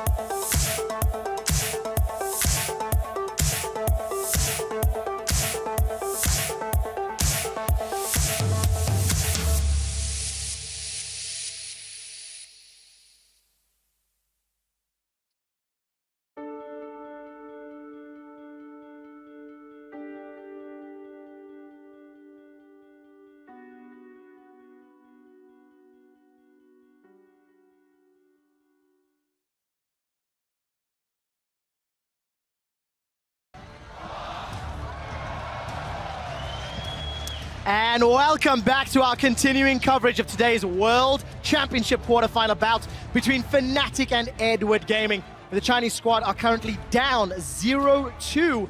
They need to win every game from here on out to keep their tournament hopes alive. Much like my South African brethren, who are currently playing against Wales in the Rugby World Cup. Unfortunately for the local English crowd, your team is not, but hopefully my team can pick it up. Wow. Sorry, I had to get a dig. We're in a rugby country. This is the only time I can talk about this stuff, gentlemen. It's out my system. Unfortunately, South Africa is also losing to Wales, so I kind of deserve that. There you go. So, yes. Right, let's go. Pick some bands. Fnatic, blue side game 3. GP and Maud are still undefeated because of the remake, so we will need to see who's going to take the lead in that regard. And Tom Kench has been pivotal, let's say. Sure, and I expect Fnatic to just ban it away. Don't want to risk it, go first rotation on the side of EDG, as the jungle picks has been like the first picks outside of the Mordekaiser, which is probably also going to be banned now by EDG, because they clearly did not want to play that again. Yeah, I don't think it's going to get through again. And since yesterday, we're seeing Mordekaiser also banned on the blue side, not exclusively red side bans, which we were seeing during the course of week 2 at the World Championship. Definitely don't want to play Mordekaiser This on time the side round, of EDG. EDG getting rid of it once more. So, GP up, Lulu up, Tom Kench up, Jinx up. We should expect picks. EDG's bans now just to be Mordekaiser, GP, and Elise again. Target out Reignover, and Fnatic can then look to first pick the Rek'Sai like they did in the first game. Or maybe the Gragas if they want that one instead. Well, a few of those predictions have come true already. 20 seconds left. Where do they go with the rest of their picks, Deficio, if plays out as expected with Elise and then Rek'Sai first pick for Huni?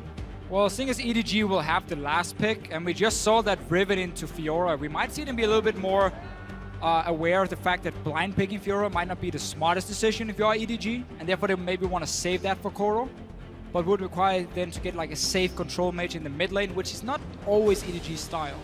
Honestly, if I was EDG, I might even put Koro on something like Malphite and put all my eggs in the Deft Pawn basket here. One of the problems about the Malphite though is just Huni can play like Echo into it, he can maybe play Fiora into it and try and really bully him in lane. They did lose the game he played Echo, didn't they?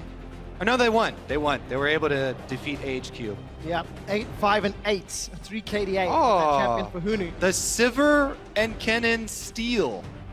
So EDG, Interesting. I think the Kennen takeaway is fine.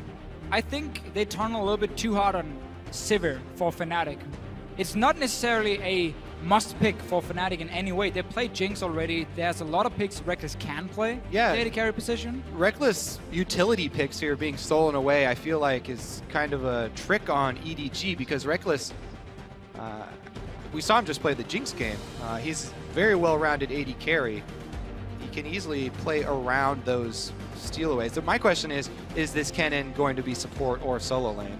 We'll have to see. It's obviously one of the flex picks you can use. But I think what EDG is doing is saying because Tahm Kench and Lulu are banned, your Jinx pick is a lot riskier now. There's no Tahm Kench to save it. So by us taking away your utility picks, we will have ways of at least getting onto you as an AD carry in these big team fights. Kennen flash in, Sivir popping her ulti. I think they're basically looking at the fact that whenever the Tahm Kench Lulu has been opened, Fnatic has run the utility AD carries because they were safer to run. Yeah, I mean, Janna is a really good answer to Kennen because Janna can just knock him right back out during the duration of the ult, and because there is that small delay after you get knocked out as well, it basically nullifies the Kennen ultimate as long as Janna herself doesn't get knocked down. Adding in Gragas, though, is some extra displacement here for EDG, so it does add some versatility there. EDG definitely, clearly a Stampede comp, though. Yeah. They just want to rush him down. They want to get to Jinx, blow him up. And that's the thing again here for EDG. They're basically saying, you ban away the 2 champs to protect the Jinx, so now we try and force you to pick the Jinx at the same time by taking away your picks. And also EDG are potentially saving the last pick for Koro. We talked about how this Fiora matchup into Riven wasn't that great for him, also because he got ganked so many times. So they want to at least have the flex option of Kennen or go something completely different in that top lane. A lot of pressure then for Koro in this last pick. He's had a difficult game to bounce back from, and mentality in the EDG camp will be something we'll have to look at. Huni will once again get his hands on Riven. He had a 73 CS advantage at 20 minutes over Koro. Yeah, Fnatic go hard here. 3 extremely strong carries in each lane here for Fnatic. Or 1 in each lane, obviously. Thanks for clarifying. I would never have known that, Kobe. And it's going to be the Darius lock-in for Koro. So it's a little bit of the same in terms of the matchup. I do think Darius is better in the early game, though, when it comes to punishing the Riven. However, the problem is when Fnatic pick a champion like Riven that can get out of control, they will camp for that champion. So it's not just Huni 1v1ing someone, it's 2 or 3 guys coming down. Also, you know, obviously I haven't been able to spy on them in scrims, but doing my best to spy on Koro in solo queue, his Darius has not been his best champion. Of the new ones trying to pick up, Darius has been one of the worst for him. And that's why they, I think, hesitated to pick it before this. But we'll see how he does into Huni's Riven this time around. Obviously, you know, both of these junglers can have a huge effect. And there's also a much more well-rounded combo around a Kassadin. Not like the one where they try to siege with 5 melee champions and so on, because you have wave clear on a Sivir, you have a fairly strong 2v2 lane because you have Kennen support and you have Darius up top, so you have strong side lanes to back up the Kassadin and prevent that siege in mid. That's going to be key for EDG. The other key thing is trying to lock that Riven down. You know, CC is her biggest weakness. Lock her down and make her a reset for Darius. That's the key to their team fight. And we'll find out whether or not Fnatic want to once again camp for Huni, which has proved so successful. Will they be the first and only team to qualify for 3 World Championship semi-finals? Jump on Twitter with hashtag FNCWin. Or will EDG start the comeback here and now? It's game 3 of the quarterfinal. Talking about lockdown, though, honestly, if I am Huni looking at this EDG lineup, I'm not scared. It's only a support Kennen that will get blown up really quickly and a small mini stun there to try and interrupt the combos.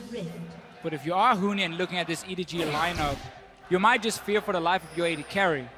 Because the Darius and the Kassadin and so on are not going to be standing there hitting Huni. They're going to obviously try and jump past him, get onto Reckless, where his peel is going to be the Azir wall, though it's going to be the Alistar, so it's decent what Fnatic has built to protect him. It's just not a Tahm Kench. You're a much nicer top laner than I am. I think out only for number 1. I don't care about my AD carry. If they're diving my AD carry, that means I'm free to rip apart the rest of this. Deficio team player. Always. Scumbag Kobe. Now Febiven is going to be once again facing off against Pawn.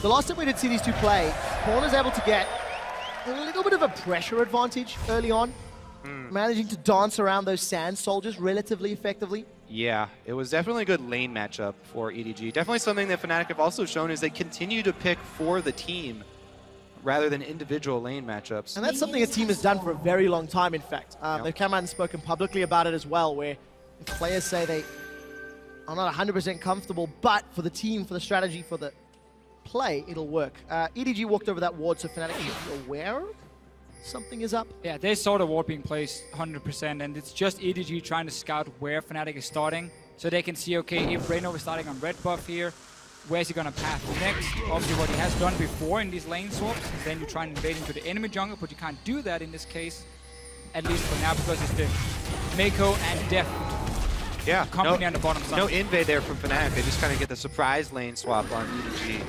And they're able to get up there very quickly. Yellowstar with the invade to interrupt the double jungle here as well. Wow. Huge amount of extra damage taken. We're going to use Exhaust. Real bothersome. Red buff. Let's see. Lost auto attack. Is Yellowstar going to steal it? No, might have to use away. Flash to get out of here. Okay. Yeah. Exhaust and Flash to delay what? 20 seconds? 30 seconds maybe? Here's the thing. I really do like the support invades to delay jungle like that, because jungle and top lane are 2 of the biggest playmakers in the early stages of the game, because top lane is your teleport, jungler is the one working with Fog of War, moving around the map. So taking them both out, delaying them both, greatly reduces EDG's ability to make plays in the early stages of this game. Make sure you leave before the buff dies, though. And a guy hits level 2. So the execution is a different... definitely a good job from Yellowstar at first, though. Being annoying. We're going to see the fast push once again. EDG showed in the last game, also in the first game of today. They also want to opt into this lane swap strategy. And this is still the problem with Febiven. He's picking this matchup as he entered Castellan, knowing that he's going to struggle in lane because Castellan can out-sustain him with the flask and 3 potions and just keep trading Qs into his face. Pawn takes a lot of damage from that Sand Soldier though. The Conquering Sand sending him forward. Rainover tried this gank before. This time hits the Prey Seeker. Once again flashes, gets the knock up, and will trade his flash for pawns. We'll see if they can return, you know, before Flash comes back up, before Pawn gets level 6. Maybe now that will be enough to curb the aggression, but they would have to just plant that with a bunch of wards as well. Koro going to get solo gold. Still a very good gank from Rainover, basically saying, we lost this lane matchup before, pre-level 6 Cassidy, we're gonna bully you. They saw 3 guys on the bottom side of the tower, so they weren't afraid of face-checking into the bush, even in the 2v2 against the level 3 Cassidy. So I like the gank for Rainover trading flash, as long as he can return. Obviously it's the key thing, don't let him get level 6, jump away. But really for EDG, right now it's just about farm up your Cassidy in the mid lane, and then once we hit like 14 minutes, around that time, you swap him down to the side lane, you put Sivir in mid lane as the wave clear, and you just play this 1-3-1 setup again. Yeah, not having flash pre-6 in the mid lane for Kassadin completely changes the face of the entire lane. Pawn has to play so much more careful. He has to now use his Q mana cost on trying to get CS, and that greatly reduces the harassment. That's why I think vision around mid lane now is going to become extremely important. Fibivin does have some already in place of his own, so... And he's got support. Huni's already healing back through his jungle. Rainover's hovering or shadowing towards the bottom side of that river. And Huni not running the risk of getting dove up top. Just gets spotted by Clear Love. They're going to do a little bit of a battle over this Merc Wolf. Clear Love should win out. Right here, though, again, we see for the 2 top laners, Koro is very quickly to leave his lane, even though he might be able to get a few CS down there where the wave is obviously going to bounce towards him and just trying to shove it back because he knows Reckless is going to show up and push it back the other way anyway. He leaves instantly. Huni always stays, gets a few extra CS, and it can matter. It might just be, you know, 2 minions total, but that experience can give you that 1 level up you need to beat him then later on. What do we make of another trade? Top Fnatic tower for bottom EDG tower. Just straight up saying, you do you. Avarice Blade was picked up early by Deft to the second Doran for Reckless. Yeah, and you mentioned being greedy. Huni, once again, he's getting a little bit of experience here, gets into the range of the minions dying, but being greedy does have its cost sometimes. There's a teleport here, or there's a ward here they can teleport on, and Clear Love's already in place. It looks like seeing Rek'Sai is enough to dissuade EG from going for that tower dive. Or does it just delay it? So it's not about clearing the ward. TP can still happen. Look at the positioning of Koro at his tier 2 tower. He's just waiting. And now Huni realizes, okay, I don't have backup anymore. Move away. EDG, though, if they pull the trigger instantly, we're talking again 20 seconds ago, they might have been able to force something of Huni, but that would have cost the TP. And now, no flash in mid. Yeah, they don't pull the trigger, though, and Fnatic go for the move mid. The Flash Emperor's Divide sends Pawn to Rainover. Rainover's only level 4, though, and unable to get more damage down. Pawn can Rift Walk to safety. This will buy some time for tower damage, but they don't get the kill. Again, they force him away. They make sure February can push this mid lane. And now with these outer turrets gone in the side lanes, I'm almost going to say that's going to favor Fnatic because of the fact that Darius is this low build. They're going to make the counterplay on bottom. Huni is teleporting in for Koro. Flash comes up, followed by Yellow Star, and Fnatic should pick this one up real clean, real simple, and it's first blood to Huni. I really like this play. Just very quickly, got to talk about how getting these towers down. Darius with so little mobility, only has the flash. He's just stuck there.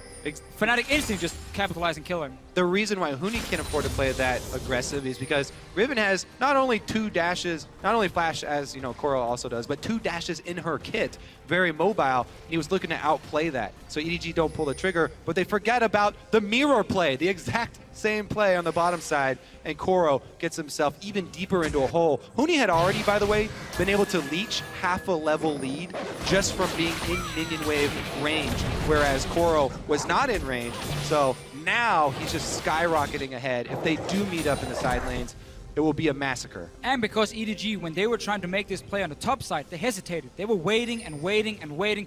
Rainover shows that, like, okay, guys, we're not going to go for the play. So that allowed Huni to get almost a full wave of experience. Just a difference in teams and how quick they are to pull the trigger, how confident they are in this play. and the jungler as well. Because Reignover just did a drive-by, he went and did an extra camp. So all things, Fnatic really not wasting time.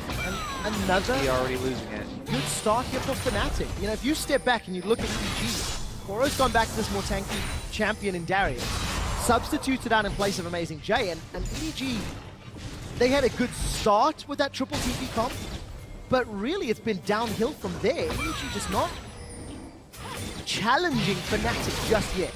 Koro is pretty screwed right now. He's been relegated to the jungler, the worst place for a top laner. Koro just trying to scavenge in EDG's jungle, and he is ridiculously far behind, trying to catch up here. But as you said, it's scary for him to extend in any lane. It's always the problem about Darius is he's not really a split pusher. Because of the fact he cannot escape, he cannot really chase you down, he's a much better team fighter. So while EDG wants to 1-3-1, that's just to farm. They want to then group in together and fight with this comp here, pop that Sivir ulti, get to the backline of Fnatic. But if they start falling behind in these lanes here, especially if Huni once again gets going on this Riven, nobody can 1v1 him on the side of EDG. So that's a split pushing advantage for Fnatic, while Febiven is sitting and just wave playing mid over and over. Well, I like, again, the early Sightstone here from Reignover, trying to get vision to keep this lead that they have.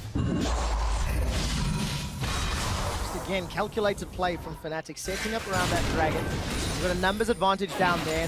Good early game. 9 first bloods out of 9 games played. Fnatic really know how to get their players ahead when they pick a lane together. Yeah, exactly.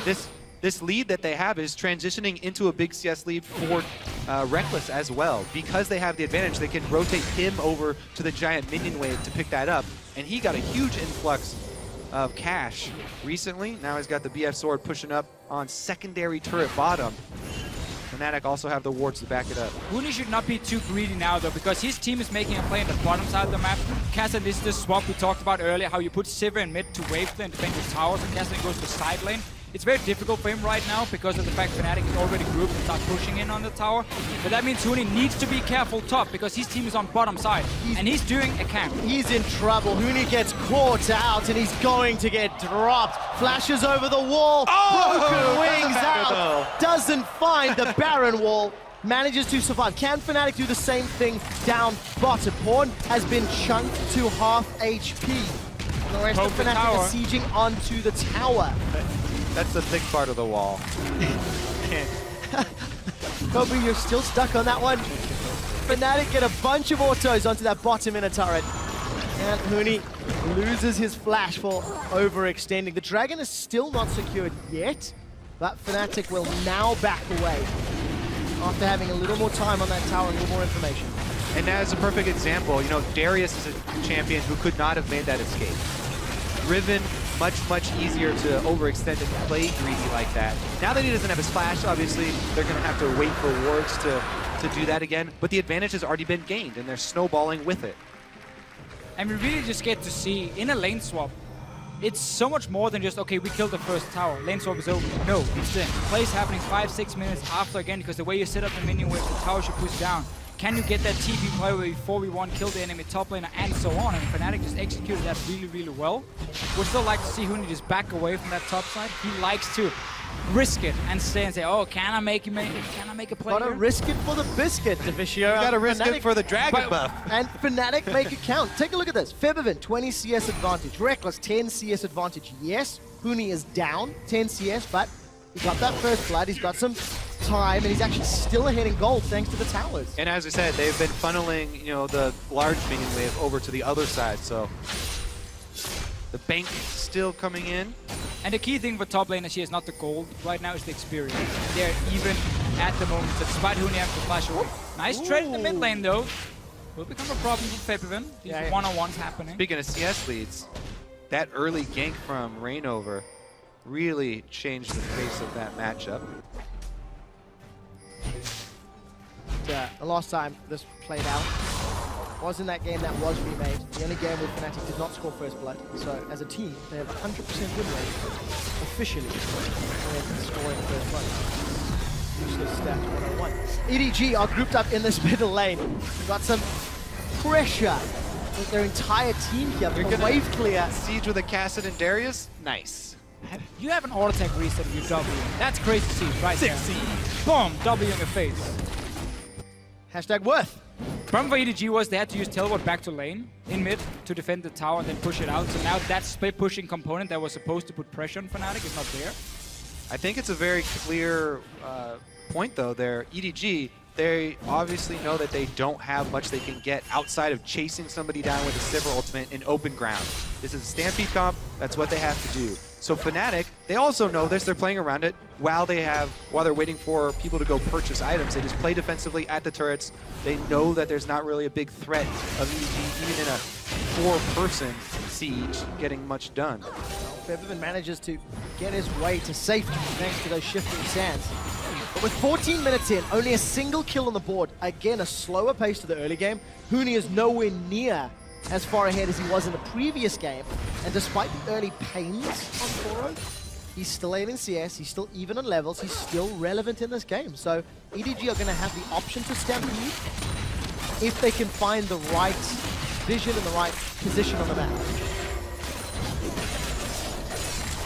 Still, no teleport for them at the moment, so Fnatic can send someone down to catch the wave at the tier 2 tower.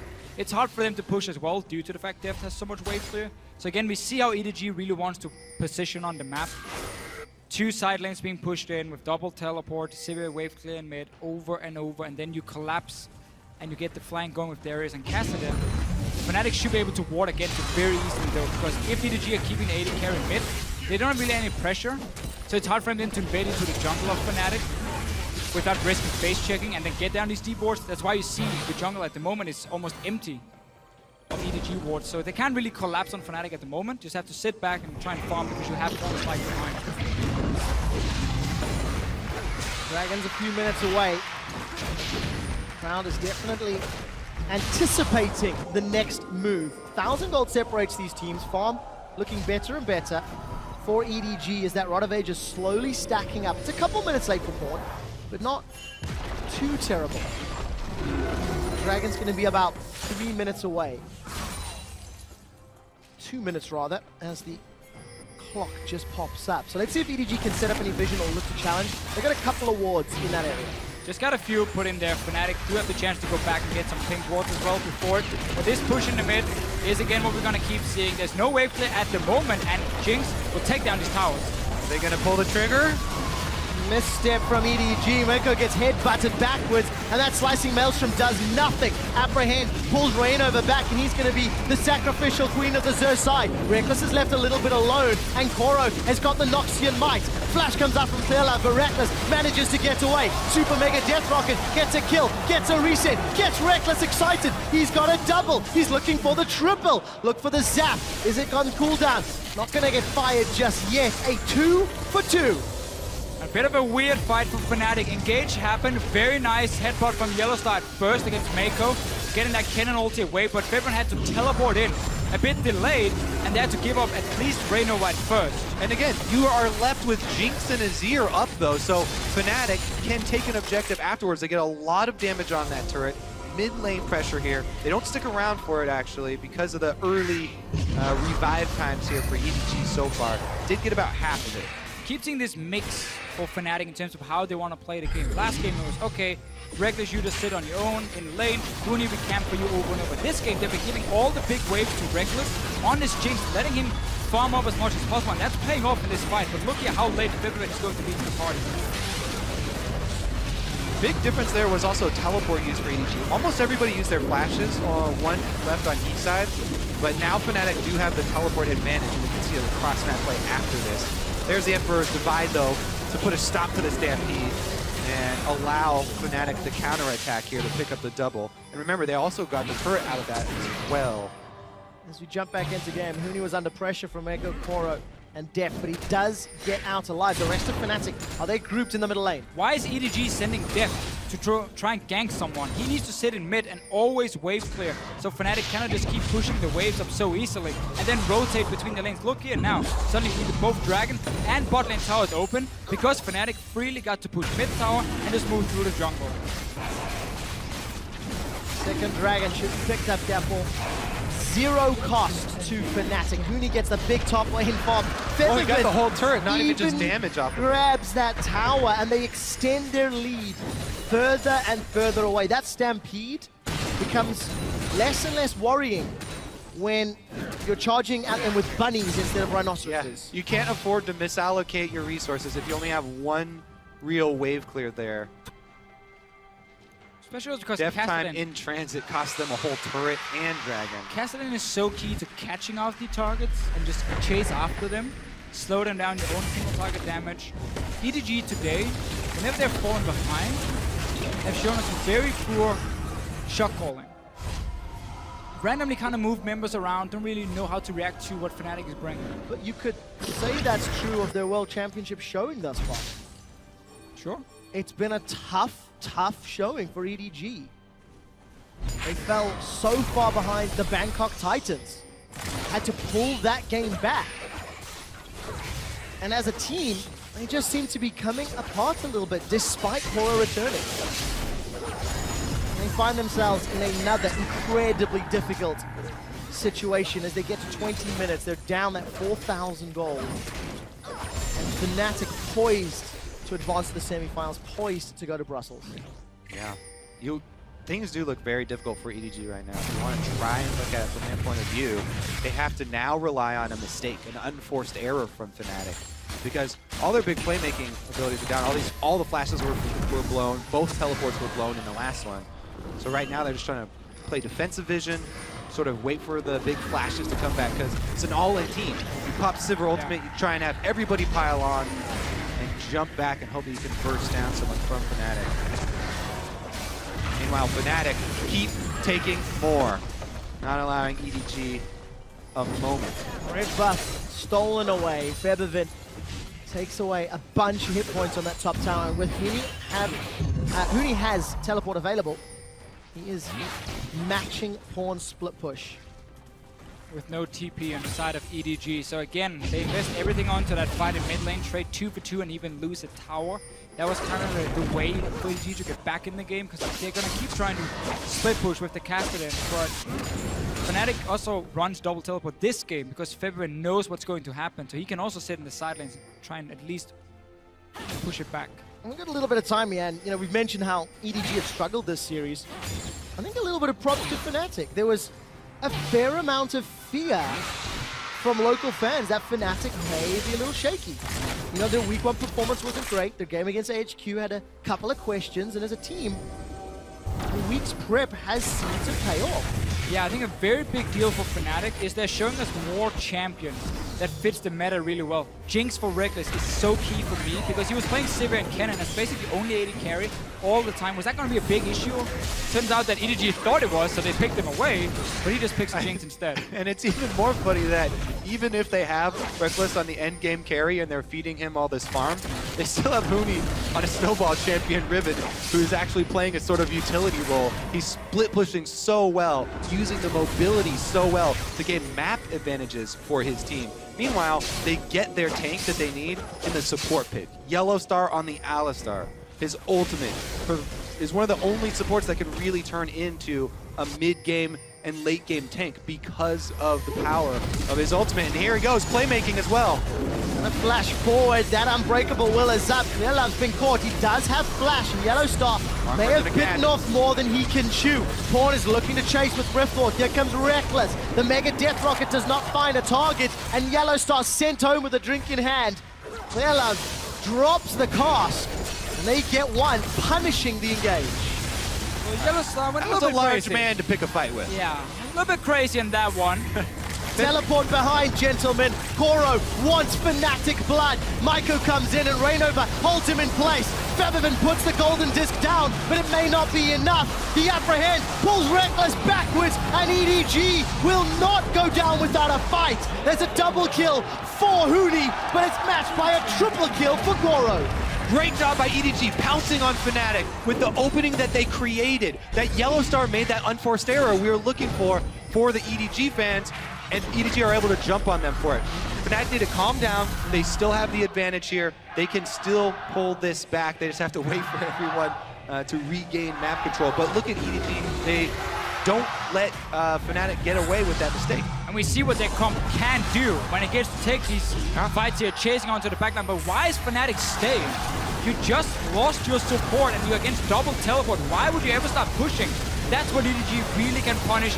Great move here, get the flank, get Febiven down instantly, and they win the fight. Fnatic cannot make another one of those mistakes, because then suddenly they cast it in and so on and start getting completely out of control. Yeah, I still think that Fnatic can regain control of this. 100%. Fairly easily, though. Still in the lead.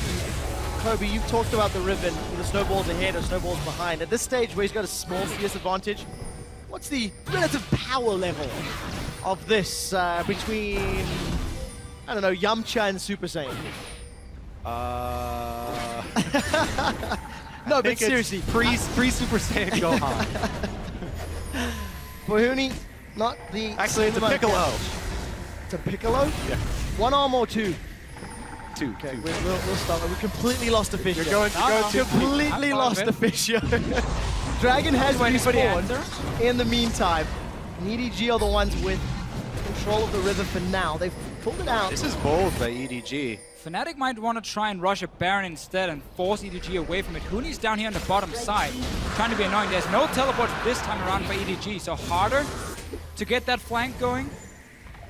Fnatic really wants to get a 5-on-5 team fight, where they can protect Reckless and Febiven. Where they can set up as well. Again, the teleports are down. They have to work around these big cooldowns of the teleports and the flashes from EDG. EDG, every time they have these up, then they make the big all-in play. Risky for EDG. Now look here. Huni's on the side. Fnatic was looking to pull the trigger.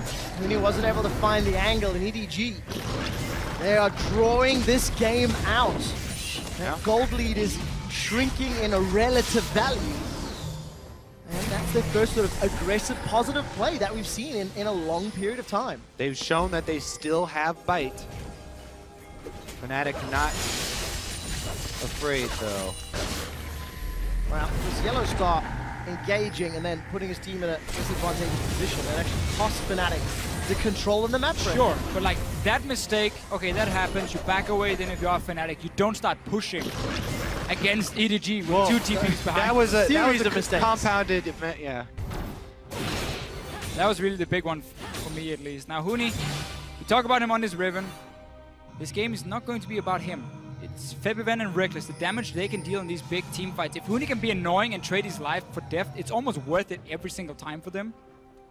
And this is where the absence of Tahm Kench this time around really does start to mean something. Def does not have too much safety here against Kassadin.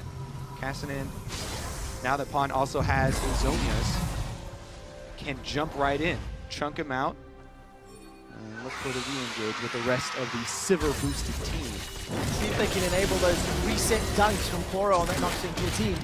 And that's the one for me as well. With Kassadin, he can go in and be annoying, but he needs the rest of the team to follow him. He needs to set up that Darius to get that first kill. So Flash and TP for Koro are so key in these big team fights, because otherwise he's just running at them with this big axe, and it's very difficult for him to get to the backline against an Azir wall, against an Alistar and all this kind of CC.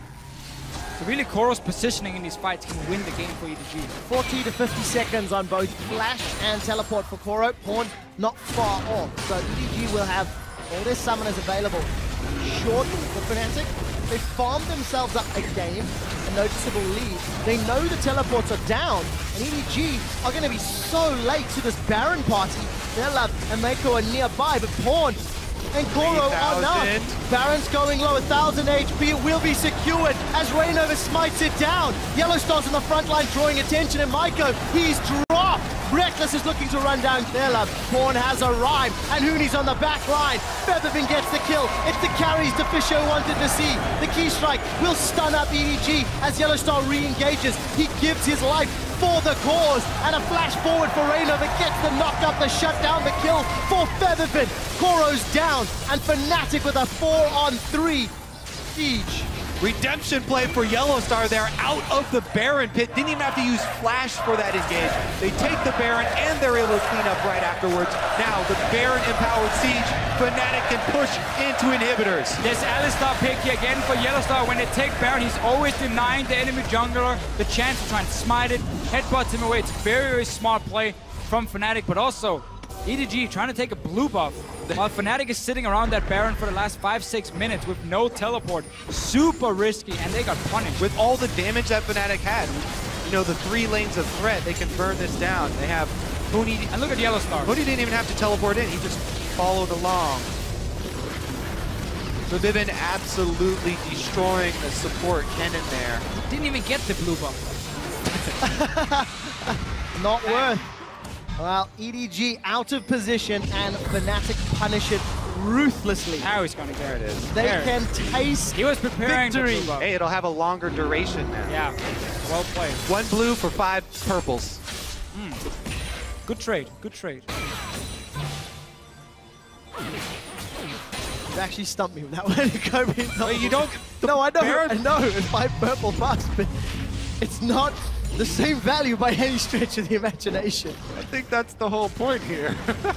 You need to add Thank you, Trevor. Kappa to the Actually, end of that one. Yellow Star doesn't have one. It's only 4. Now is it worth? Okay, there we go, there we go. I'll take that trade, I'll take that trade. Reckless with that BT, Edge, and Shiv pushing a wave in. Pow Pow wants to take down this inner turret. Feathervin did so much work to drop it low earlier. He's going to flank. Let's find out. They have to win this fight. Is thrown for death. The body slam gets interrupted, and Clearlove cannot chase further thanks to the Flame Chompers. Reckless takes him down as Goro and EDG are running for their lives. The Flash Wind Slash does not dash anybody's life, and Huni is alive thanks to Face of the Mountain. Yellowstar saves his life. The AoE rocket from Reckless get the second of the fight. They've got the tower and they're on the inhib. Once again, I'm looking at Yellowstar in these fights here. We mentioned how Koro has to be able to get to the back line to get the reset instantly. Headbutts him away, zones away here, make sure his carries are sitting so far back they can deal the damage, and EDG couldn't get a flank. Also, for Vivin laying down the soldiers as they kite, and then instantly turning. So much DPS coming out of this Fnatic lineup. Fnatic have broken the base of EDG at 30 minutes.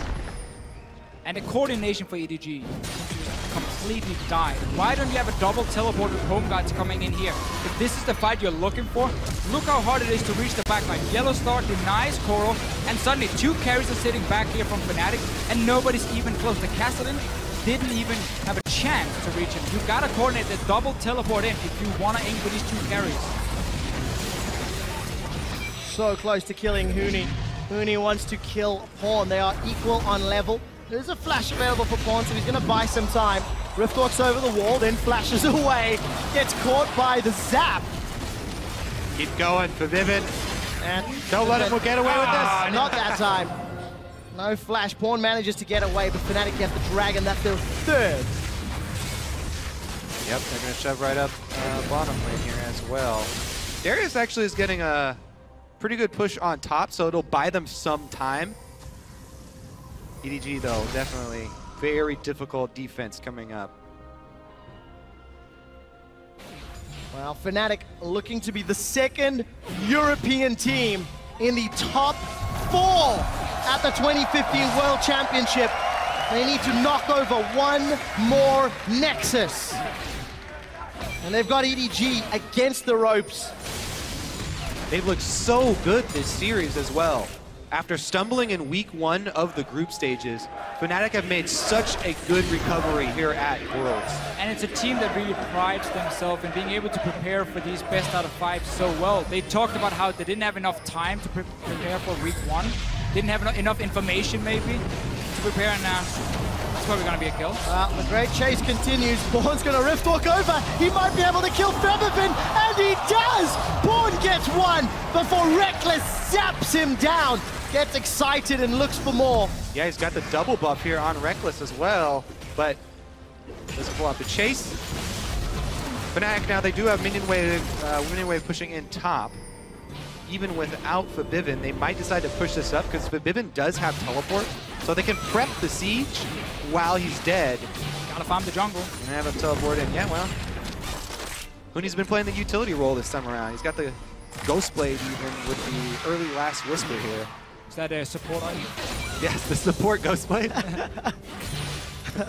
Well, Huni's continuing to pull side lane pressure and threat. Farmed up another CS advantage. It's a really, really important thing too, because earlier in the group stages, several times, you know, Huni will be sort of wandering through the jungle and get caught and cost the team a kill. However, this game, he's done so well at escaping every single time. Not every single time. Most of the time when EDG collapsed. The rest of the team was able to secure buffs. I mean, Koro and Pawn were moving towards their bottom lane. That Huni was pushing in when Fnatic took the first Baron. 6,000 gold Baron power play. The 6th largest, in fact, of all Baron plays at the World Championship. Baron has been wearing the Fnatic jersey today, that's for sure. He's been helping out a lot, but really for EDG, seems to me they were surprised with Fnatic changing up the strategy from time to time. Now the fact they suddenly play around Reckless a lot more as the carry, and Fipivin, of course, in the mid lane instead of Huni. But EDG maybe were expecting every game to somewhat be the same. Okay, they're gonna camp for Huni and then we're gonna try and shut it down. Yeah, EDG to me look like a team that's still trying to adapt to the World's meta. They tried to pull off the 4 global comp, you know, after seeing it such success here at Worlds in such a short time, they tried to learn it and use it. And then they, in such a short time, they also try and use the Veigar Siege comp after seeing it here, but it didn't work out for them either. Fnatic burning this Baron down. Well, they've got it before EDG are even in range, and Yellowstone started to initiate. Pawn is knocked up in the air so long he may as well have frequent flyer miles. Pawn will try to rift walk away and get shut down. Rainover is out. It's a double for Reckless. He wants to run down more. Def, his brother in arms, will be his dead man in arms. That's a triple. Huni finds Clear Love in the back, and Reckless with the rest of Fnatic. They're on to the Nexus, and Fnatic will advance to the semi-finals. The only team to do that 3 times in the World Championships.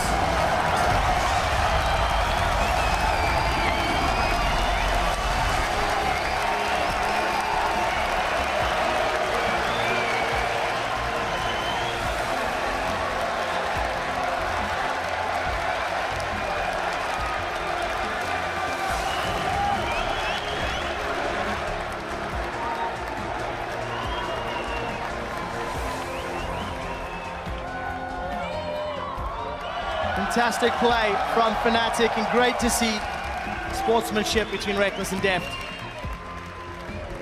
But truthfully, on this day, Fnatic simply outplayed EDG in almost every way. Hey, we had a lot of questions coming in here for Fnatic.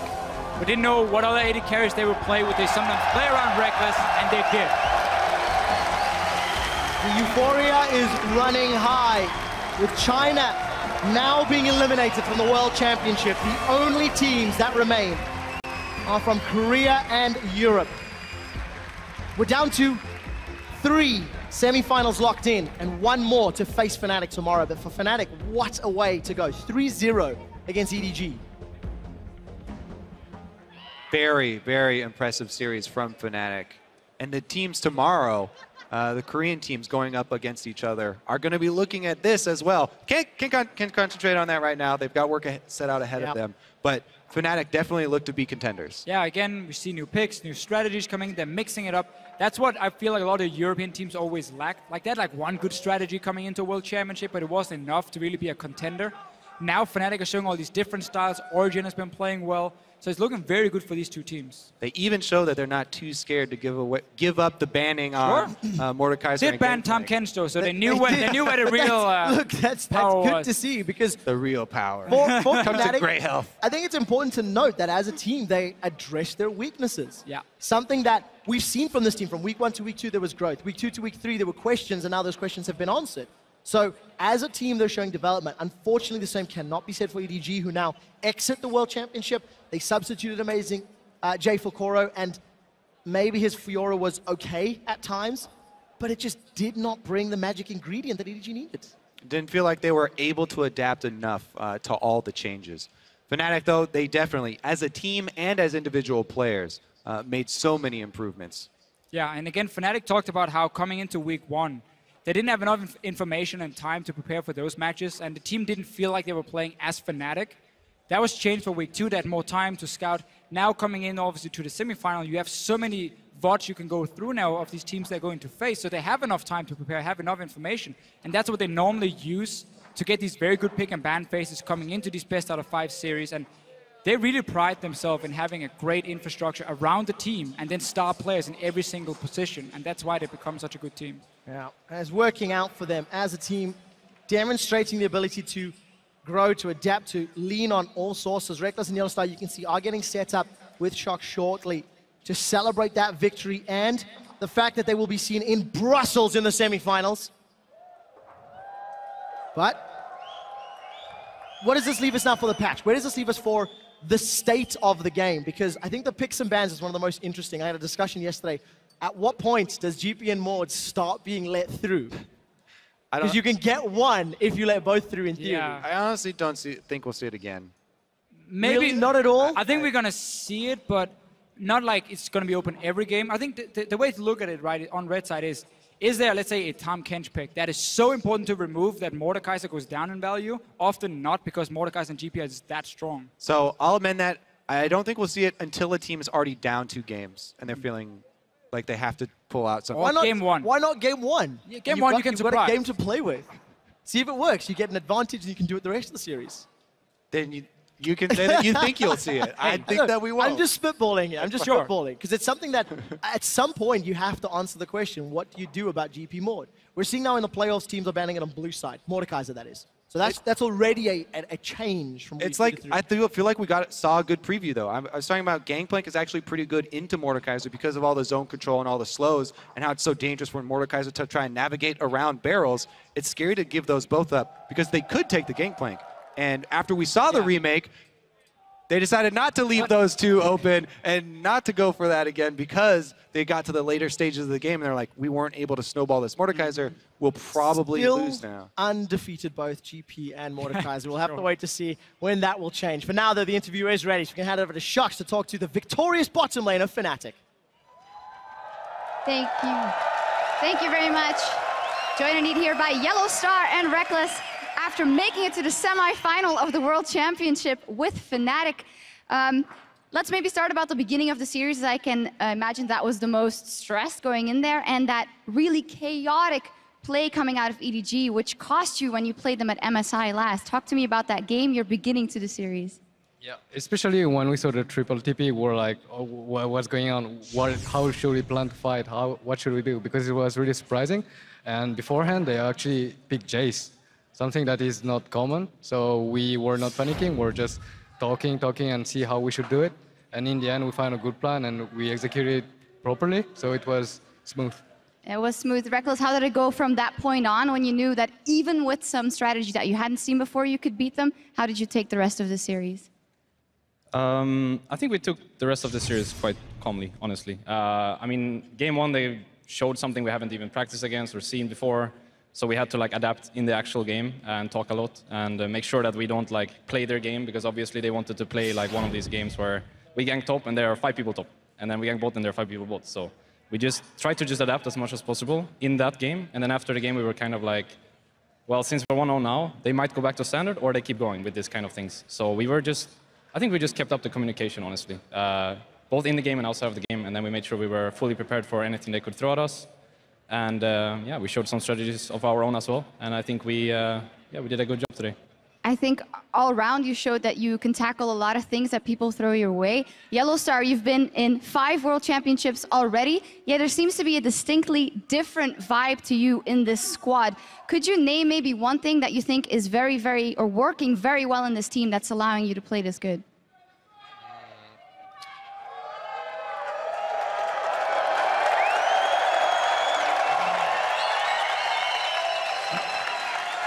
You can just go ahead. There is no real miracle. There is no secret. The only reason we're here right now is because we're practicing. Everyone get along really well. I think that helps a lot. So as long as you have fun together, I'm always well surrounded. So I really enjoy the game. I really enjoy working with them, playing with them, hanging with them. So I think this is what makes us strong, really. No magical element. Reckless, you've been looking for that squad to do great things with. Tell me how you've experienced Worlds so far and how far you guys could possibly go. Is the thought slowly creeping in that you could go all the way, or do you not let that happen?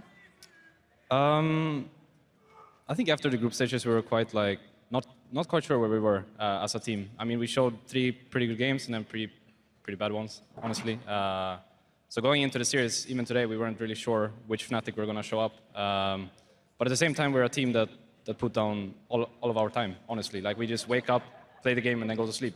And we talk about everything and make sure that we're fully prepared for every situation that can possibly happen. And I feel like we came together today here on the stage. And if we keep going like this, then I think we have all the chances in the world of taking the whole thing. But at the same time,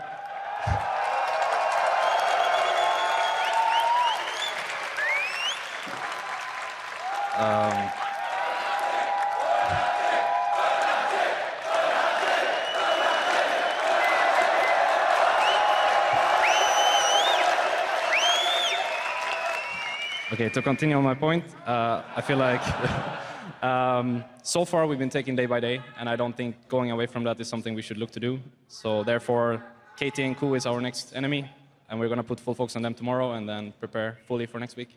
All right.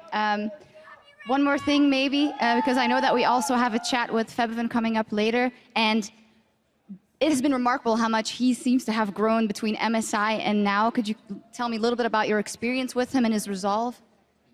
Yeah, so Febiven, for his first year, it's really impressive on how fast he improved. We had to work a lot with him, like the mindset, because obviously when it's your first year and then you get to play against the best players in the world, it's not easy at all, especially when you're that young. And I mean, we have a really good staff behind us that is working really hard as well. So, you know, it's just a combination of everything. Combination of factors. And 2 European teams in the semifinals at Worlds. Also,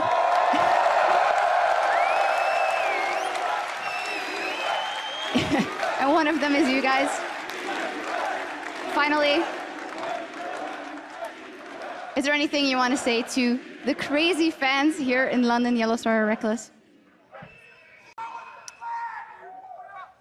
I mean, Paris was awesome, but I feel like this is our place, you know? Like, London is our place, Brussels is our place. And then Berlin after that is our place too. And with 2 teams in the semifinals, there's very high chances that either of us makes it all the way. And I expect all of you guys there.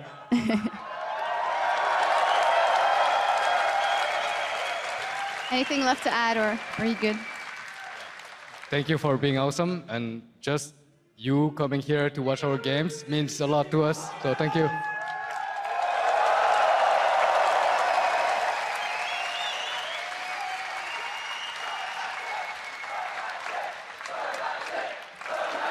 The cheering will go on and on.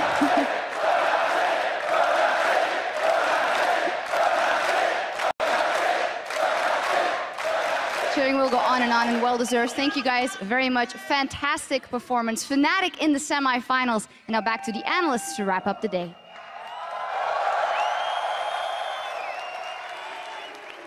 Thank you, Shocks. A much-deserved victory for both of those gentlemen, as well as the rest of the Fnatic organization. The 3-0, not exactly what we expected. When we had, talked about this matchup at the beginning of the day, a lot of us were thinking we were going to go to 5 games. But here it is, the 3-0, pretty commanding. I thought that Huni was going to get a lot of resources and roll over Koro, who we haven't seen in 2 months. And I thought that 3-0 was something that we definitely could see today. But after that first game, I did think it was going to go to 5, just because of how close it was and the different strategies that we were seeing. Yeah, and I think that this was a 3-0 series, and don't get me wrong, Fnatic made me a believer at MSI. I think I said it back then as well, that I went into MSI and I didn't really have really high expectations for this European lineup. And ever since then, I've always kept a really close eye on Fnatic. And I think the thing that impressed me today is that game 1, to me, Yellow Star carried that game. That re-engage was superb, and he brought them back into it, right, with great shot calling. And then the second game that they won, it was all about Huni in the carry top lane. Then this game is legitimately a protect the Jinx comp that they run through the AD carry, who just absolutely goes off. This is a team that won 3 games in 3 completely different fashion and was looking to win game 1.5, the one that didn't complete, by stalling out a game when they're normally an early game team. If you can play League of Legends in all these different fashions, every single time you get on the Rift, you go with a certain kind of advantage. And EDG didn't show up in the way that I expected today, but that is partially because Fnatic didn't let them show up in that fashion and played commanding League of Legends. Something I want to add, in the final game, the EDG's draft, it kind of felt like one of those drafts they did in the group stages, where it's kind of reliant on the enemy to make mistakes. We saw this one moment where they TP'd in and kind of did this pincer movement on the Fnatic roster where they actually took a good fight, but Riven, of course, Huni kind of saved it. He saved it big time. And them drafting like this feels kind of disrespectful. It kind of plays into what you've been saying all the time, that the Chinese teams are a bit cocky coming into this. And seeing them draft in such an important game in that matter is kind of disappointing to me. I think we saw it in the draft, and we saw it in the play as well. When they were chasing down Febiven in game 1, and they could have double TP'd to the bot lane to possibly end the game, that was something I thought they were just overlooking. They could have at least tried it. They could have gone for that play, and it showed in their draft as well. But something I want to touch on is the draft, the Fnatic that you were touching on. Because not only are they getting a great draft that they're comfortable with afterwards, and they get to pat Daylor on the back, they know how to play whatever comp they come out with. They're saying, this is our win condition. This is what we need to do to win the game and put ourselves in the driver's seat. And I believe Daylor and Yellowstar are the two people to credit with that, because right before Champion Select ends, they're figuring out, what are we doing? How are we playing the first 20 minutes of this game? And they take over with in-game shot calling, and I love that. Yeah, and that's what I really want to hit on here, because when I talk to Deficio, and I talk to him a lot about the Chinese teams, we say that EDG, like when we give them a name, are like the chess masters. When they're playing the best League of Legends, they're trading pieces with you until they can take your king. Like, that is legitimately how they play the map. What happened today, which is why it's so impressive for me, and now why I'll watch Fnatic even closer, is that Fnatic won every single one of those trades in the end. And then even when it looked like EDG was going to make that game-winning change, Fnatic just did something, right? Like, they kited out with Victor for long enough to save the game. Huni somehow picks up a kill on the AD carry to delay a Baron that would have come through in 22 minutes in that game. Somehow a headbutt pulverized at like 3,000 gold deficit in game 1 completely swings the whole momentum. And if you're able to just have X-factor moments like that, it's not like they have one. They had one in like every single game. You're just going to win League of Legends. It's also the fact that, like, in the first game, that big team fight, the thing that was worrying me coming into this and predicting that Fnatic would win, the one thing that kept me worried for Fnatic was EDG's kind of way of fighting in the later, the scrappiness and the way they kind of find intelligent ways to catch people off guard. And that never happened. The moment we saw that fight that kind of won them the game in the first game, I was relieved. Well, and that's where I want to get into the scrappiness and this game in particular, because like, yet again, we saw EDG draft themselves into a low wave clear comp that has a difficult time sieging, slightly better because they have the Gragas and the Sivir together, so there's slightly more engage, and they at least have a ranged AD carry. But they continued to draft themselves into these compositions, and this goes to your point about the Daylor and the coaching staff for Fnatic responding in kind with a perfect composition to counter that. And where is it coming from, or what is the stubbornness for EDG that they wanted to stay in that mode? So one thing I will say is EDG, in my opinion, and I think a lot of Chinese fans' opinion, is they're the best coached Chinese team. So this just shows, like Aaron and his coaching staff, they have people like Reaper that are like great Korean players that like train their top laners. Like, they are honestly a very well-coached team. But it speaks to the fact that when they play against Chinese teams, they are missing part of the meta currently, because it looks like right now, China versus China is all the Chinese teams are giving us, and the rest of the world has somehow figured out a meta that China cannot play to. They look underprepared compared to the Europeans and the Koreans. Now, Fnatic came up big today, and playing a huge part in Fnatic's sweep to advance to the semifinals was their mid laner Febiven, who racked up 16 kills and dealt over 36% of his team's damage across 3 games, earning the title of Player of the Series. Not only was he consistent across these games in particular and playing at an extraordinarily high level as a rookie to be a top 4 mid laner here at Worlds and put himself in that position in the semifinals, this is a guy that plays so many different styles. When we first saw him, he was a Riven one-trick main mid laner. Then he decided, you know what, I'll play some Xerath, Azir, Orianna, and now he's playing so many different things. And this is the thing I love about Febiven, is he's not just a one-style guy. We see people who don't have that versatility to him, but he is definitely the full package mid laner. And what's funny, Spawn, you talked about how the team had game-winning X-Factor moments or stars in each game. You know, Yellowstar game 1, Huni game 2, and then a Jinx game 3.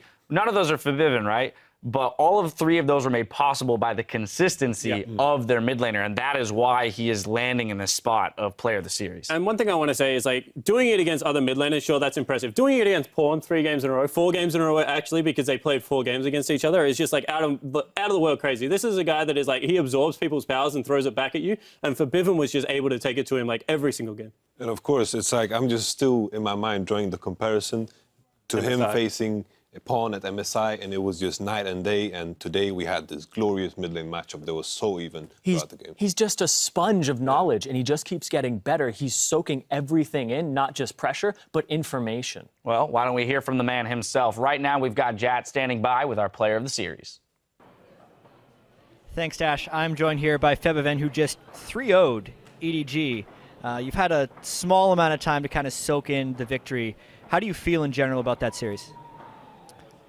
I feel really great after the series because I really didn't expect that we would 3-0 them because they're a really strong team. They have really strong individual players, but we managed to get a good early game every game, basically. And when EDG falls behind, their team communication falls apart, I think, because they speak different languages in the game, and we were just a better team after getting the good early game.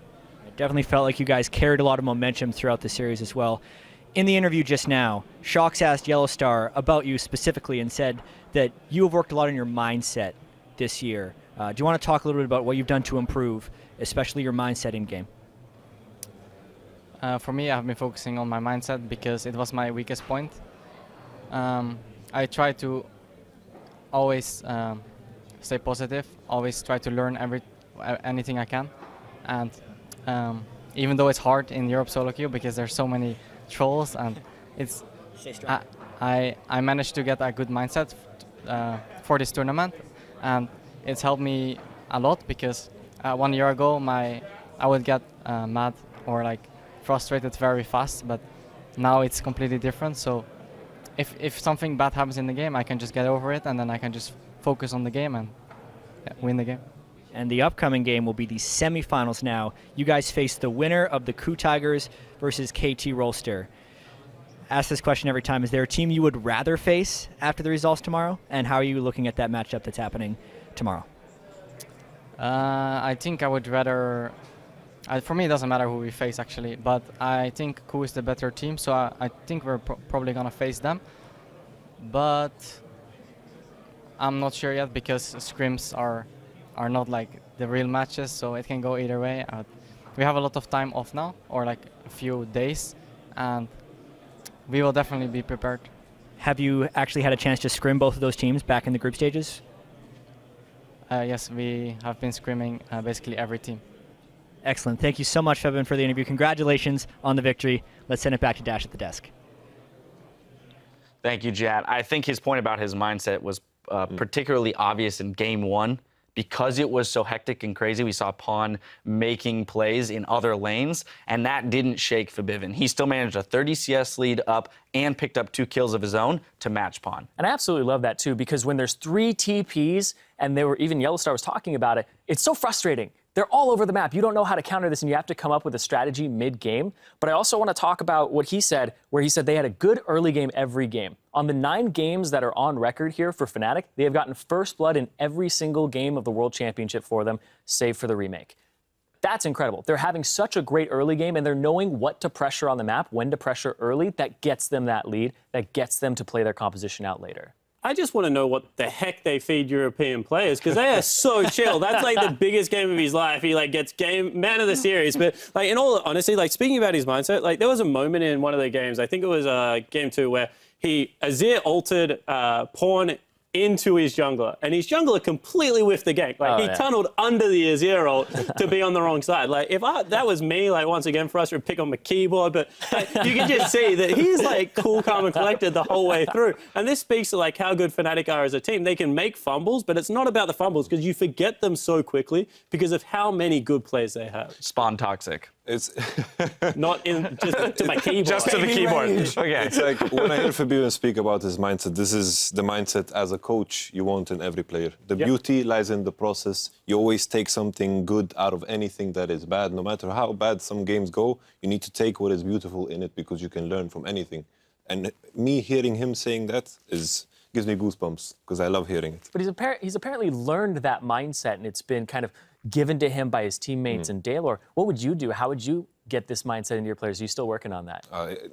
Don't get me started. I'll speak about it. I need a 30 That's minutes. for later. That's for after this show. Accolades for Fnatic all around, but Fnatic's coordination was really on point in today's games, and Mr. Xavier took notice, writing, "That Baron fight, the wombo combo of AoEs, EDG just melted." Let's check out your world's big play of the day.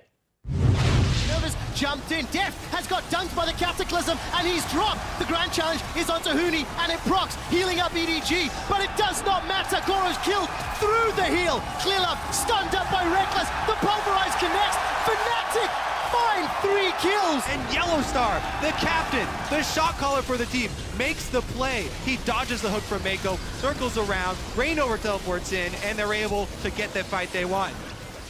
The thing that makes this play so impressive to me is the only international tournament we'd seen so far this year, like for a Riot-affiliated one, was MSI. And EDG won that tournament off 20-minute teamfights into Baron. And Fnatic, in game 1 of a series against EDG, just completely stomped them in a 20-minute teamfight. It was 20 minutes, 50 seconds when it kicked off. Took Baron, took the game, took the series. They did it like nearly every single game. Like, you cannot ask for more growth out of a team. Yeah, for sure. Right after this fight, I was relieved because I thought this was the only part of the game where EDG would completely crush them. But I got relieved.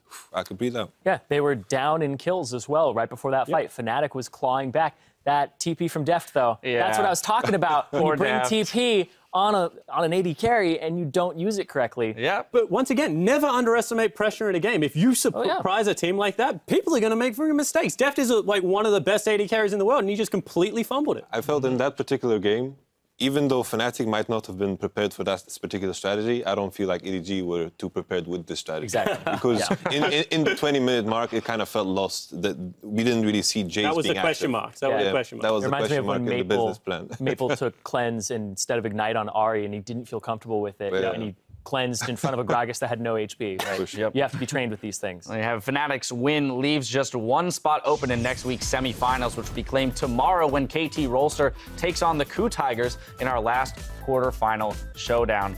Gentlemen, knowing that Fnatic is going to go up against one of these teams, Jat asked Febivin which of these two teams he'd rather face. He thinks Coup is the stronger team. Who do you think Fnatic has a better shot up against in the semifinals? Personally, I feel like if KT face Fnatic, I feel like KT have a stronger chance. But Coup against Fnatic, I feel Coup will beat. Like, Coup is the kind of team that dissects team, and Fnatic have shown so much diversity, so it's so hard to dissect anything at all. But when it comes to KT and the Coup matchup, I feel like Coup is going to win, but I feel like KT is the stronger opponent for Fnatic, because if Huni is in a situation where he falls behind, it kind of shows. But in these 3 games, he was almost never behind. So in your opinion, Fnatic's in a good spot, given the fact that the team they're better suited against, you think will win in tomorrow, or will lose in tomorrow's matchup? Pretty much, yeah. Yeah, I think that Coup definitely is a team that's very experienced against KT, and I expect them to be able to take the matchup. And honestly, I don't know who is favored in the Coup versus Fnatic matchup. All I really care about is it's Smev versus Huni, Riven versus Riven, and I if there was a blind pick game 5, I wish I could just see that one-on-one top lane. Well, matchup. there's not, so let me crush your hopes and dreams right now. Moving on to Zyrene. I think it's going to be KT. I feel like I'm on the someday train right now. I love the way that guy plays top lane, and I want to see him up against Huni just to have that clash of the Titans. All right, well, we will be finding out who they'll play tomorrow when our coverage of the Korean Clash gets underway tomorrow at 2 p.m. Greenwich Mean Time. That's 6 a.m. Pacific, so rest up, gentlemen. Until then, we need to go on cooldown. Be sure to stick around for Worlds Tonight, which gets underway in just 15 minutes. And on behalf of everyone here covering the 2015 League of Legends World Championship, thank you for tuning in, and we'll see you in solo queue.